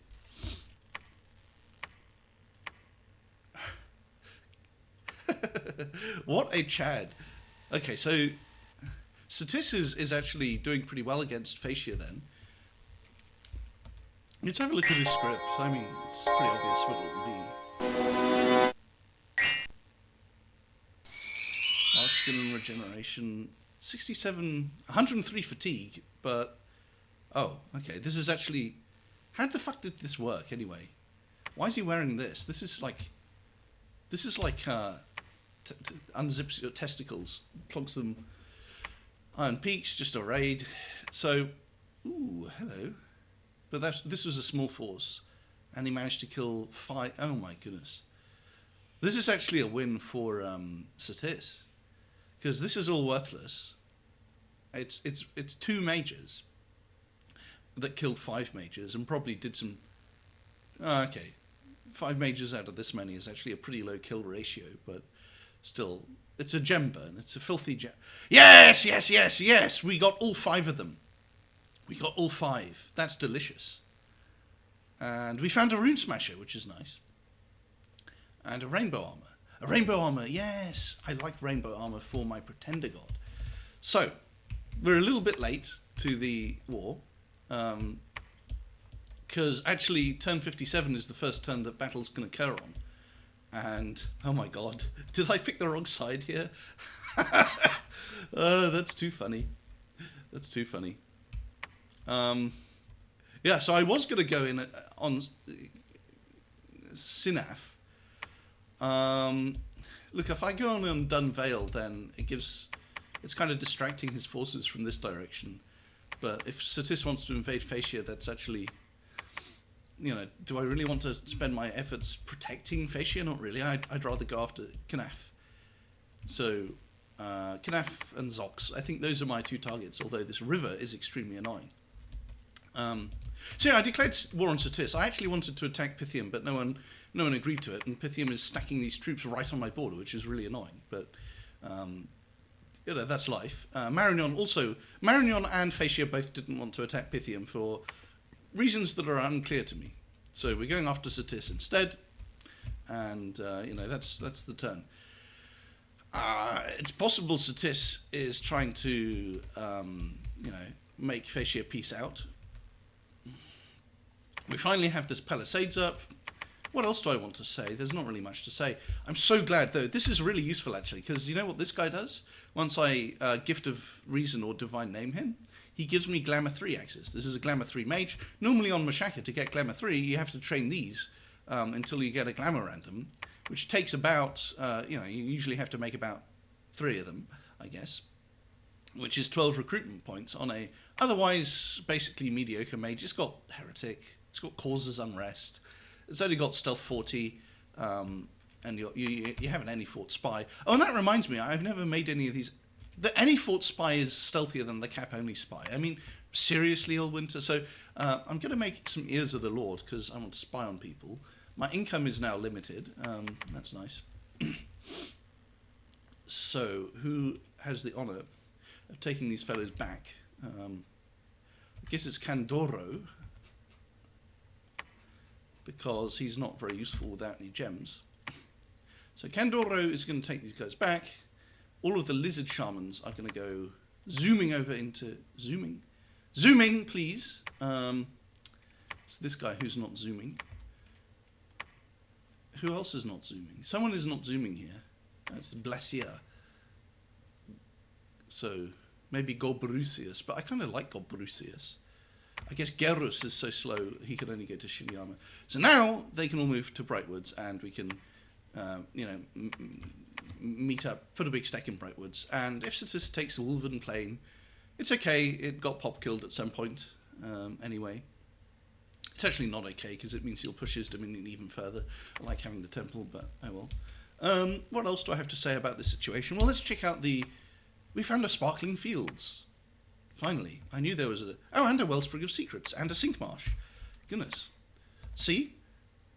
I knew this province had more stuff in it than just a stone circle. So, anyway, that's turn 56. It's a shame I'm too slow to actually attack Sanaf this turn, which is what I should have been doing. Gelatinous Cubes. Interesting. He's going to Soul Slay my spiders a lot, but there's not really much I can do about that other than cast Anti-Magic, which... Please tell me I got Anti-Magic. I did get Anti-Magic. Okay, well, I don't really have anything else to say. For fuck's sake, again? How many fucking... This is like the third barb attack in this exact location in a row. So we can clear that out with these mages, but seriously, how annoying. Yeah, so Fascia has some issues. I feel like Fascia also, like, Doomstacked maybe a bit too hard. Where's his nature? He does have lizard shamans, okay, and lion tribe doctors. How did all the lion tribe doctors die of poison? Look at this disgusting setup. Falvation. And it forces every fucking gemcast in the world. Resistant warriors. How brutal stuff. Yeah, so I might hit the panic button of summoning loads and loads of Godbrood. Oh, and I can't even upgrade this fortress. But maybe I don't want to, because he has so much siege strength that upgrading the fortress is actually just strengthening. So, anyway, that's turn 56. Hello, chaps. It's turn 57. And first I have to talk about what happened the previous turn. So I pinged Dunvale, but I only saw a Foul Vapors caster. Looks like he's got a force here. He bought these mercenaries, and I'm moving in on Knaf. Zox has some mages in it. he sent this force here, ghouls. The I can't remember what the spell is called, and enough of them died that actually, when my sage moved into this province, he just routed them because their leader had already routed or something. A bit weird. He took Triton Sea with some Solus, and we took this province back from some barbarians. Phaecia took this province off Satis, after Satis took the province off me, because I told Phaecia that he could have this province temporarily. Pythium is lurking. Hopefully he's not going to attack me because he's been very busy in real life, so he claims. And what else is there that's going on? Well, I'm summoning some whites. I'm just dumping like 80 death gems into whites to deal with this. I'm going to have to remember to send a water-walking, stealthy lizard shaman with them to protect them from being mind-dueled, or perhaps I can just give them an MR item on the Bane, or whatever, the Bane that's going to lead them. I'm cloud-trapezing Prigozhin in to Turtle Glades, which might actually be stupid, because he only has 60 HP and 5 enemy candles, so I'm not sure how well that's going to go. And we're attacking Knaf. We don't know what Satis has here, but that's okay. I think one of his armies is in Hiloma, and he's got some other forces scattered around, so he probably won't be able to contest this. And the bogus crew is being moved into Forest of the Lord Knights, where Babetchi is going to show up, and then he's going to equip a Thistle Mason Gift of Reason, the 2 mages. This is Glamour 3. I think this is Earth 2, Astral 3, so both very good. And the other 3 chassis, I could divine name them later on or something. What else is going on? Well, I sent almost all my fire gems, about 175 of them. I bought some off Phaecia as well. I sent 175 to Marignon, and he's going to put up Eternal Pyre. Now after that I want to put up Gates of Horn and Ivory, so hopefully it overcasts into one of the other slots rather than the Eternal Pyre have contributed to. And what else is going on? I think that about covers it. Oh yeah, we've got this force in Warshin. It's not very big. Maybe I should have sent everything at Knaf, but oh well. Oh no, I forgot to cast Relief. I forgot to script Relief in this fucking army. Oh man, I knew there was something I was forgetting, and it's fucking Relief. Shit. I knew it! I knew there was something I was forgetting. How stupid is that? So let's see how bad the damage is. Because he could have rigor mortised me, and theoretically he could have killed my whole fucking army. It looks like he ritual phased me here. What the fuck? How did this happen? I had Serpent's Blessing up. How do they all fucking die? And then I take this province anyway, but what the fuck happened in the ritual phase?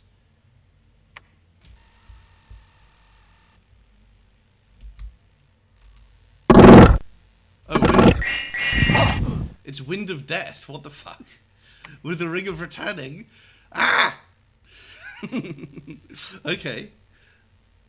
Well, that's just that's just 80 air gems well spent, I guess. How much did it kill? 42. Oh, that's pretty fucking good. And we did kill the trolls, though. God. Fucking Wind of Death. Holy shit. And this is just dying to PD. And yeah, so nothing else happened. Fucking Wind of Death, though. Holy shit. And I forgot to send anyone to the arena, but it's okay because I didn't have any good gear. Yeah, I didn't have a water bottle. I didn't have a assassin items like that, which it does. Oh, for fuck's sake, again? The same province, again! This is so annoying. What the fuck, man? So anyway, let's cancel this and go for some more assassins. Maybe it's good that I split up my army a bit. I wouldn't have wanted to send even more at that. And 2 units on their way back have deserted or died. And we have Mtawa, Machaka the Crowned Ape. So that's very nice. That's very useful. But holy shit, I'm going to have some troubles recovering mentally from the Knaf Wind of Death. Yeah. It's a good thing we're training new troops. Oh, look at that. That's nice, isn't it? 16.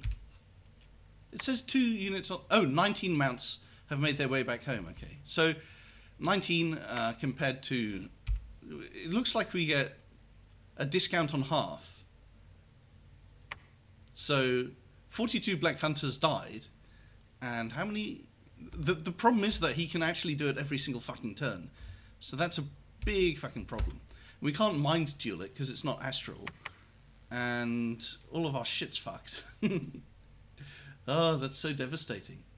He even killed one of my Black Hunters. Ascator. Did Ascator's horse die? What an embarrassment. I think Ascator's horse died. Now, another thing, though, is that he can't actually do it when I'm on top of his fort. He can do it when I storm the fort, but he can't do it on top of his fort. So, that's kind of interesting. And what else is going on the other borders? Yeah, we just defended Litho. Isn't this my province? Cold Hollows is my province, dickhead.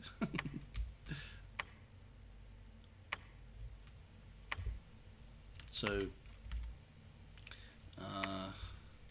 yeah, I don't have anything else to say apart from the shock, the sheer shock of what's happened. So, toodles. Hello, chaps. It's turn 60 something or other. I have to show you the previous turn before I go into the new one. So as you can see, we're getting totally wrecked. Satis has an army here that I haven't responded to yet. And here's my Pretender God stuck in a fort that's breached, so I cloud trapezed him in. And he didn't storm it that turn, and it doesn't have a lab, so this is a huge nuisance. Fortunately, he doesn't know it has a lab. But more importantly, this keeps happening. This is Wind of Death again, and it's just destroying me. So many dead mages, so many dead troops.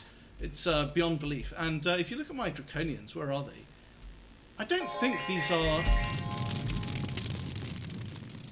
I don't think these are all in... I think these are in a formation, but I don't think these are.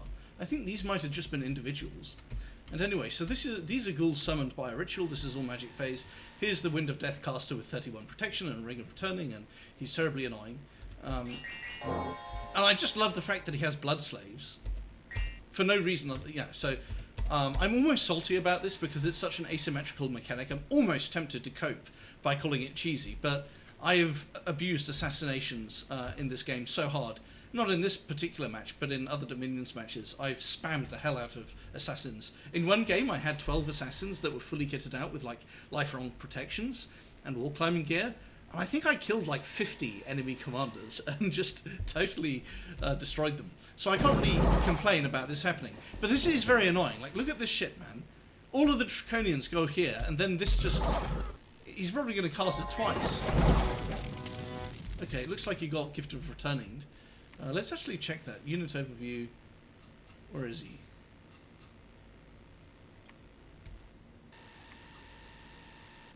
Looks like maybe he got, 1 point of damage from decay. Which is quite unlucky for him, but still a devastating attack. But it's not just that. A battle in Brightwoods, I don't remember that. Okay, just a little raid. It's not just that. So we haven't just been taking winds of death to the face. What else happened? Yeah, it's this province, isn't it? Well, you've seen Wind of Death. Now guess what's up next? Where is he?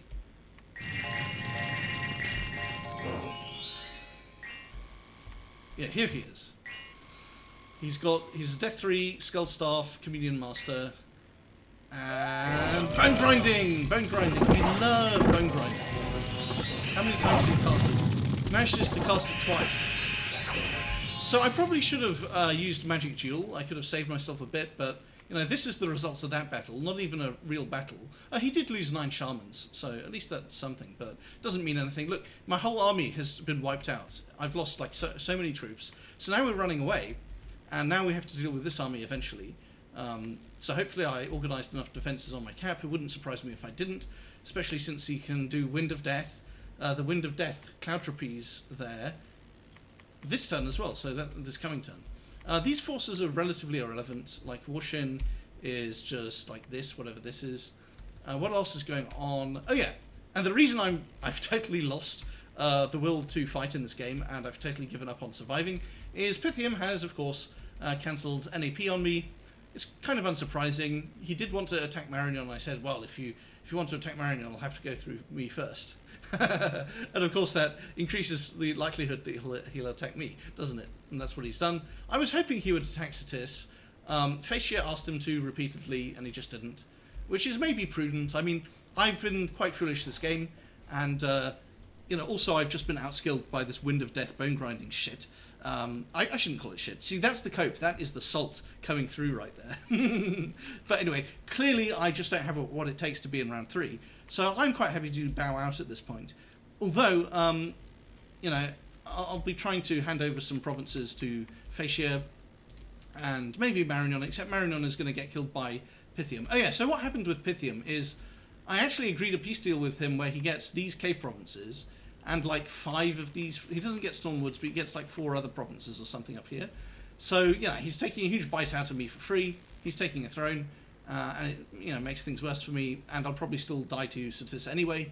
So, not looking too good. Not looking too good at all. We've got some raids going on, but, all I have to say about the raids is the forces I could use to win a raid war got killed by Wind of Death, so I'm not going to beat myself up over losing the raid war now. Anyway, let's have a look at the new turn, and Yanohito, my Marignonese ally, well, so-called ally, congratulated me on a battle. As you can see, I bought Lightless Lanterns off him. It's a bit late, though. Let's see what else is going on. So, we've... for fuck's sake, of course. Of course! This is so annoying. I guess I should have used air elementals, but I didn't have any to hand. Losing a fairly nice mage. I wonder which one that was. Just a random one.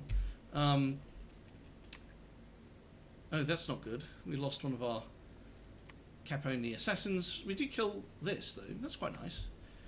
And he had a spell focus on him. Just a spell focus. Well, isn't that pleasing? Knaf. I accidentally left the fort. Oh, we actually still are sieging the fort. That's funny. I actually didn't even mean to keep it sieged, although I certainly should have. This is Facia coming in at my invitation, because I'm basically dead anyway. This is Pythium also coming in kind of at my invitation, begrudgingly.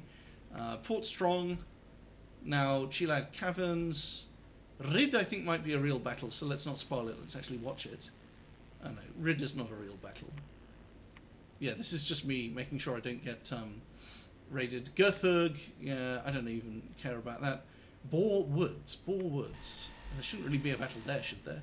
Okay, yeah, so he's beating out my Howl with a whole stack of these guys. I think I did Howl. Yeah, I did some Fire Elementals too, but I don't think that's going to be good enough. I think Howl is not going to save me here. That's quite unfortunate. Oh no, it actually worked, okay. So the Fire Elementals did combine quite nicely with that. That's pretty good. Well, that's put me in a good mood. I guess I actually calibrated the counter raid rather well. Oh dear. Yeah, so I don't know what spell this was, but it looks like it didn't really lose much. What did he attack me with? Obviously he attacked me with a mercenary. What's this Marshmaster doing? Foul Vapors, of course. And I had Serpent's Blessing, so basically it's just a gem burn attack. Gem burning is really cancerous. Shinny Armor, I think I had some kind of anti-raiding force, but yeah, not enough. He moved his whole army there. Runia, I think Runia might be... No, Runia's just a raid that I didn't defend against. Wolven Plain is my Pretender God getting stuck in that palisade, so let's see what the Satis army here is. Looks like it's not much. Oh, it's got some decent stuff. It's got Howl. Now, Yanohito said, congratulated me. He congratulated me on choosing Howl as my spell for this battle. To be honest, I'd actually forgotten that I had that scripted. And I don't know why he's congratulating me on Howl, because this is also casting Howl, so surely the 2 Howls will cancel out, except that his Howl will actually get more will cancel mine out because he's got more shit lying around, I would think. And then, this isn't really a counter-thug, so I don't know what's going on here, really. So, it looks like he's not built to deal with Howl at all. It looks like he didn't know my Pretender God would be here. Yeah, so I don't really see any counter-thugs. Anyway, I can collect some free wins with my Pretender, which is all very nice to see.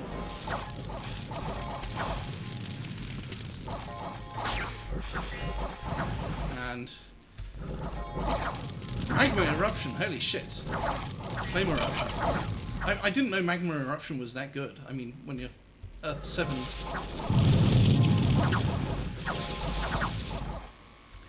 Shit. I was about to say, oh no, I got my Pretender God killed, but then I remembered that Phoenix Power exists, and is a rather important part of the script. And we now have Weakened, that's completely irrelevant. We have 15 Reinvigoration. I thought it was only 14.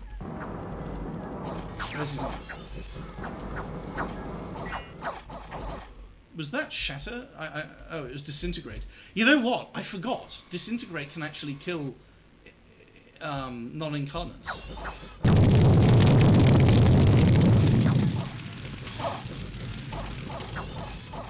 Okay, so I was the one casting Shatter on the Golem. So let's have a look. This is my only win in this whole war, really. Yeah, he didn't really lose anything. Yeah, he lost basically nothing except for a Golem. And just some Any-Fort stuff that is irrelevant. But, you know, I'll take it. And this is rather sad. Quattle Swamp. Solam. Golem range. Our forces were beaten. It's very sad. Didn't even take much. Maybe whites aren't so good after all. They're kind of anti-elite, I guess. And so the situation with my Pretender God now is that he can't actually Cloud Reprise out of this fort, which is profoundly annoying. And I also have 20. Goodness, I have a lot of. I have a lot of sacreds I should be recruiting. Now, with these forces, I might actually hide inside that palisades, but if he's smart, he'll realise that's what I've done. He could also move off from Shiniyama onto Warshin. He'll probably move off from Shiniyama onto Warshin. Like, he'll probably expect me to defend Shiniyama with my Pretender God. Yeah, so, anyway, I'll come back to this later. I'm kind of... Yeah, it's a terrible situation for me. I'm dying out of the arse, but... who knows? We might be able to stabilize, because what I couldn't do was I couldn't take anything from Satis, because he could just Wind of Death me in the open field. But I can Cloud Reprise him with my Pretender God to protect my forts from him. So it's not entirely one-sided. And yeah.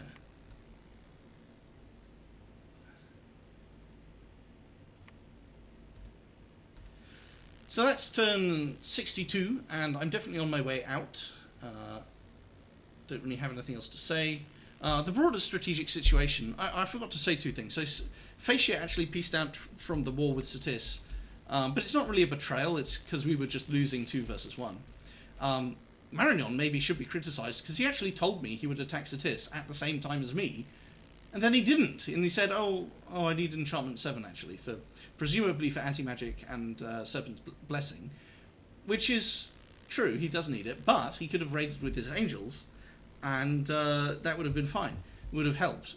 Maybe it would have induced Pythium to attack Satis as well. Maybe it would have induced Pythium to just not attack me, because maybe it would have taken some heat off me, you know? So, yeah, I'm not really sure what Yanahito was really thinking. Why did he tell me that he would do that and then not do it? I feel like he just was kind of maybe a little bit mentally signed out from the game, which I can't really criticise him about that. At least he has forged me a whole load of Lightless Lanterns. And I'll probably Death Basket him a bit. I don't know if that's allowed, and I don't really care if it's allowed either. So that's turn 62. Toodles. Hello. Perhaps it's turn 65 or something, and we're in the dark future where we're getting crushed. So let's have a look at what happened to my dear god. Because it looks like signed out. This army.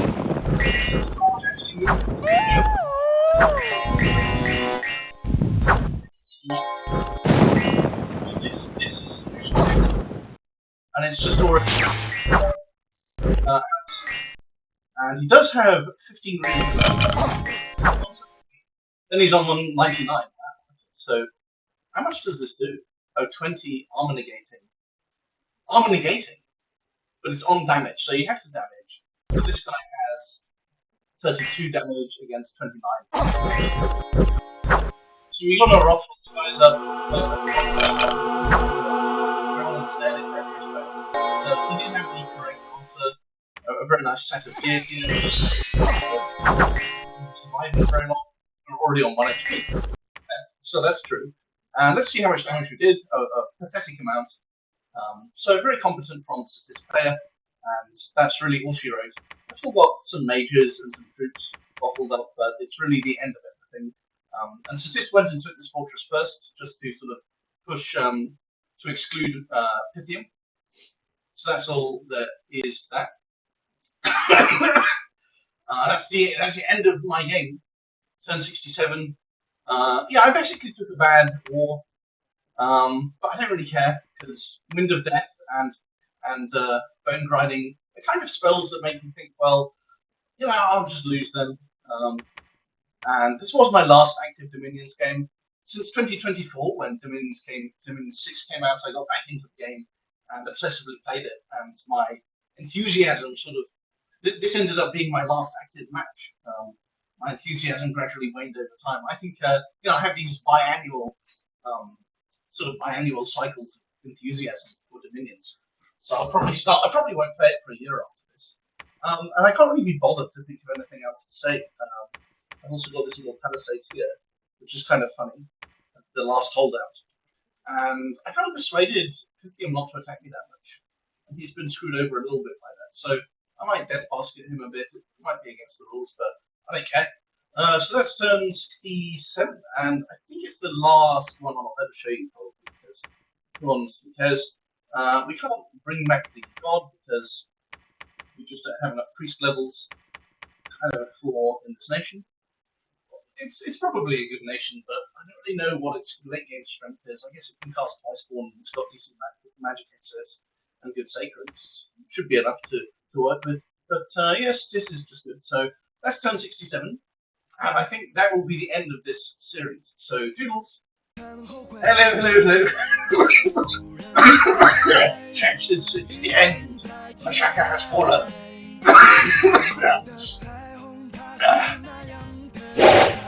And we got thinned out.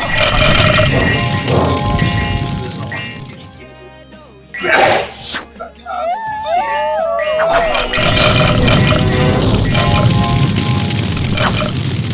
looks like one of the houses is actually mine. Oh man,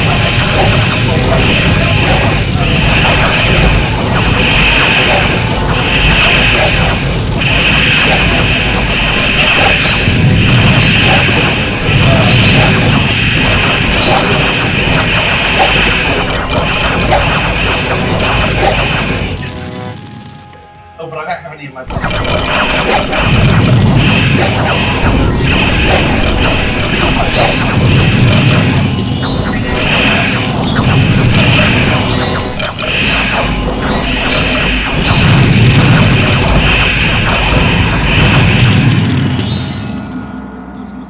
He's dissipating clouds. Oh, he's... Is this a rainstorm?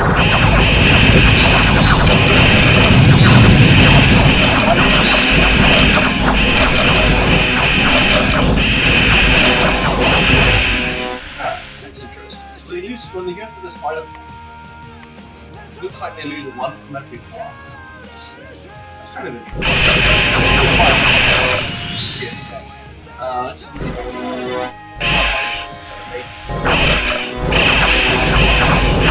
Yeah, that's basically the end. I've still got a couple of forts. They've got this fort. There's some gemmed up mages in it, which I'm not very confident with. Also, this fort. Also, I'm just going to press enter. You know what? Maybe I'll raid with some fire elements. Why not? So that's turn 73. Goodness. And yeah, in conclusion, don't really have a conclusion, actually. I just got impatient, basically. I shouldn't have attacked Satis. I should have waited for... Because Pythian was fairly strong. I should have waited for Pythian to make a move instead of just backstabbing me after I attacked Satis. In fact, I did tell a few people that... what did I say? I said, well, there's a 5-way standoff, and whoever makes the first move will get wrecked. And I was right. Because it was sort of Facia that made the first move, but then I joined in and I got wrecked pretty quickly. And Facia actually backed out of the war quicker than I did. So I wonder how it's going to do. I don't really have much scouting going on. What's the thrown situation? So Facia is not really doing so hot at all. That's a pretty... I mean, he could... I don't know. I don't know how you... I guess he's going to side with Pythian if Satis seems stronger than Pythian, which I think Satis is, because Satis has an equal amount of thrones, but then this is a big chunk of territory in the slot here that isn't reflected in raw throne count. And I can't cast the grass spell right now. What's he doing here? I forgot about him. So yeah, maybe the players, because I think Pythian didn't attack Satis. We were of course hoping Satis would be 4-3 or 4v1 instead of just 2v1 because Marignon didn't show up, possibly because he was scared of Pythian.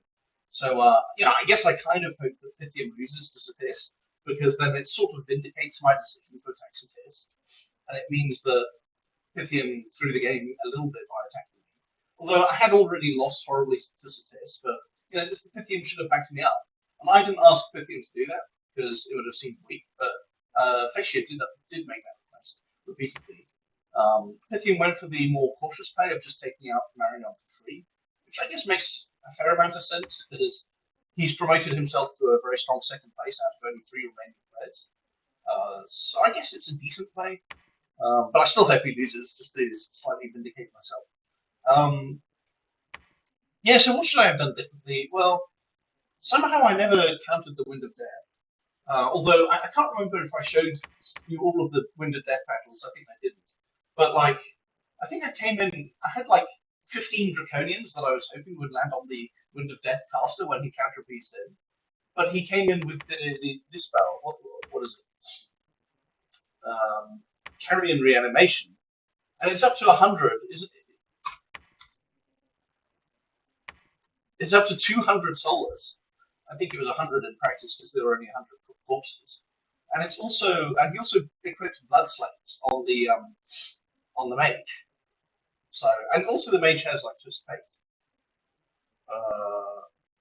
I guess I could have scripted Soulslay a lot, but I only had independent S1 mages, so yeah, I'm really not sure actually how to even counterplay that other than just oh, you empowered one of your mages to head to. I guess I'll just sue for this.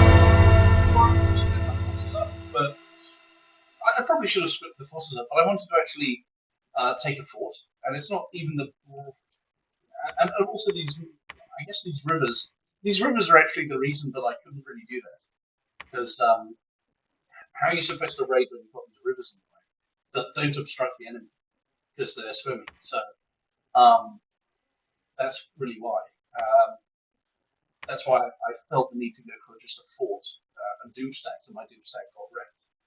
What else do I have to say? Not much. I guess I should have just not attacked Satis, because I didn't actually think about these rivers when I was attacking him. So I guess I should have thought about that. And the other thing I did was I told Pythian, at Marignon's request, I told Pythian, yeah, I want Marignon as my ally, I like him, he's backed me up in the past, so I will have to fight you if you invade Marignon. And eventually that led to Pythian attacking both of us at once I'd lost my forces to Satis. So, thanks. So, I don't know, I shouldn't criticize Marignon too much, because, I mean, it's a free-for-all. Although he did get wiped out even more quickly than me, so... And here's the thing, right? Philanthropy's Wind of Death caster, there was only one of them. And it was definitely, I was taking a lot of aggro here. And I guess Facia got hit by it once or twice too. So imagine if Marignon attacked, then he wouldn't get hit. And actually Marignon did tell me, so here's a legitimate criticism of Marignon. He told me he'd bloody attack when I did. Then when I attacked, he says, actually, I'm gonna research Enchantment 7 first. And of course, you need Enchantment 7 for Serpent's Blessing to bring any armies along. But he could have at least raided with the Ancients, and it would have been quite effective. So that's all kind of cope. If Statis loses the game, then I'm just coping. If Statis wins the game, well, I tried to stop it. I heroically laid down my life trying to stop the big bad guy from winning the game. So I'm now cheering for Statis. What else do I have to say? Well, I think I have these sort of biannual periods of obsession with the game. And this is actually my last active match. About a year ago, I had 12 active Dominions matches. And it sort of faded away. Because 2 years, of course, ago is when Dominion 6 came out. That prompted me to play it a huge amount. And this is the last one left. So I kind of, my sort of excitement for the game was dimming. And then I had this immense pleasure of just wiping out Crumbuck while he spammed just so many walls of text. He spammed, he must have written about 5,000 words about how I'm losing, but it's not because I'm bad, it's because the game is unfair. Oh, it's so good. Oh, it's so delicious. And that sort of satisfied me so much that I didn't really care about the rest of the game after that. It was so juicy. Oh.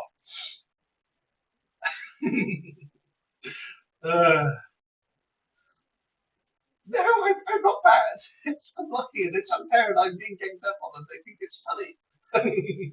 and they had the wrong interpretation of NAPs.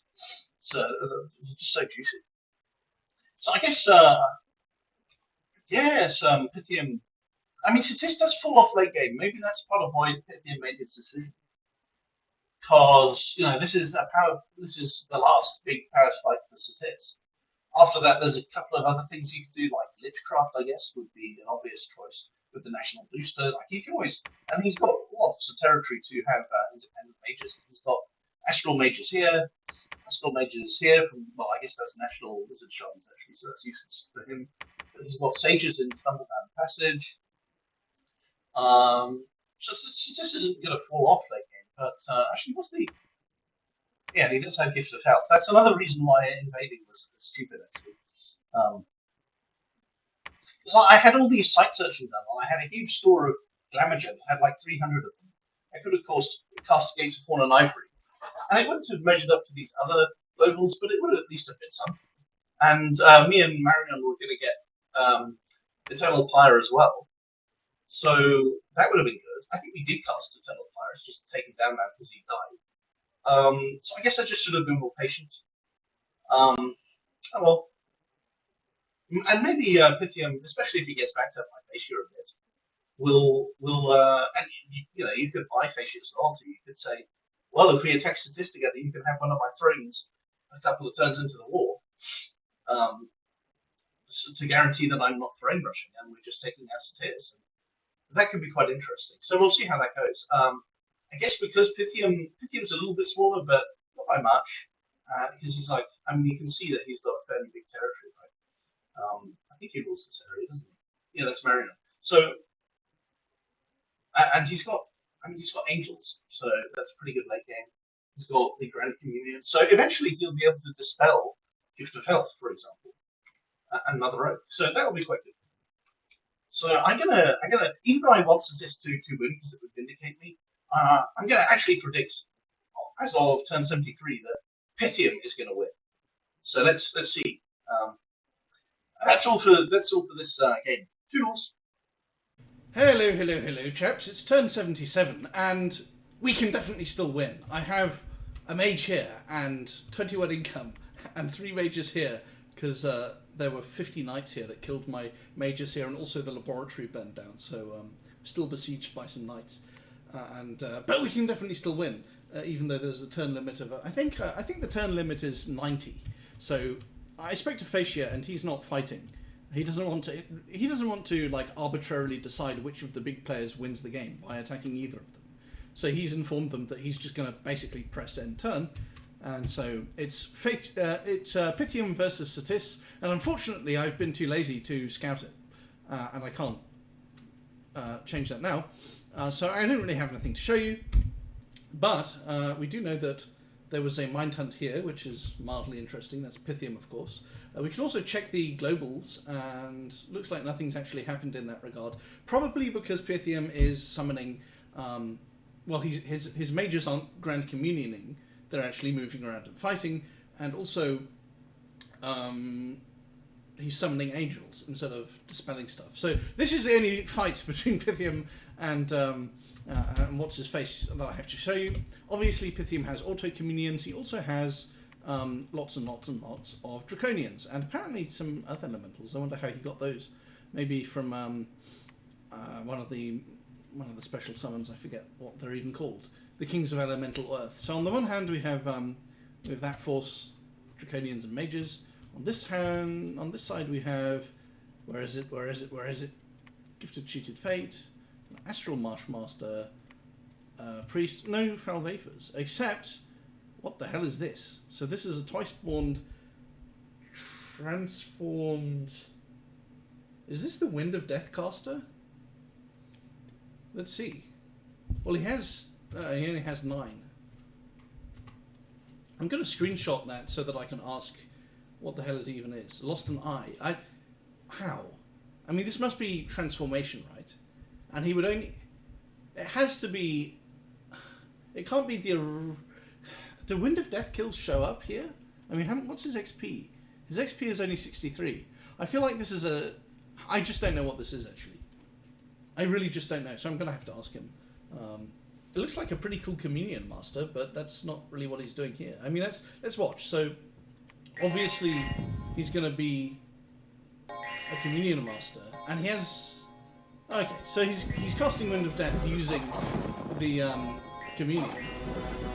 Then he does Soul Vortex, or someone does Soul Vortex, and they feed off each other and off these snakes. I feel like that's slightly shoddy scripting to have the mages sitting each other. I'm not really sure about that. Looks like the big transformed mage runs away, and no, that's that. I'm not sure who wins. But these guys mostly have the magic resistance to resistors, it looks like. So that's the end of that. Let's have a look at the casualty figures. Oh, very low casualties for... he only lost a communicant. And, everything got wiped out, including this. So I think what this is actually it's a Marshmaster with a Astral Random that was empowered to Air 1. Because Wind of Death was doing so well that he decided, let's actually just get to Air 1 and then we can cast Wind of Death. And yeah, we won't have the Cloud Trapeze. Without maybe, I mean, you could give it a helmet in an emergency, but even without the Cloud Trapeze, this is Mach Move 40. So he will have cast Transformation on some Marshmasters, and then the ones that got good transformations would be air empowered. So that was quite interesting, even though it horribly failed there. But it's kind of nice to see.